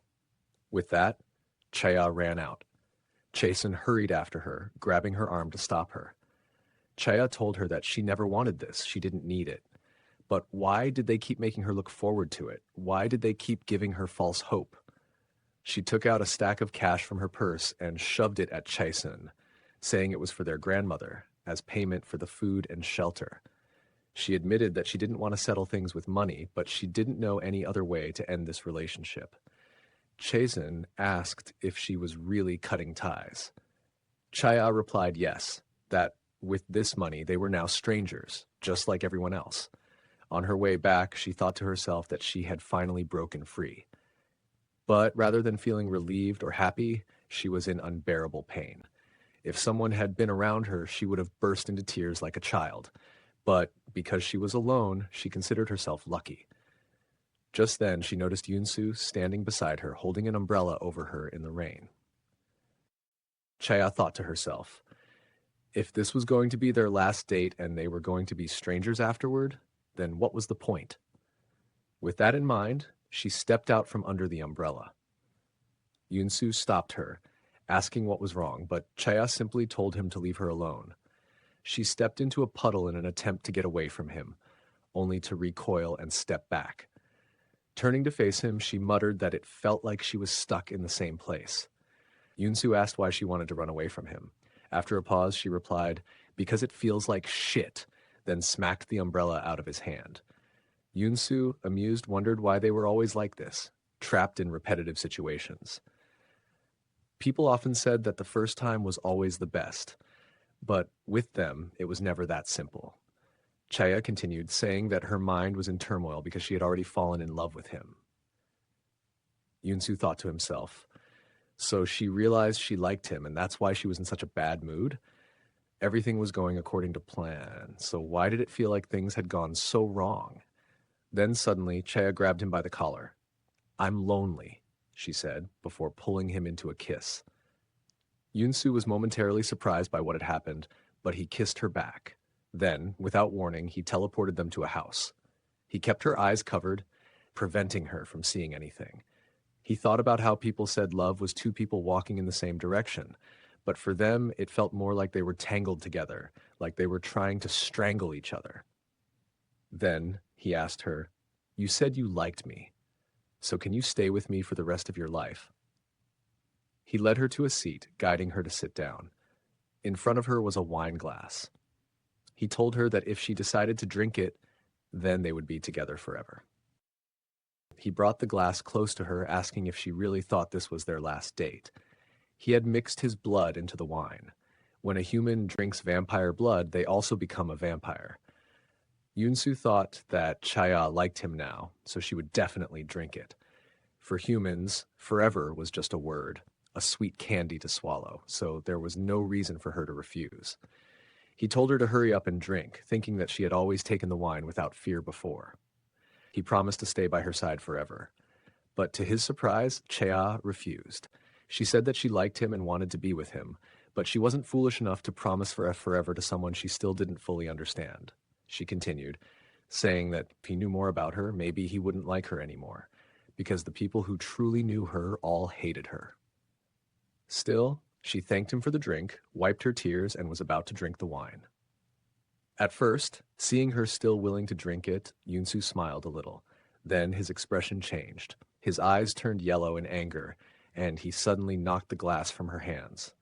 Cheya gasped. "What are you doing?" Yunsu said. "The first time is always the best. When I knew you and you knew me, that was the best. Is this what you're trying to say right now?" Cheya noticed the color of his eyes and immediately tried to run. She stumbled over the broken shards of glass on the floor, and suddenly memories of when she had come to the mansion flooded her mind. Shocked, she wondered, had she been to this house before? Then, looking out the window, she recognized the mansion. Only now did she question, when had she even come here? They had been outside in the rain just moments ago. Frantically, she searched for something in her bag, but when she turned around, Yunsu was already standing behind her. She stared at him, realizing this was the true face of the person she liked. As he moved closer, she gripped the silver knife in her hand and struck him with it. More and more memories rushed back into her mind, until finally, all of them returned. And as they did, she repeated the words she had once spoken. If she ever liked him, she would hate herself. Yunsu greeted her with a "long time no see." Cheya asked why was he in front of her again, and Yunsu replied by asking back, "Why? You said you liked me too." Cheya commented that fooling around with a person who had lost her memories must have been fun for him. He argued that she liked it too, even asked him to be with her. Cheya smacked him away, asking why he kept coming back. He said he would let her go, so why does he keep showing up again and again? Time and time again, he pretended to let her go, then came back. Why? Yunsu replied that the one who pretends to let go and keeps coming back is actually her. Tears fell from Cheya's eyes as she asked why he made her like that. Yunsu stepped a little closer and asked what she meant, but Cheya pushed the knife even deeper into him. She told him not to be curious because it was all a lie. She warned him that if he tried to change her life even one more time, she would hate him for the rest of her life, and he would have to live with that. After that, Cheya left, and because of the silver knife, Yunsu couldn't follow her right away. Han Cheya was running barefoot in the rain, crying over everything that had happened. Then she noticed that the choker from the dress Yunsu had given her had fallen onto the road. She decided to pick it up, and just as she bent down, she saw a truck about to hit her. Yunsu was still in his room, but he could still sense where Cheya was going. Then, all of a sudden, he sensed a lot of blood. He reached her in an instant, but by then, she was already lying in a pool of her own blood. He tried to lift her up, but she was in too much pain, so he let her lie there on the ground. His mind flashed back to the day he had begged Father to save his mother. When Father refused, Yunsu had dropped to his knees and begged him to turn him into a vampire so he could save her himself. Father had asked if he really believed his mother would be happy if he saved her by turning into a vampire. Not fully understanding his words, Yunsu had replied, "Of course she will be." So Father had agreed, saying that this kind of loneliness must be seen and experienced to be understood clearly. It had been a long time since Father used his own blood, but that day he gave it to Yunsu, calling him a foolish child. As expected, Yunsu's mother had refused to be saved. Instead, she had told him to live and to find happiness one day. He now remembered her words clearly, that she would rather die than become a vampire. He remembered San, who regretted becoming a vampire. And finally, he remembered Han Cheya, who had just said that if he tried to change her life one more time, she would hate him for the rest of her life. But then his expression changed. Forgiveness? He didn't need it. He bit his lip and fed her his blood. Cheya's injuries healed in an instant and she opened her eyes, now glowing yellow. She woke up, surprised, and wondered how she was even alive. Then she pushed Yunsu aside, but despite pushing him lightly, he was knocked back quite a bit.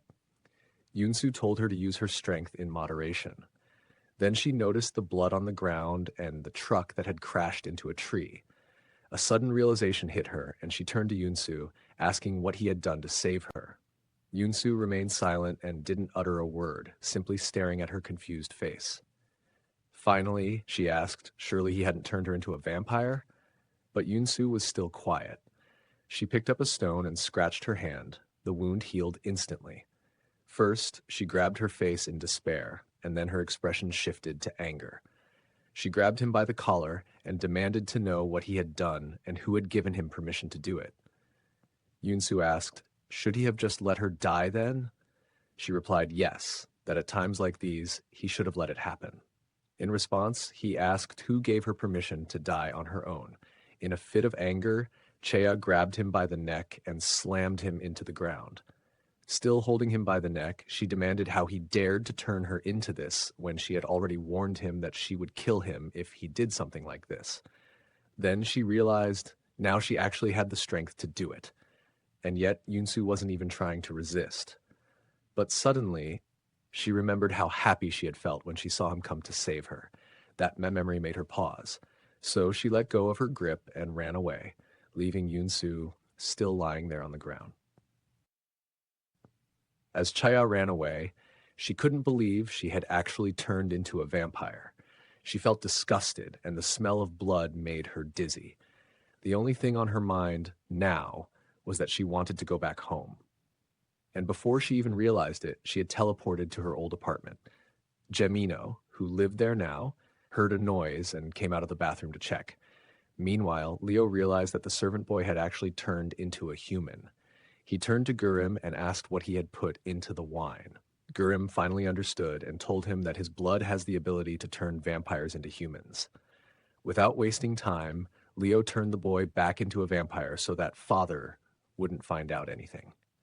As Leo walked away, wondering if Rose knew about Gurim's ability, since she preferred humans over vampires, he suddenly heard a loud scream.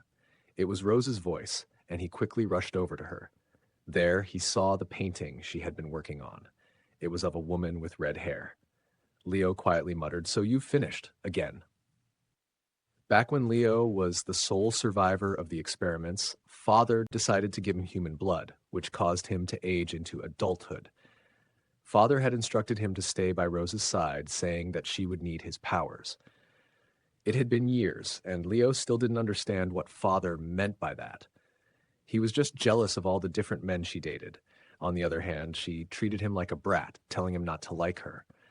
Leo argued that, based on the number of years he had lived, he was also an adult, but Rose told him he needed at least 5 more years to be on her level, even reminding him that she used to slap his butt like a kid. He told himself that he didn't like her and thought that a woman like her didn't need him at all. Right now, Rose was drawing something, and when Leo asked what it was, she replied that she wanted to draw her mother, but she couldn't remember her face clearly. She pulled Leo closer to show him her drawing, but it made him embarrassed, so he left, only to return when he heard her scream. Rose didn't remember anything about her mother, but as soon as she completed the drawing, she remembered that she had almost eaten her mother. Tears rolled down her cheeks in despair, as this was not what she had wanted to recall. Now Leo understood what Father had meant. He told her that he would help her by erasing her memories, and she, still crying, requested that he never let her find out that her memories had been erased. He used his powers on her, and a cut appeared on his hand, which, now in the present, had turned into multiple scars. That's why Leo always wears gloves, so that she never finds out. Rose asked what they had been doing just now, and Leo replied that they were kissing, but Rose said that was just an innocent child's lie. Leo held her hand and said that it had been 5 years, but Rose didn't understand what he meant, so he simply told her that she didn't need to know anything. Back at Chea's old house, she tried to teleport somewhere else, but ended up teleporting just to the side area. As a result, Gimino and she ended up sitting at a table, and he asked if she was a vampire now. Shocked, Chea slammed the cup on the table and ended up breaking 2 tables. Then she asked him if he was also a vampire, but he told her that he was just an ordinary person who, in need of money, had ended up working for them. Chea was still doubtful of him, and noticing this, he told her not to be wary, because if anything happened, she could easily end him. After all, Han Chea was a vampire now. Chaya told herself that it was all right, because even if he was a vampire, all she needed to do was defeat him. While showering, she saw herself in the mirror and wondered how anyone could tell that she was a vampire. She still looked the same. Then she wondered how Park Yoon-soo looked, and all of a sudden, her eyes turned yellow. Then they turned back to normal, and again turned yellow when she thought of Yoon-soo. For some reason, they were only reacting to him. In that moment, she also broke the wash basin. Chea told Jemino that she would pay for everything, and he was ready to calculate every single penny. He had given her his clothes and also his number in case she needed any help. After Chea left, we see Gemino looking troubled. He had actually been sent by Father to end Han Chea, but because he just wanted to stay away from Father, he had delayed his mission again and again. But now that Chea had turned into a vampire, he was worried about how he would be able to do it. Meanwhile, Chea was alone, standing in the rain with an umbrella, when Yoon-soo appeared out of nowhere. As soon as she saw him, her eyes turned yellow. He covered them with his hands, asking if she was determined to get discovered, flashing her eyes like that. Chea was still angry at Yoon-soo, but he told her not to make a fuss in public. She tried to leave, but he stopped her and covered her eyes, reminding her that they were still glowing yellow. Chea asked why her eyes kept turning yellow because of him. Yoon-soo, thinking to himself, wondered if she even knew what it meant. He told her that his own eyes turn yellow whenever he thinks he wants to eat her, then asked what she was thinking about right now. Chea cursed at him, her face turning red, but Yoon-soo stopped her, saying that people were watching them. He mentioned that there was a foul smell coming from her clothes, and he knew exactly whose scent it was. Then he started licking her neck, saying he would erase the smell for her. Chea told him he was lucky that there were so many people around, and he replied that he was about to say the same. He added that right now, she needed a vampire like him by her side to survive. Chea insisted that she could handle it, and that she didn't need his help. Yoon-soo asked why. Was it because the owner of those clothes was going to help her? He told her to choose between the two of them. Chea got emotional and said she still hadn't processed any of it, not the fact that she had died, nor that she had become a vampire. She was still having a hard time accepting all of this. Then she looked at him and asked if it was possible to become human again. Yoon-soo looked truly pissed now, as he remembered his conversation with Leo about Girim's ability to turn vampires into humans. He asked her if she would run away again if she became human. Chea, sensing that he knew something about it, asked him to tell her, but Yoon-soo didn't utter a word. So she told him that she would never run away again, as she too had already taken a liking to him. Yoon-soo knew she had brought up her emotions to take advantage of him, so he asked her to make a promise first that she would never run away from him again. Chea was taken aback by this and wondered if she could really bet her whole life on it. Seeing this, Yoon-soo just started laughing. He told her that such a thing didn't exist, though it was an interesting idea. When Chea got angry at his response, he twisted her words around and asked what the problem was. Hadn't she already said she liked him? So wasn't it a good thing, the two of them living happily together? Chea tried to leave again, but Yoon-soo grabbed her hand. He told her that he would come soon to pick her up. She replied that she would never choose him, but Yoon-soo told her that she had no other choice. Then the two of them walked away in opposite directions. Somewhere else, Jemino was working when someone asked if he was sorting out trash at that hour. He looked up, and it was Yoon-soo, who said that he too had come there to sort out some trash. First, he sniffed Jemino and then asked what his relationship with Han Chea was. Gemino replied that they knew each other from the church and sometimes chatted. He noticed that Yoon-soo's expression grew more and more angry, and thought since Yoon-soo had only recently started hanging around Chea, he probably didn't know much about her life. So he said that he and Chea were in love with each other. His reasoning was that all the vampires who were blinded by jealousy ended up harming their partners, and so he figured Yoon-soo could do his work for him. He provoked him even more by saying that surely his scent could still be found on her, and it worked because now Yoon-soo was really angry. Suddenly, Jemino saw how Yoon-soo was about to attack him. When he did, Jemino dodged it and then disappeared. Only his jacket remained in Yunzu-su's hand, from which a key fell onto the ground. On the other hand, Chai-ah thought to herself that, of course, even if Yunsu knew, he would never tell her anything. All they ever did was lie to each other. Then she remembered that she had Gemino's number and called him. But when the call connected, no one replied from the other side.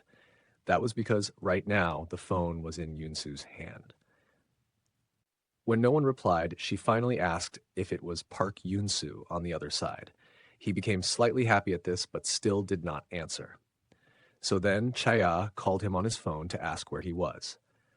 Yunsu replied that he was at his house. She didn't believe him and asked again, but he said that she could just come to his house to check for herself. Chaya told him that he was not allowed to touch anyone, and Yunsu continued with his act, saying that he hadn't done anything. He said that she was just too obsessed with him and told her not to worry, as when everything was fine, he would come to get her. Chaya took notice of his words and immediately got ready to leave. Earlier, when Yunsu had reached Gemino's house, Gemino was hiding in the closet. And when Yunsu was about to open the closet door, Gemino quickly teleported behind him, took his new phone, and disappeared. He then called Leo to ask for Chaya's phone number.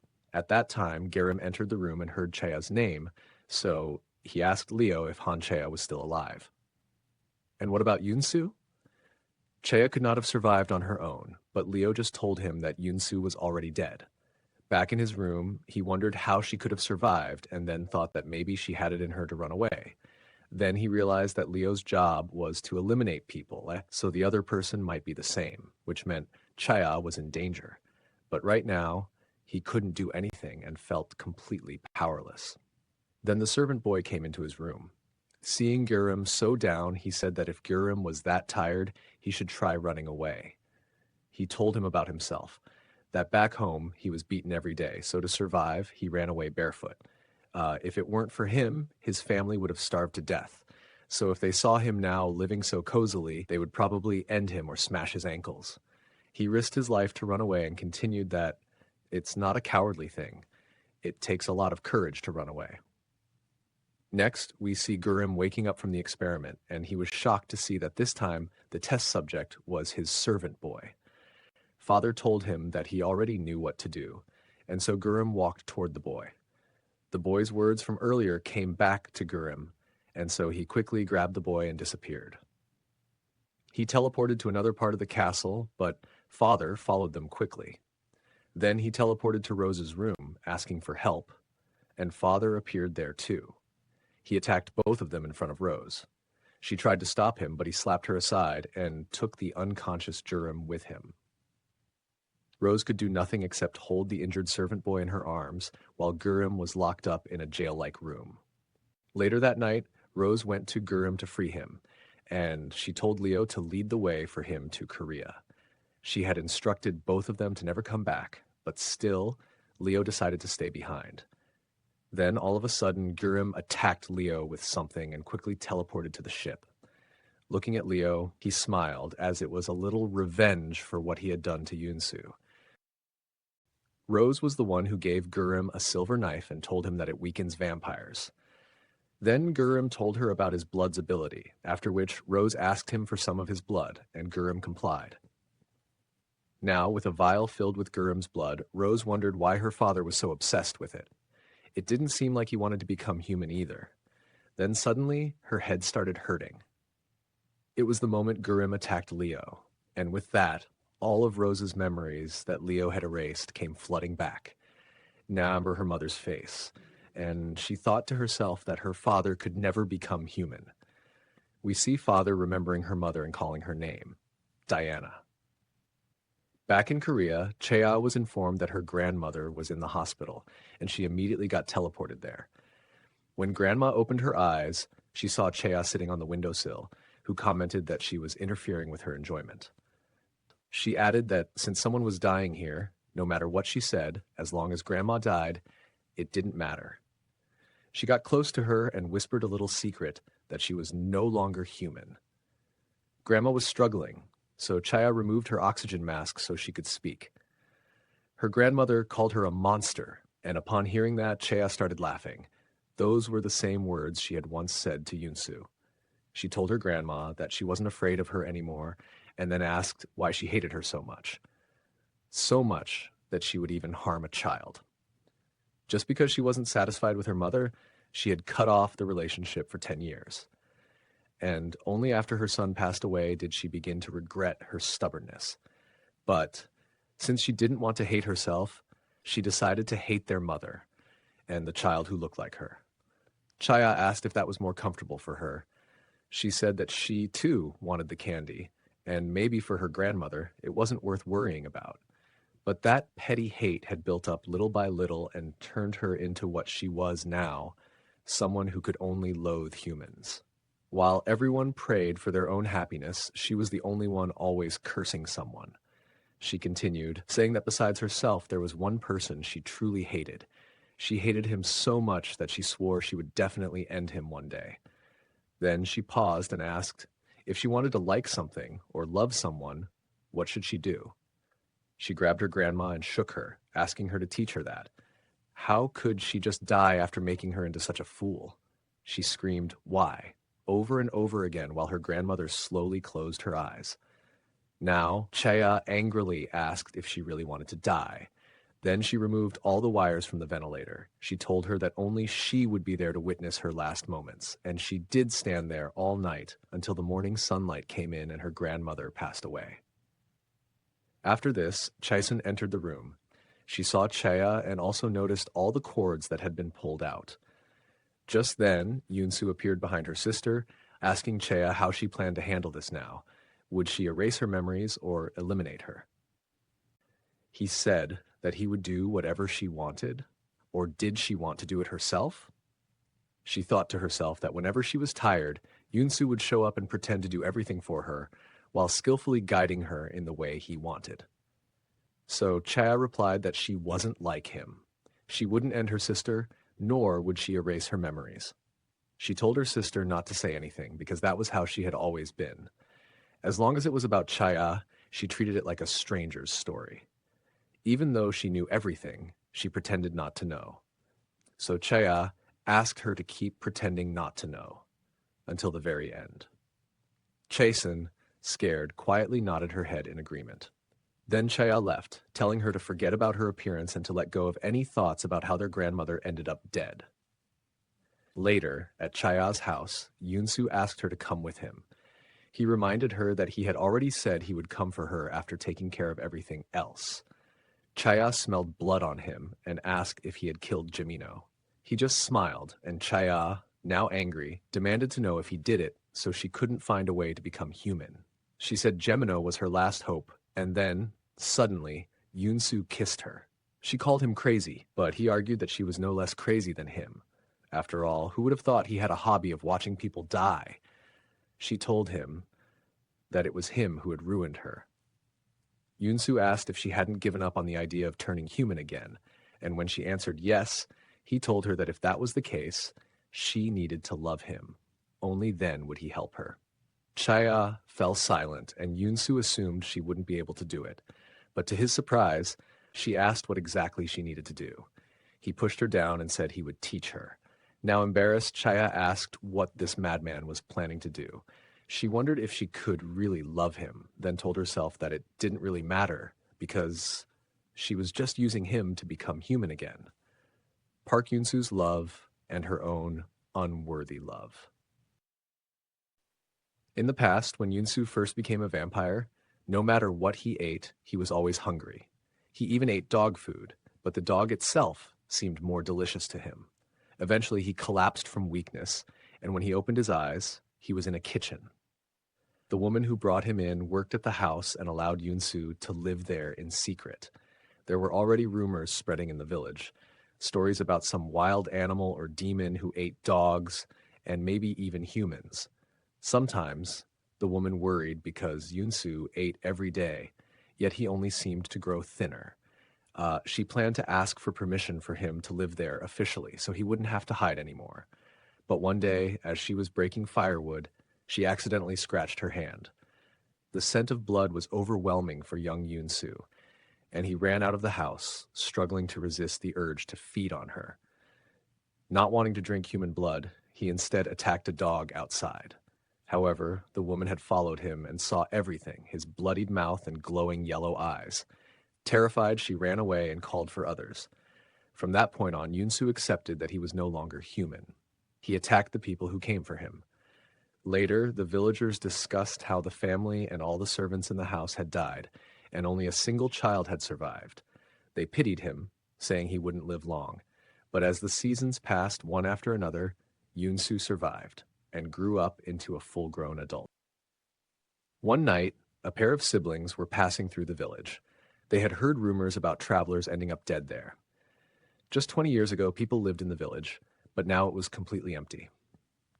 As they made their way through, they ran into Yunsu, who convinced them to stay the night at his house by warning them that there were a lot of wild animals in the area after dark. While they were chatting, the brother mentioned that he had heard rumors about various incidents in the village, including one about a European man who had supposedly burned down the mansion himself. This surprised Yunsu a bit, and he asked if the man had heard anything else. But the brother said that he hadn't. After that, Yunsu killed both of them. Then someone else arrived, someone Yunsu had been waiting for. Father. He remarked that Yunsu had been living like a beast and that he could no longer ignore him. He told Yunsu to follow him and to start calling him father from now on. Yunsu followed him quietly, as he also wanted to know exactly what had happened the day the mansion burned down. Father taught Yunsu how to eat, speak, and behave, and eventually assigned him the job of assassinating other vampires. One time, when Yunsu asked if there was any specific reason behind this mission, Father explained that humans had started noticing their existence, so his immature children needed to be cleaned up. Suddenly, Yunsu remembered his words about not leaving a trace and asked if he had said that when he left the house in Korea. Father paused, trying to remember. Had he really said that to him? But then it clicked in Yunsu's mind, and he asked if Father was the one who burned the house down. Father responded that Yunsu already knew that, which left him speechless. Later, Yunsu admitted to himself that he did, in fact, already know. It had always been there in the back of his mind, but he kept hoping it wasn't true. Because if it was, then that meant he had begged and clung to the same man who killed his mother. The next morning, Yunsu mixed his own blood into Father's tea, thinking that Father was rather careless, especially considering he was the one who had taught Yunsu how to kill vampires. Father drank the entire cup of tea, but nothing seemed to happen to him. He remarked that he had saved a wild beast and didn't know whether to praise him or scold him. Then he slammed Yunsu's head onto the table and asked if it was because of their conversation from the day before. Yunsu asked him back. How did he feel when Yunsu begged him to save his mother? Was he happy, thinking about how pathetic and funny it was? When Father heard the word happy, he slapped Yunsu hard across the face and told him that he only cared about the present and the future. Vampires don't dwell on the past or have regrets, he said. He told Yunsu that not even he could kill himself. The only reason he had spared Yunsu was because once Yunsu had saved Rose. But now he was sending him back to Korea, telling him to live like a corpse so he wouldn't be caught by Father's people. After that, a long time passed, and one day, in the church he regularly visited, Yunsu came across Han Chaya, whom he recognized right away.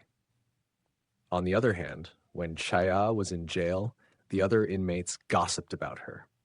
And she never just listened quietly. Her family never once visited her, and when she was released, no one showed up either. When she went to their house, her grandmother shut the door in her face, while her uncle told her that he would help her find a house and a job, but also told her to keep quiet and live elsewhere, as they didn't want anyone to find out what she had done. It could ruin her sister's future, he said. One day, while Chea was just watching people around her, her eyes fell on a cathedral far in the distance, and she decided to go there. She prayed for everything to burn down, Nam Haewon, her family, all those people who were happier than her, everything. Then her eyes met with Yunsu's, who was already looking at her, and she thought to herself that it was really unlucky.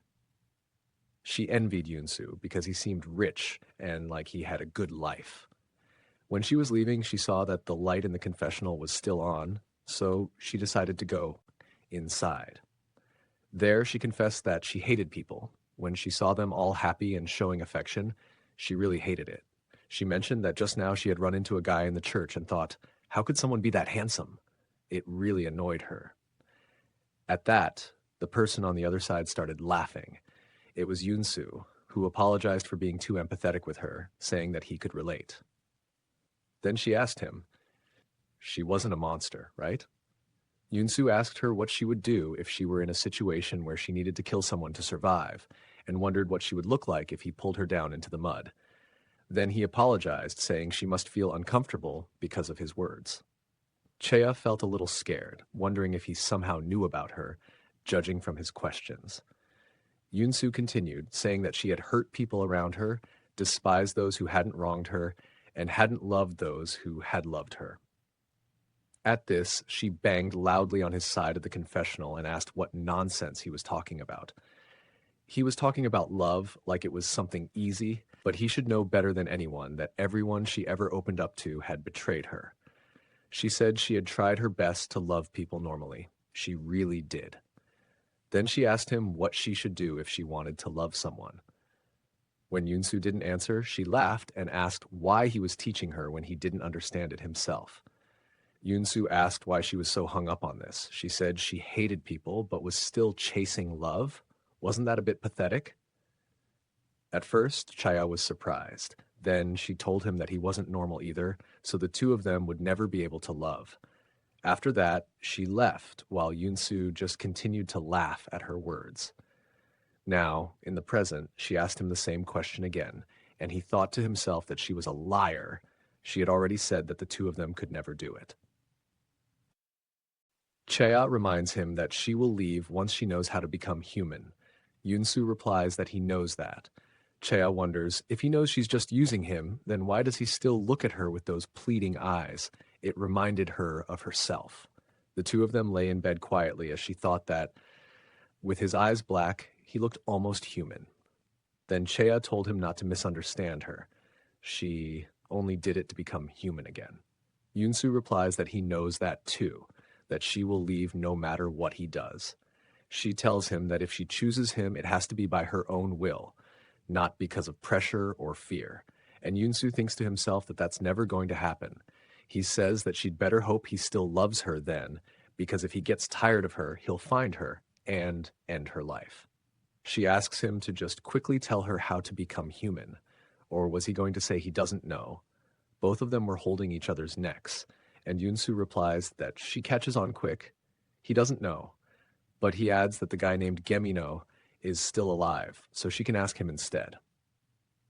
Earlier, when Gemino was on the phone with Leo, Yoon-soo had actually followed him and attacked him. But Gemino told him that he was sent by Father, and that if he died there, Yoon-soo might be found out for not being dead. So Yoon-soo tied him up and left him at his mansion. Back at Chea's house, she asked Yoon-soo how to teleport, and he told her that the best way was to follow the scent, adding that he should be easy to come to, now that she knows his scent. She got embarrassed and told him to just tell her where Gemino was. Yoon-soo told her, but then suddenly pulled her into a hug from behind and asked, "Can you love me, please?" Chaya was shocked and asked what he was doing. He replied that he was begging her, just like she had told him to beg for it, but she still couldn't bring herself to trust him. Slowly, Yoon-soo's hands moved to her neck, his grip tightening. She asked if this was how it would end for her, reminding him that he didn't know how to love. Yoon-soo asked, "If I don't, then what am I doing right now?" Chaya tried to leave, but he grabbed her hand and pleaded, "Don't leave me." She asked what was wrong with him, warning that if he kept doing this, she would, but Chaya didn't finish her sentence. She teleported away, leaving Yoon-soo behind, frustrated and alone. She told herself that she just had to become human again and decided to return to her old apartment. Unbeknownst to her, Gurum was already standing outside that very apartment, knocking on the door.